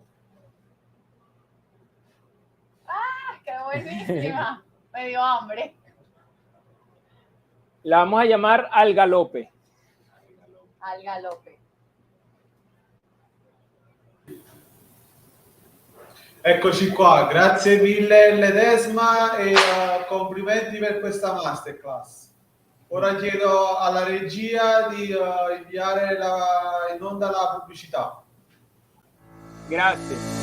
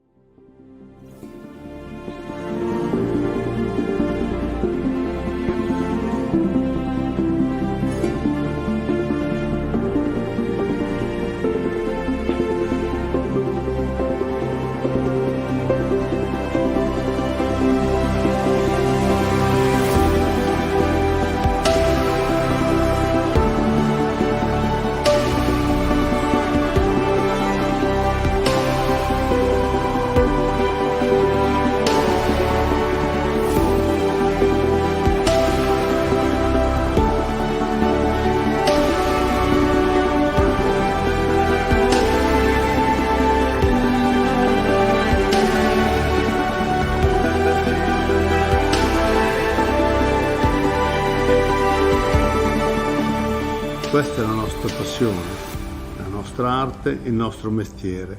Questo è il Mulino della Giovanna.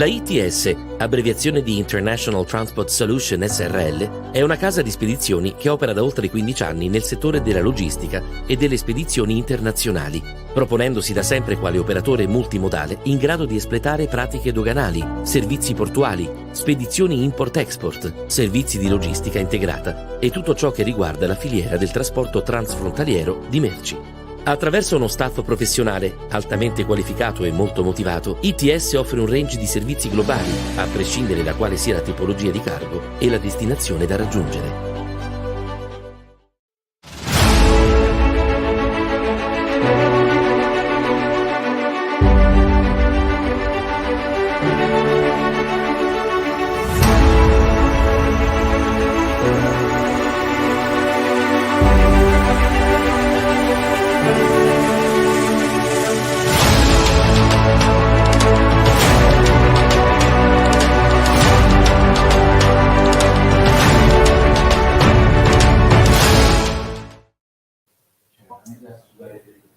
Rieccoci qua in diretta, siamo giunti ormai, abbiamo superato la quarta ora di diretta. Allora, siamo pronti per la quinta masterclass, ma qui a fianco a me il nostro istruttore Enzo Esposito. Che cosa ti ha colpito di più in queste prime 4 masterclass che hai visto, Enzo? No, sono stati tutti quanti bravi e hanno lavorato con professionalità.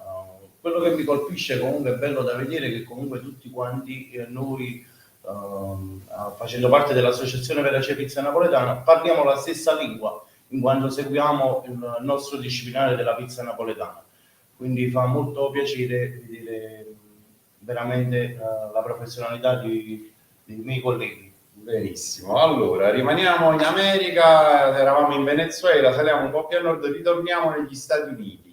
In particolare andiamo nel Rhode Island, dove dovrebbe essere già collegato Pasquale Iliano dalla pizzeria Pasquales, pizzeria napoletana. Non so se la regia riesce a mandarlo in onda. Eccolo, non lo sentiamo. Ciao a tutti. Ciao. Perfetto, ciao Pasquale, come stai? Ciao.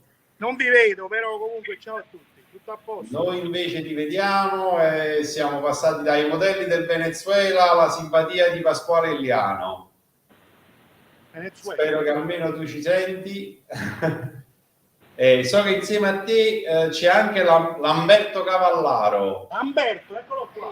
Eccolo qua. Allora, Lamberto è un napoletano non napoletano, amante della cultura napoletana. È neoborbonico. Un neoborbonico, un amante della pizza napoletana. Va benissimo. Perfetto. Interista però, Mi avevi detto di non mettere l'argomento calcistico in ballo e quindi non l'ho fatto.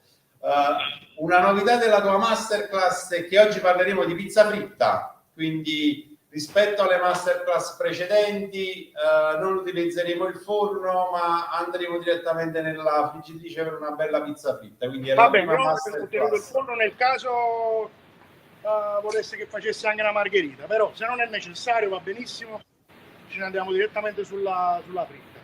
Guarda Pasquale, io direi di partire subito, ovviamente di partire in inglese e vediamo se riusciamo a farle entrambe. Ben venga nell'ora di tempo. Va bene, allora facciamo l'impasto, no?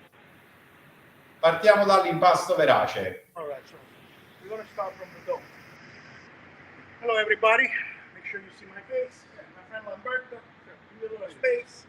All right, so the first of the masterclass tonight is going to be our Neapolitan dough. We're going to show you every step of the way. We have a kilo of 00 flour. We have about 600 grams of water. We have about 30 grams of sea salt and 1 gram of yeast. All right, so we start, as the Neapolitan pizza maker, we always start from the water. What do we do? The first step, actually, we're going to take a little bit of water for the yeast so we can melt the yeast, and we put it aside. Then we add the salt in the water, and we start a little circular movement with the hand. So this way, to make sure that the salt dissolves in the water.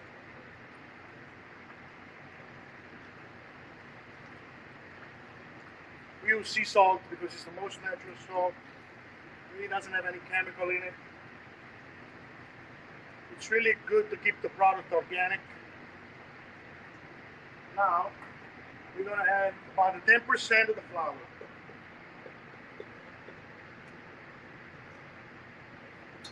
Then we're going to start the mixing. We are going to create a thing that we call la cremina. Right? Because you know, it's very important to know that we never mix the salt with the yeast. So we want to make sure that we get this first part going, work it slowly by hand.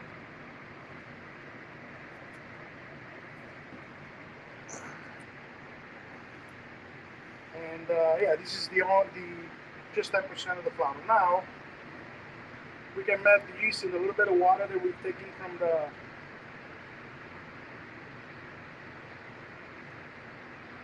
and it's 1 gram of yeast. We use a baker's yeast, natural, but you can also use dry yeast.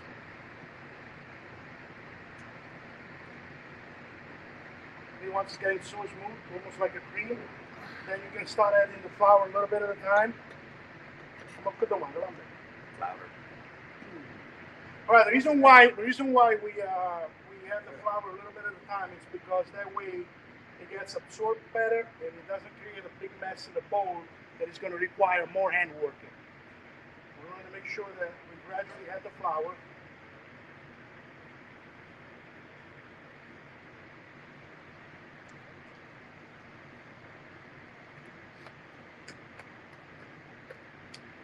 For this event, we had the mulino denti, anima verace. All right, we're going to put more flour. You have to do also with the hand, only with the hand. What do you mean? The hand, only the hand, not with the mixer. No, there's no mixer involved. This is by hand. We're going to start filling the dough. This is like really the soul of the pizza making. This is the part when you really connect to that pizza. All right, we're going to put the remainder of the flour. And we're going to start doing the knuckle work. Now we're going to start incorporating a little bit of hair as we go. A little bit of hair. Once we see that there's almost nothing left to absorb in the bowl, we're going to take these mess out on the table. Make sure the table is clean. And roll out.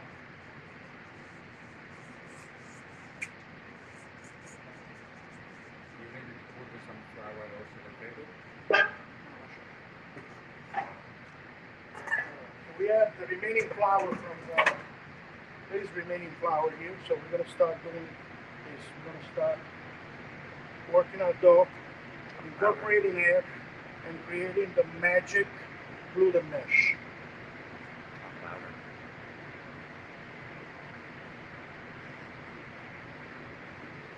It could be a little sticky, so make sure you get your extra flour off your fingers. Almost feels like a baby, like a little kid in kindergarten with a Play-Doh. I like to think of it like that. See, start working it. You can tell that the dough is already starting to form.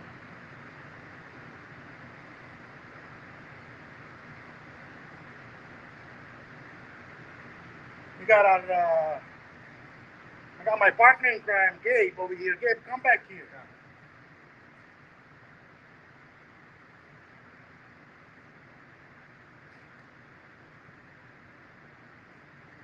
We got Gabriel. Been with me for many years. This guy's made more pizza than me in my place. And I think I can think of like be without my wife, but not be without Gabe. Hope my wife is not connected. All right, so as you can see, the dough starting to form, become alive. There's a decent amount of air in it, but we're still gonna be working a little bit.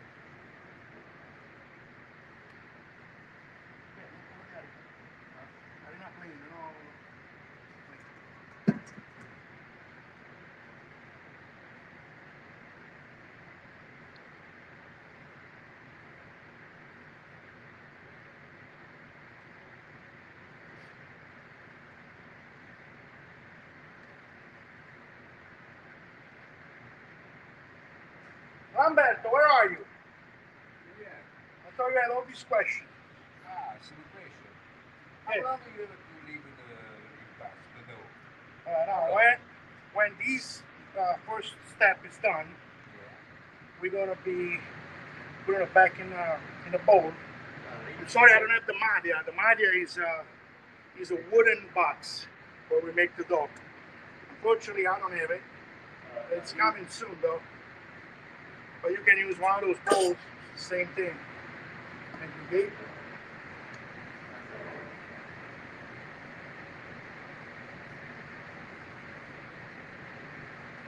all right, so the dough is formed. And now? Nice and smooth.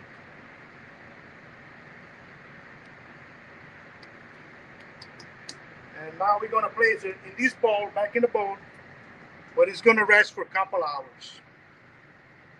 Only 2 hours? Yeah. And then? Gonna make sure we put a damp cloth on it. We don't want it to dry. And that's basically how long it takes to make Neapolitan dough by hand. Now the next step is we have the dough after 2 hours. Now what we're gonna do with this, we're gonna bring it on the table. We're gonna put a little bit of flour on it. We're gonna start cutting it and we're gonna start rolling it. You do this after 2 hours, and when you're done with a big mess. Basically, you wait 2 hours, and once it creates this consistency, you get it out of the bowl, nice and smooth. Put it on the table. Flour. A little bit of flour, not too much. Now what we're gonna do,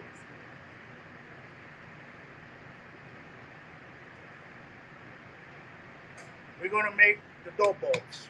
Dough balls, they're usually around 150 grams.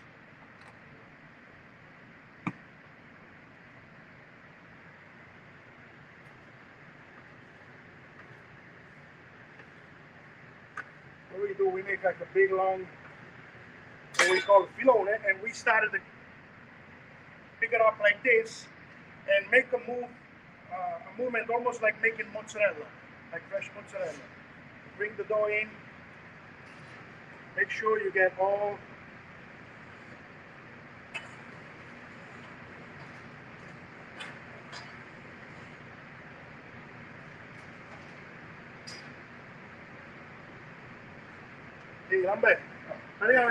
this is pretty much the same way they make mozzarella. It's called mozzatura. Go like this, break it, and then gently roll it on the table a little bit. That's one of the dough balls. It's not a hard thing to do, it just takes a lot of practice, and you have to be careful to make sure that there is no air bubbles in it. Because if that happens, sometimes when you start working on the pizza and spreading it out, it's going to create like some sort of hole in the middle, and the pizza will be real thin in the middle, and you have a big chance of breaking it.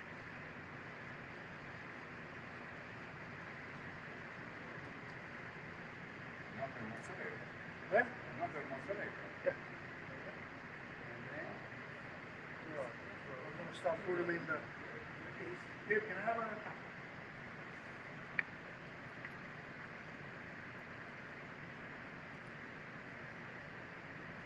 Lambert, what do you hear? What do you see?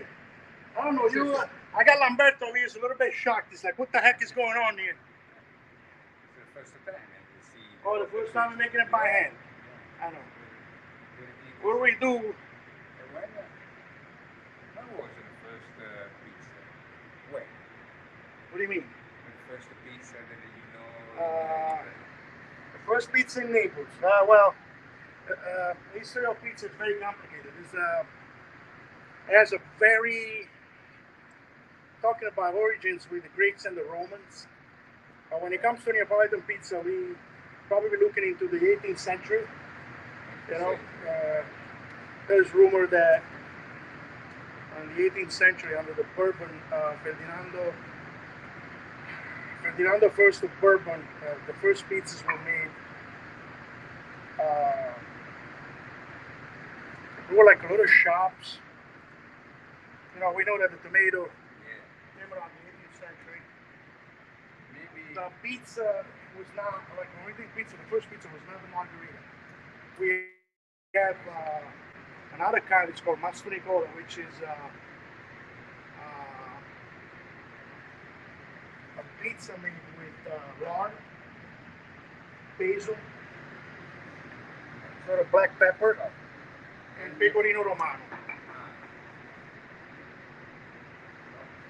And then you think that Bernardo Danucci, the great consular and advisor from Carlo III. No, I don't know for sure. There are a lot of rumors about that, but I don't think there is any connection. I mean, hopefully someday we'll figure it out. Anyway, all right, guys, you have any questions for me? I'm done with the dough. I made the dough balls. Now we're going to probably move towards the prep of mozzarella. And while we stand here,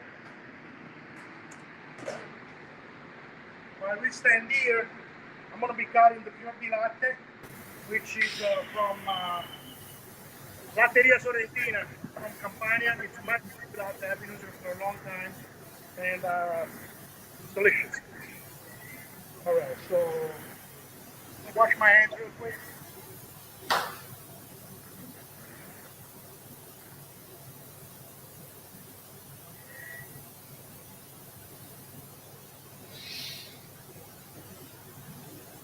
Hello, Pasquale. Well, Pasquale, do you hear me? Hear me. I think that the best thing is now that we go to the commercial, we take a break of 5 minutes, and then when we come back, you can explain us how to cut the fior di latte, prepare the tomato, and then we prepare the fried pizza. All right, I got 5 minutes commercial. Okay.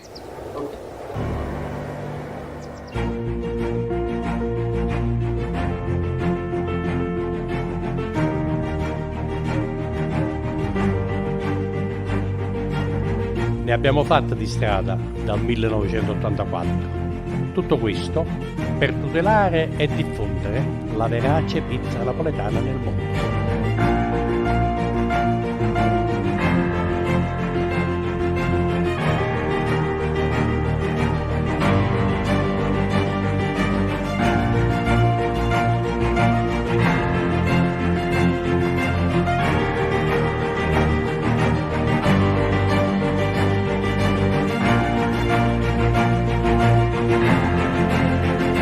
La pizza ci unisce e ci fa comunicare con tutto il mondo. Segui la vera pizza napoletana.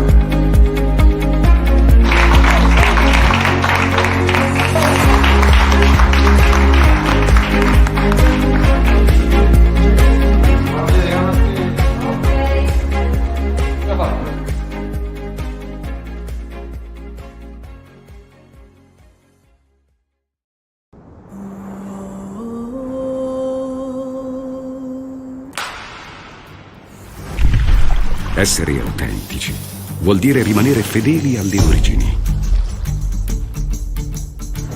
Essere autentici è una cultura.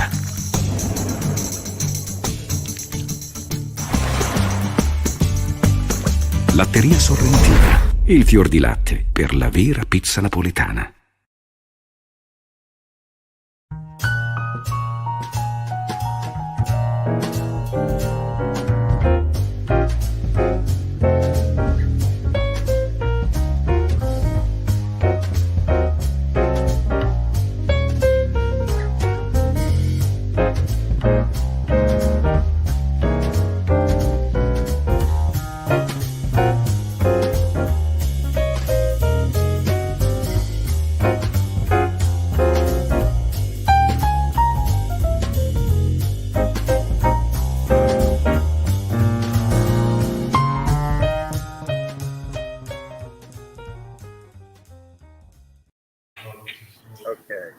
Eccoci quindi ritornati in studio. Pasquale, are you ready for the second class? Dimmi, purtroppo l'audio è un po' basso, quindi ho un po' di problemi a sentire, però vabbè, ce l'ho. Non ti preoccupare, io ti lascio mezz'ora di tempo dove fai quello che vuoi, va bene? Va bene, allora adesso cominceremo a tagliare il fior di latte.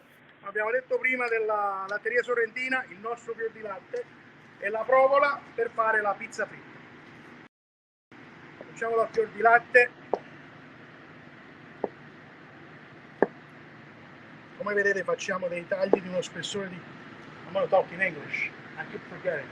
All right, so as you can see, we're going to cut pretty much the slices of fior di latte, pretty much like half an inch. We're going to slice them first round, and then we're going to go and we're going to cut them like in a way, sort of like a julienne kind of thing. Make sure that it's nice. Can I have a plate for this?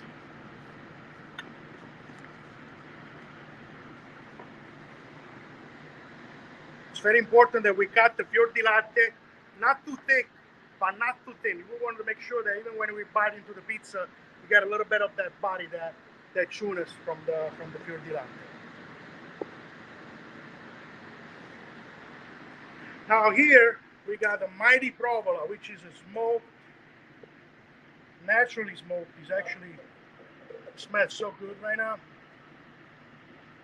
We're gonna do pretty much the same thing. And we're gonna cut it in long strips like this. Yeah. Alright, so we got the provola on one side.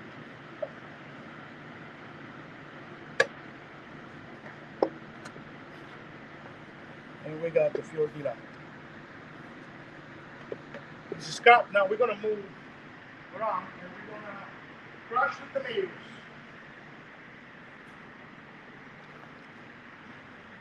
We got here a pelato with basil from the company Fiammante. It's a really good company.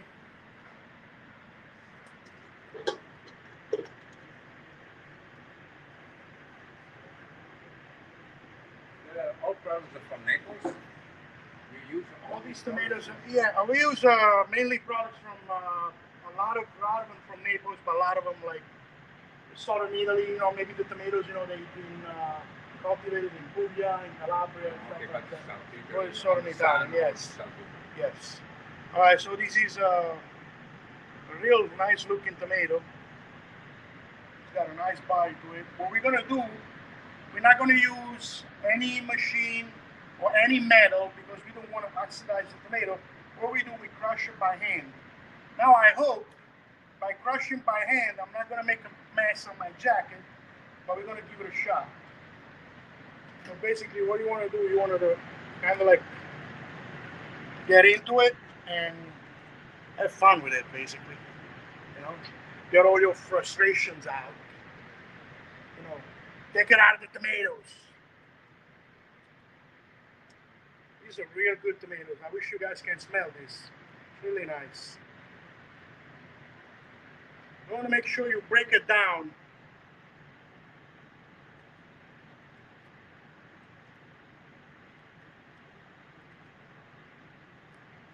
I like the way the crushed tomatoes cooked on a margherita pizza or any Neapolitan pizza because, you know, hand crushed, you know, you get a little piece that is a little bigger than the other.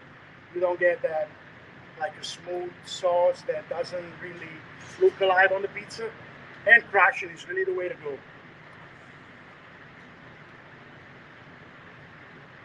Really having fun, Lambert. What do you say? It's incredible. You crush the tomato with the hand always. Yeah. We don't use metal or anything like that. No, we don't want to oxidize it. We store it in stainless steel, but that's about it.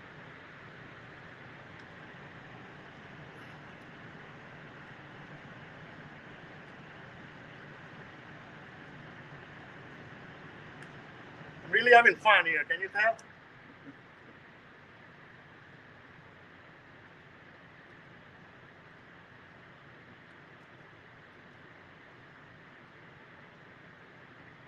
All right, I think at this point we can call it a day with the tomatoes. Now,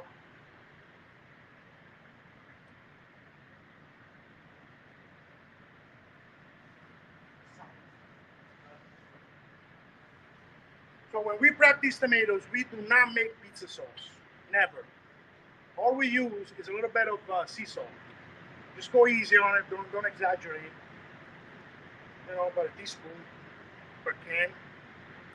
Just to enhance the flavor a little bit. You don't want to go heavy on salt because you know you got to remember that all the condiments you put on the pizza, starting with the Parmigiano, the Romano, it has some sort of saltiness you don't want to overdo.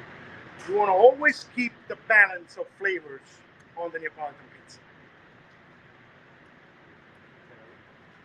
Yep. Salt. Keep going.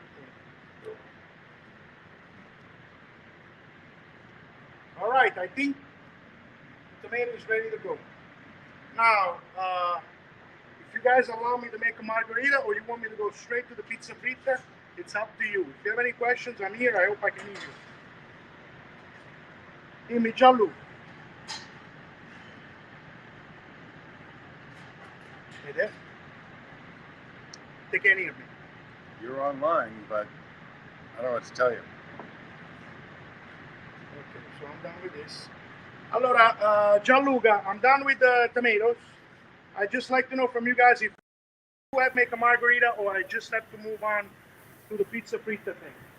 You guys let me know. To make, you can prepare both of them because you have the 25 minutes. So I'm sure that in 25 minutes you are able to prepare more than one margherita and more than one pizza fritta. Okay, very good. So we're going to make a montanara, stuffed pizza fritta and margherita. Perfect. Choose your favorite one. Choose your favorite one. All right, so like I said,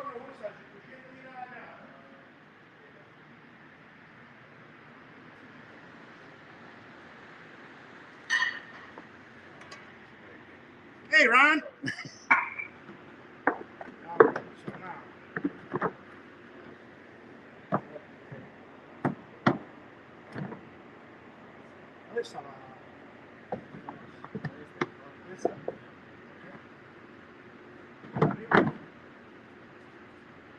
Very good. So here we got a 24-hour dough.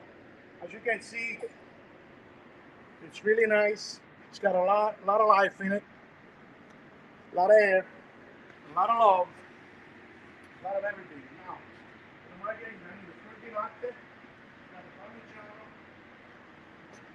Those are basically the ingredients we're going to use. But actually, right now the restaurant is closed. This is after hours.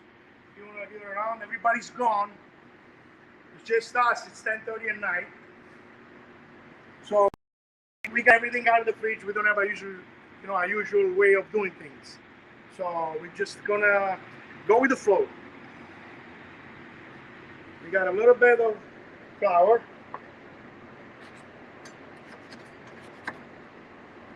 We're gonna make sure we separate the dough nice and nice and pick it up round.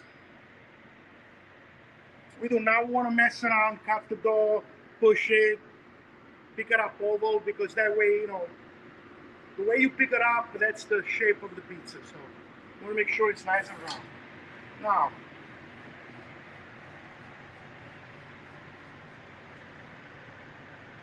we want to put in the flour a little bit. And we want to start doing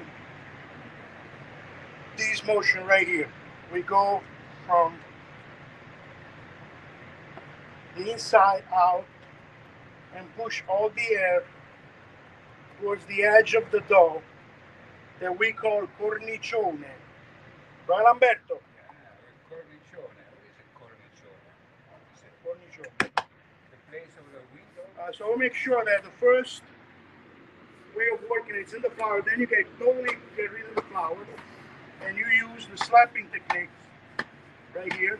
So that way you put more air in the border of the pizza and you get rid of the excessive flour. Because you gotta know one thing, you know, when you make the Neapolitan pizza, and not only the Neapolitan, but basically all pizzas, you don't want to work with a lot of flour. Because under, you know, once you get all that raw flour under, you put it in the oven, it's gonna turn yellow. Once you bite into it, it's gonna be bitter because it's raw flour that doesn't taste good. Now we're gonna take our tomato that we crushed. We're gonna go with a spoon and a half and do this circular motion like this.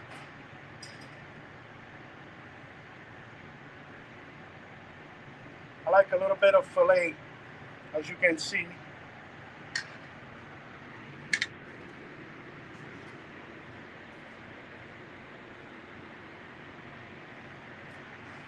Now we're going to take a little bit of basil leaf. If they're too big, you can split them in half. Those are beautiful, they're nice and small. A little bit of romano. And we got our beautiful Latteria Sorrentina Fior di Latte. This is really special. Dave, you want to make sure that we spread that Fior di Latte nice and even. When it gets all over the pizza, you want to stay away from the borders. That's pretty much it. That's the quantity. We're looking into 80 to 100 grams of cheese for each pizza. Now we got extra virgin olive oil from the Benevento region. And we're going to go in this circular motion like this. Now we're ready to go.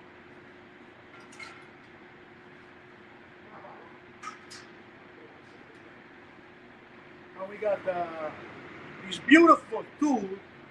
You know, old school in Naples, we used to make pizzas with the wooden peel, which is great, you know. But this, la prima di Napoli. Okay. Vieni. Okay. Bevi, let's go. I got Gaby's a little bit emotional tonight. Oh. These guys can make 2,000 pizzas a day, but tonight it's like, what the heck is going on? Well, you're on streaming, you're on. Anyway, you place the pizza on the peel, and you want to put it in the oven right here. With one motion. I hope the oven is not too hot. Se non lo so, mi apre, no, la muero.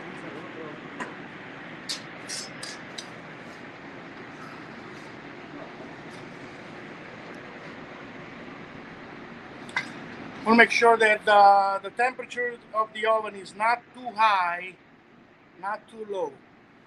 What happens is if the temperature is too high, you will get a very dark, charred pizza, but not cooked. That it's going to look pretty much like, it's going to be like gummy. It's actually, I got to tell you the truth, this oven is a little bit high right now, because we stopped baking before. So we got to be extremely careful.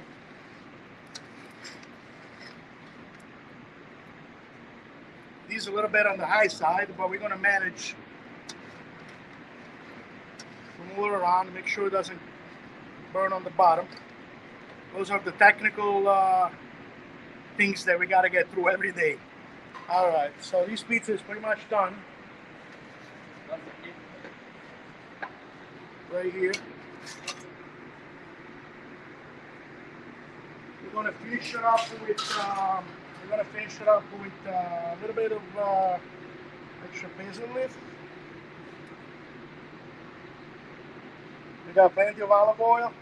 As you can see, the crust is really fluffy.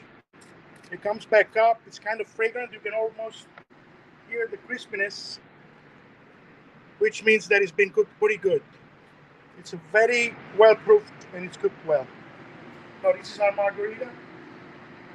Hope you guys like it. Lambe, mangia la margherita. Mangia lambe. Oh, you want to cut the crust? Oh, no, we don't cut the pizza with the scissors. Not any Neapolitan pizza, but we just gonna do this to see if the cornicione is, as you can see, is empty. You see all the bubbles and all the air that is in here. It's been cooked pretty good. Very happy with the product. Lambe, buon appetito. Gianlu, dimmi tutto.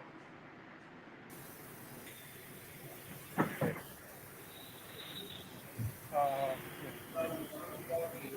think he has a question. Okay, Pasquale, thank you very much for the margherita. Now we want to see your fried pizza, your Montanara. Fried pizza. Ok, va bene. Allora adesso prepariamo la pizza fritta. Grande. Turn around. Okay. I will go on the other side. Okay.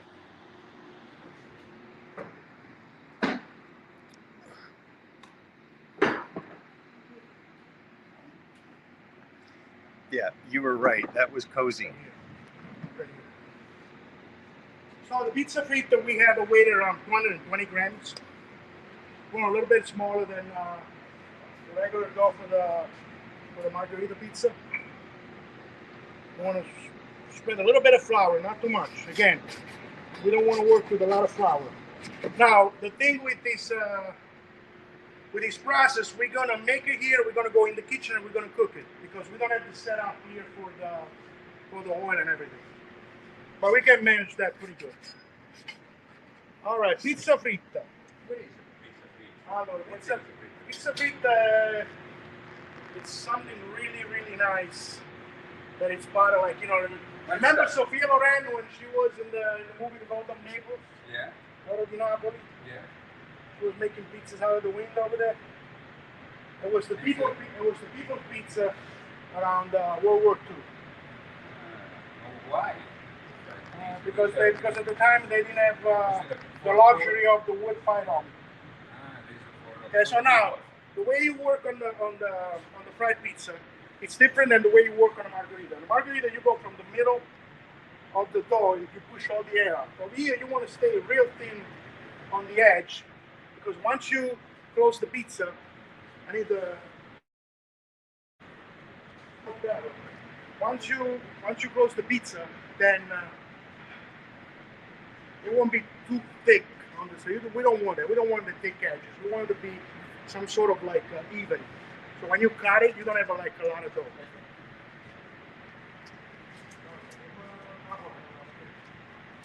Over here, we got ricotta di pecora, Campania. I'm gonna put right in the middle. We got the ciccioli or the ciccoli, like we call them in Naples, which is the pork belly, delicious. We give them, we give them a little dip in the fryer. They get a little crunchy, and we're gonna put them right into the ricotta right here. Then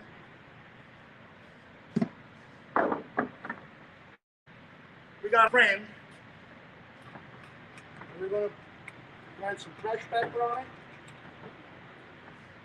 and we're gonna put this beautiful provola smoked mozzarella.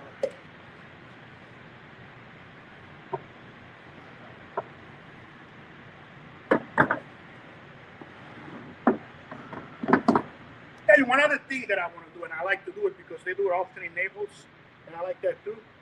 Put a little bit of tomato to give that little extra, you know. Obviously some Parmesan cheese, and one basil leaf. Now, what we're going to do, we got to be extremely careful here because we want to flip it. We want to make sure we get rid of all the air from the dough. When you flip it, you want to make sure before you close it, you want to push the air out. So once you do this thing right here, add a little bit of flour on it, not too much. Start pushing it. Start going like this. And punch the heck out of it. Good, can I add that plate to the paper over there? So now, because we have to travel in the kitchen, we're gonna put it in a plate. All right, now what's important about that? You want to make sure you seal that dough. And now I'm gonna go in the kitchen and Ron, you want to go on that side? I'll teach you the kitchen.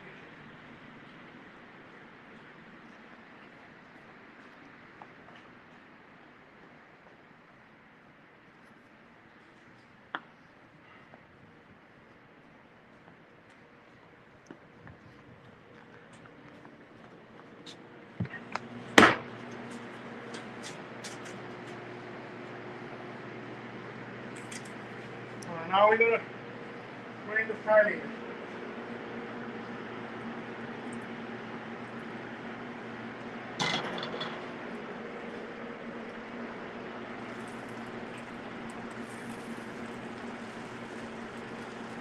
All right, so you want to be making sure that you work it pretty good. You keep putting the oil, no air bubbles, because air bubbles can break the pizza. We don't want that. Because it breaks, then the oil gets in there, becomes a mess, unedible. So you can use these two things.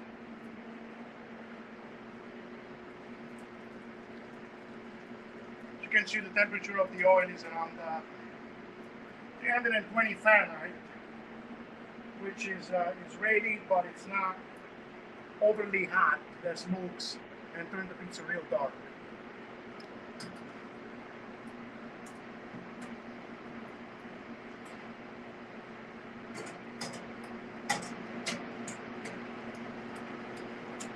As you can see, the pizza is becoming golden.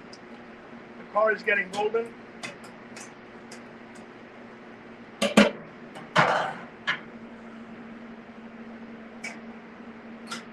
Making sure it's getting fed with the oil the whole time.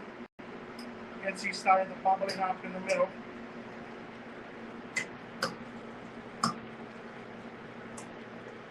This is one of the best foods in the street of Naples.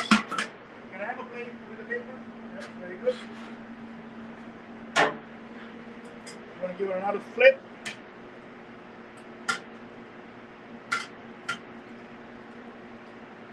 As you can see, the oil is doing the magic. In this case, we use in Frienne by All Italia. It's really nice for this kind of fried food. We use it for pretty much everything, you know, calamari, seafood, and all that. It's very versatile. It does the work. So the pizza is ready. We're going to put it up here.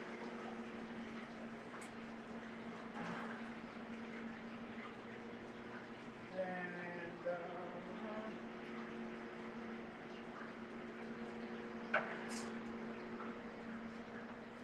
hey, Gabriel, can you get the scissors? So now that's the way the pizza fritter should be. It's actually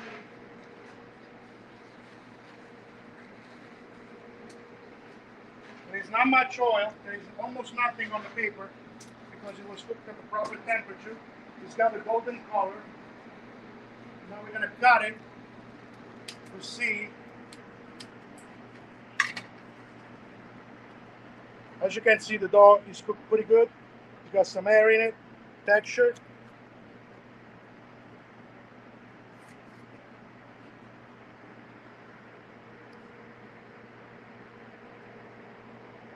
All right. Mambe. Buon appetito. Prego. That's all right. Now one more thing. We're gonna make if we have time, We have time to make some montanarine, the small ones, with the 3 different toppings. Okay, good to go? You can go up and...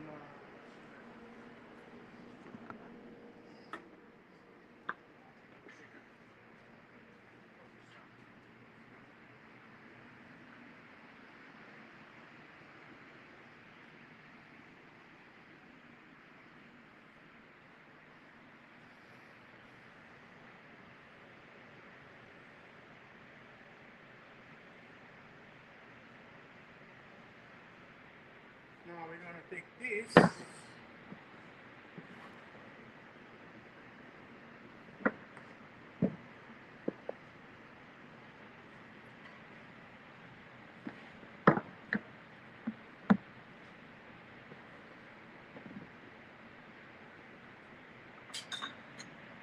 Com'è la pizza fritta?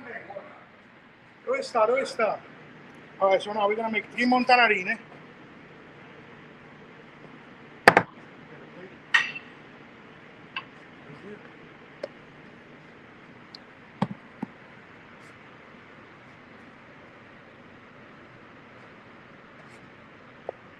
We're going to go in the kitchen with them. Dile che hanno un po' la pelle, capito?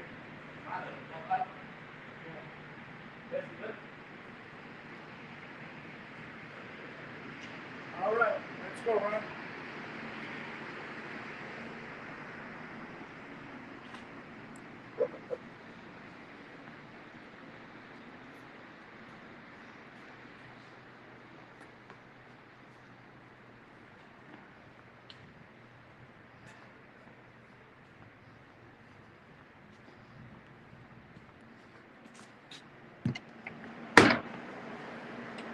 All right, so we got 3 little doughs. They weigh approximately 40 grams each.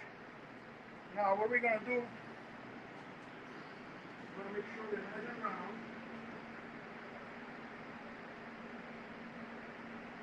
We're going to fry them up.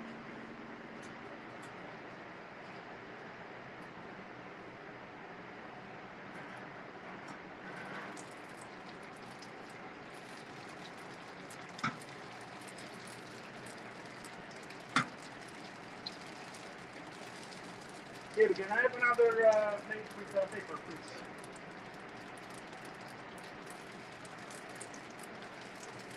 You can hear the frying, you can see the bubbling.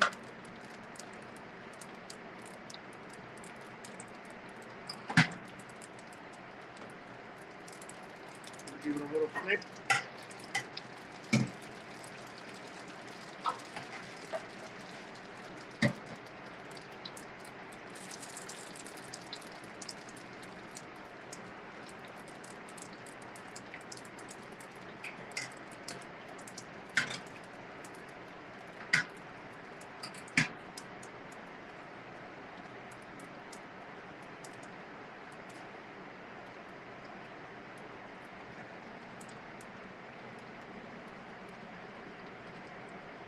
I'm going to give it a little cook for a couple of minutes. Make sure they cook thoroughly. And the inside becomes empty. Vabbè, come le vedi, Lambè? Queste sono montanarine. Montanarine. Sì. It comes from Naples. Yeah. This is empty inside. Yeah, there's nothing in it. So we're going to top them with a couple of toppings.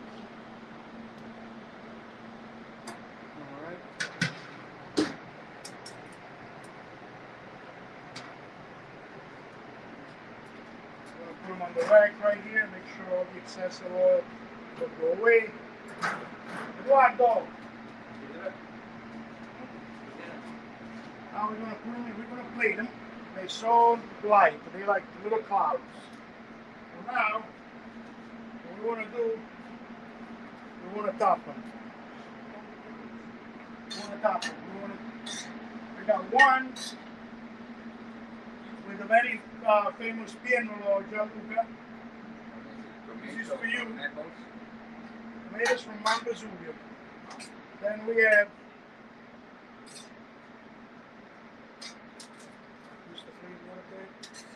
one with the Genovese.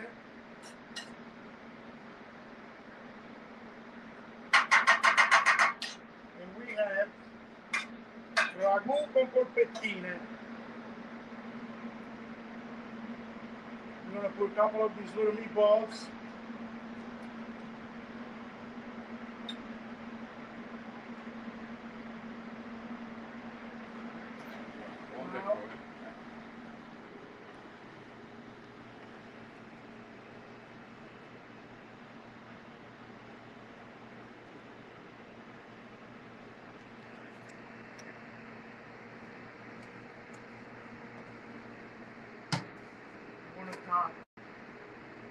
The meatball with the parmigiano.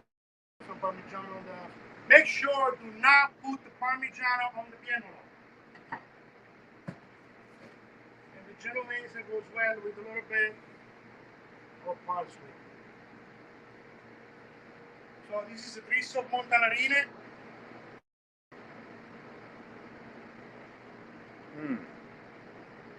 Alright? Okay, we can go back up there. Pasquale, complimenti. Anche se sono qui le 5 del mattino ci hai fatto venire voglia di una pizza fritta, penso che tra una pausa e l'altra ce la mangeremo. Mi fa piacere. Poi qualche volta verremo anche da te a mangiarla. Eccole qua le nostre montanarine. Sono richieste dai tuoi consumatori? All right, so after hours operation was, I think, kind of okay. You know, after a long day of work to do this thing, it was a little bit, we had a lot of fun. So you guys have any questions for me or any other thing you want me to do, I'm here for you. Pasquale, everything is good. Thank you very much for this masterclass. You got it. Can you tell me, we have 3 minutes again. Tell me something about you, about your history. How do you learn how to make the Napolitan pizza? Say again, Gianlu, I didn't hear you. Pasquale, parlami, abbiamo ancora 3 minuti. Vorrei che mi parlassi della tua storia, diciamo, di come ti sei avvicinato alla pizza napoletana. Io sono uno di quelli venuti prima in America rispetto a tanti altri amici che stanno nel mondo della pizza napoletana, che stanno qui da una decina d'anni. Io sono venuto nel lontano 95, fu per puro caso, insomma, lavoravo per un ristorante nei Campi Flegrei al Fusaro e c'era un nuovo progetto e nel frattempo mi consigliavo, diceva Pasquale, perché non vai a farti una passeggiatina in America, a Long Island, ho degli amici là nella ristorazione, magari prendi qualche spunto, qualche idea, qualcosa a livello di organizzazione. Praticamente atterrai, l'impatto fu a dir poco traumatico, c'era un metro di neve, io che la neve non l'avevo mai vista, se no ogni tanto per qualche camminatella a Roccaraso così, e non ti dico, fu un impatto veramente forte. Poi trovandomi al telefono con un amico mi invitarono a fare visita a dei locali in Virginia, a delle pizzerie italo-americane appena aperte, e loro cercavano personale e offrivano la sponsorizzazione per la carta verde, è la cosa più importante. E nel giro di un anno, insomma, decisi di rimanere, dico vabbè, magari sai, me la prendo sta carta verde, poi se dovessi decidere di ritornare in Italia, poi si vedrà. Intanto comincio a prenderla e sono passati 27 anni. 95 gennaio 23 sono 28 anni. Ragazzi matematiche, scusate. E niente, il primo decennio è stato nella ristorazione italo-americana, sai, la pizza a New York, ravioli, spaghetti e pulpette e tutte queste cose qua. Quando poi mi sono reso conto nel 2010-2011 che c'erano persone che si stavano organizzando con la pizza napoletana, decisi di andare a fare visita al nostro amico Peppe in California, perché volevo riavvicinarmi ad un prodotto che avevo così sfiorato quando lavoravo al Calamoresca, dove facevamo le pizze al sabato sera. La cosa era breve perché era una cosa settimanale così, però mi piaceva molto. Quella cosa della pizza, l'odore dell'impasto, del pomodoro, è una cosa molto affascinante. Quando poi ci siamo resi conto che si poteva fare anche qua in America, il primo passo è stato andare a Los Angeles a trovare Peppe, a fare un piccolo corso con lui per rinfrescarci un po' la memoria, e da quel viaggio poi devo riconoscere che Peppe è rimasto un grandissimo amico, è un grande ispiratore per tutti noi, penso, no? Poi di là abbiamo deciso un po' di abbandonare quella ristorazione un po' troppo italo-americana e portarci più sull'autentica napoletana, quella là verace, non solo la pizza, anche per quanto riguarda poi il resto dei piatti e le cose così, magari una bella pasta e patata, dai. E dal 2015, quando ho aperto la prima location di Pasquale, dove siete stati pure voi, da allora insomma è cominciata questa avventura che ogni giorno è un qualcosa di straordinario e speriamo che possa durare e che possa magari portare anche all'apertura di qualche altro locale, perché poi insomma, perché no, le offerte ci sono, le chiamate ci sono, la volontà c'è. Per fortuna non sono ancora troppo vecchio, un dolorino qui, un dolorino là, però ce la facciamo, dai. È tutto qua. Io ringrazio veramente l'associazione Verace Pizza Napoletana, il presidente Antonio Pace, tutti i collaboratori, Gianluca, Stefano, il nostro Peppe, perché veramente mi hanno portato in una dimensione come se io ogni giorno di mattina quando entro qua al locale, io sto a casa, sto a Napoli. E solo con la Verace Pizza Napoletana ho potuto provare questa emozione giornaliera. E praticamente io non mi sento mai di lavorare. Per me io vengo al ristorante come un divertimento, uno spasso, ci divertiamo, è vivace ed è verace. Pasquale, io ti ringrazio per queste bellissime parole che ci emozionano e sono contentissimo che quest'anno siamo riusciti a fare questa masterclass. Ecco, l'anno scorso l'avevamo sfiorata, poi diciamo un inconveniente last minute ci costringe, però abbiamo tenuto duro e quest'anno ci siamo riusciti e l'hai fatta nel migliore dei modi, come eravamo certi. Ti ringrazio e chiedo alla regia di mandare il blocco pubblicitario e ci ricollegheremo tra qualche minuto da 20.000 km di distanza più o meno.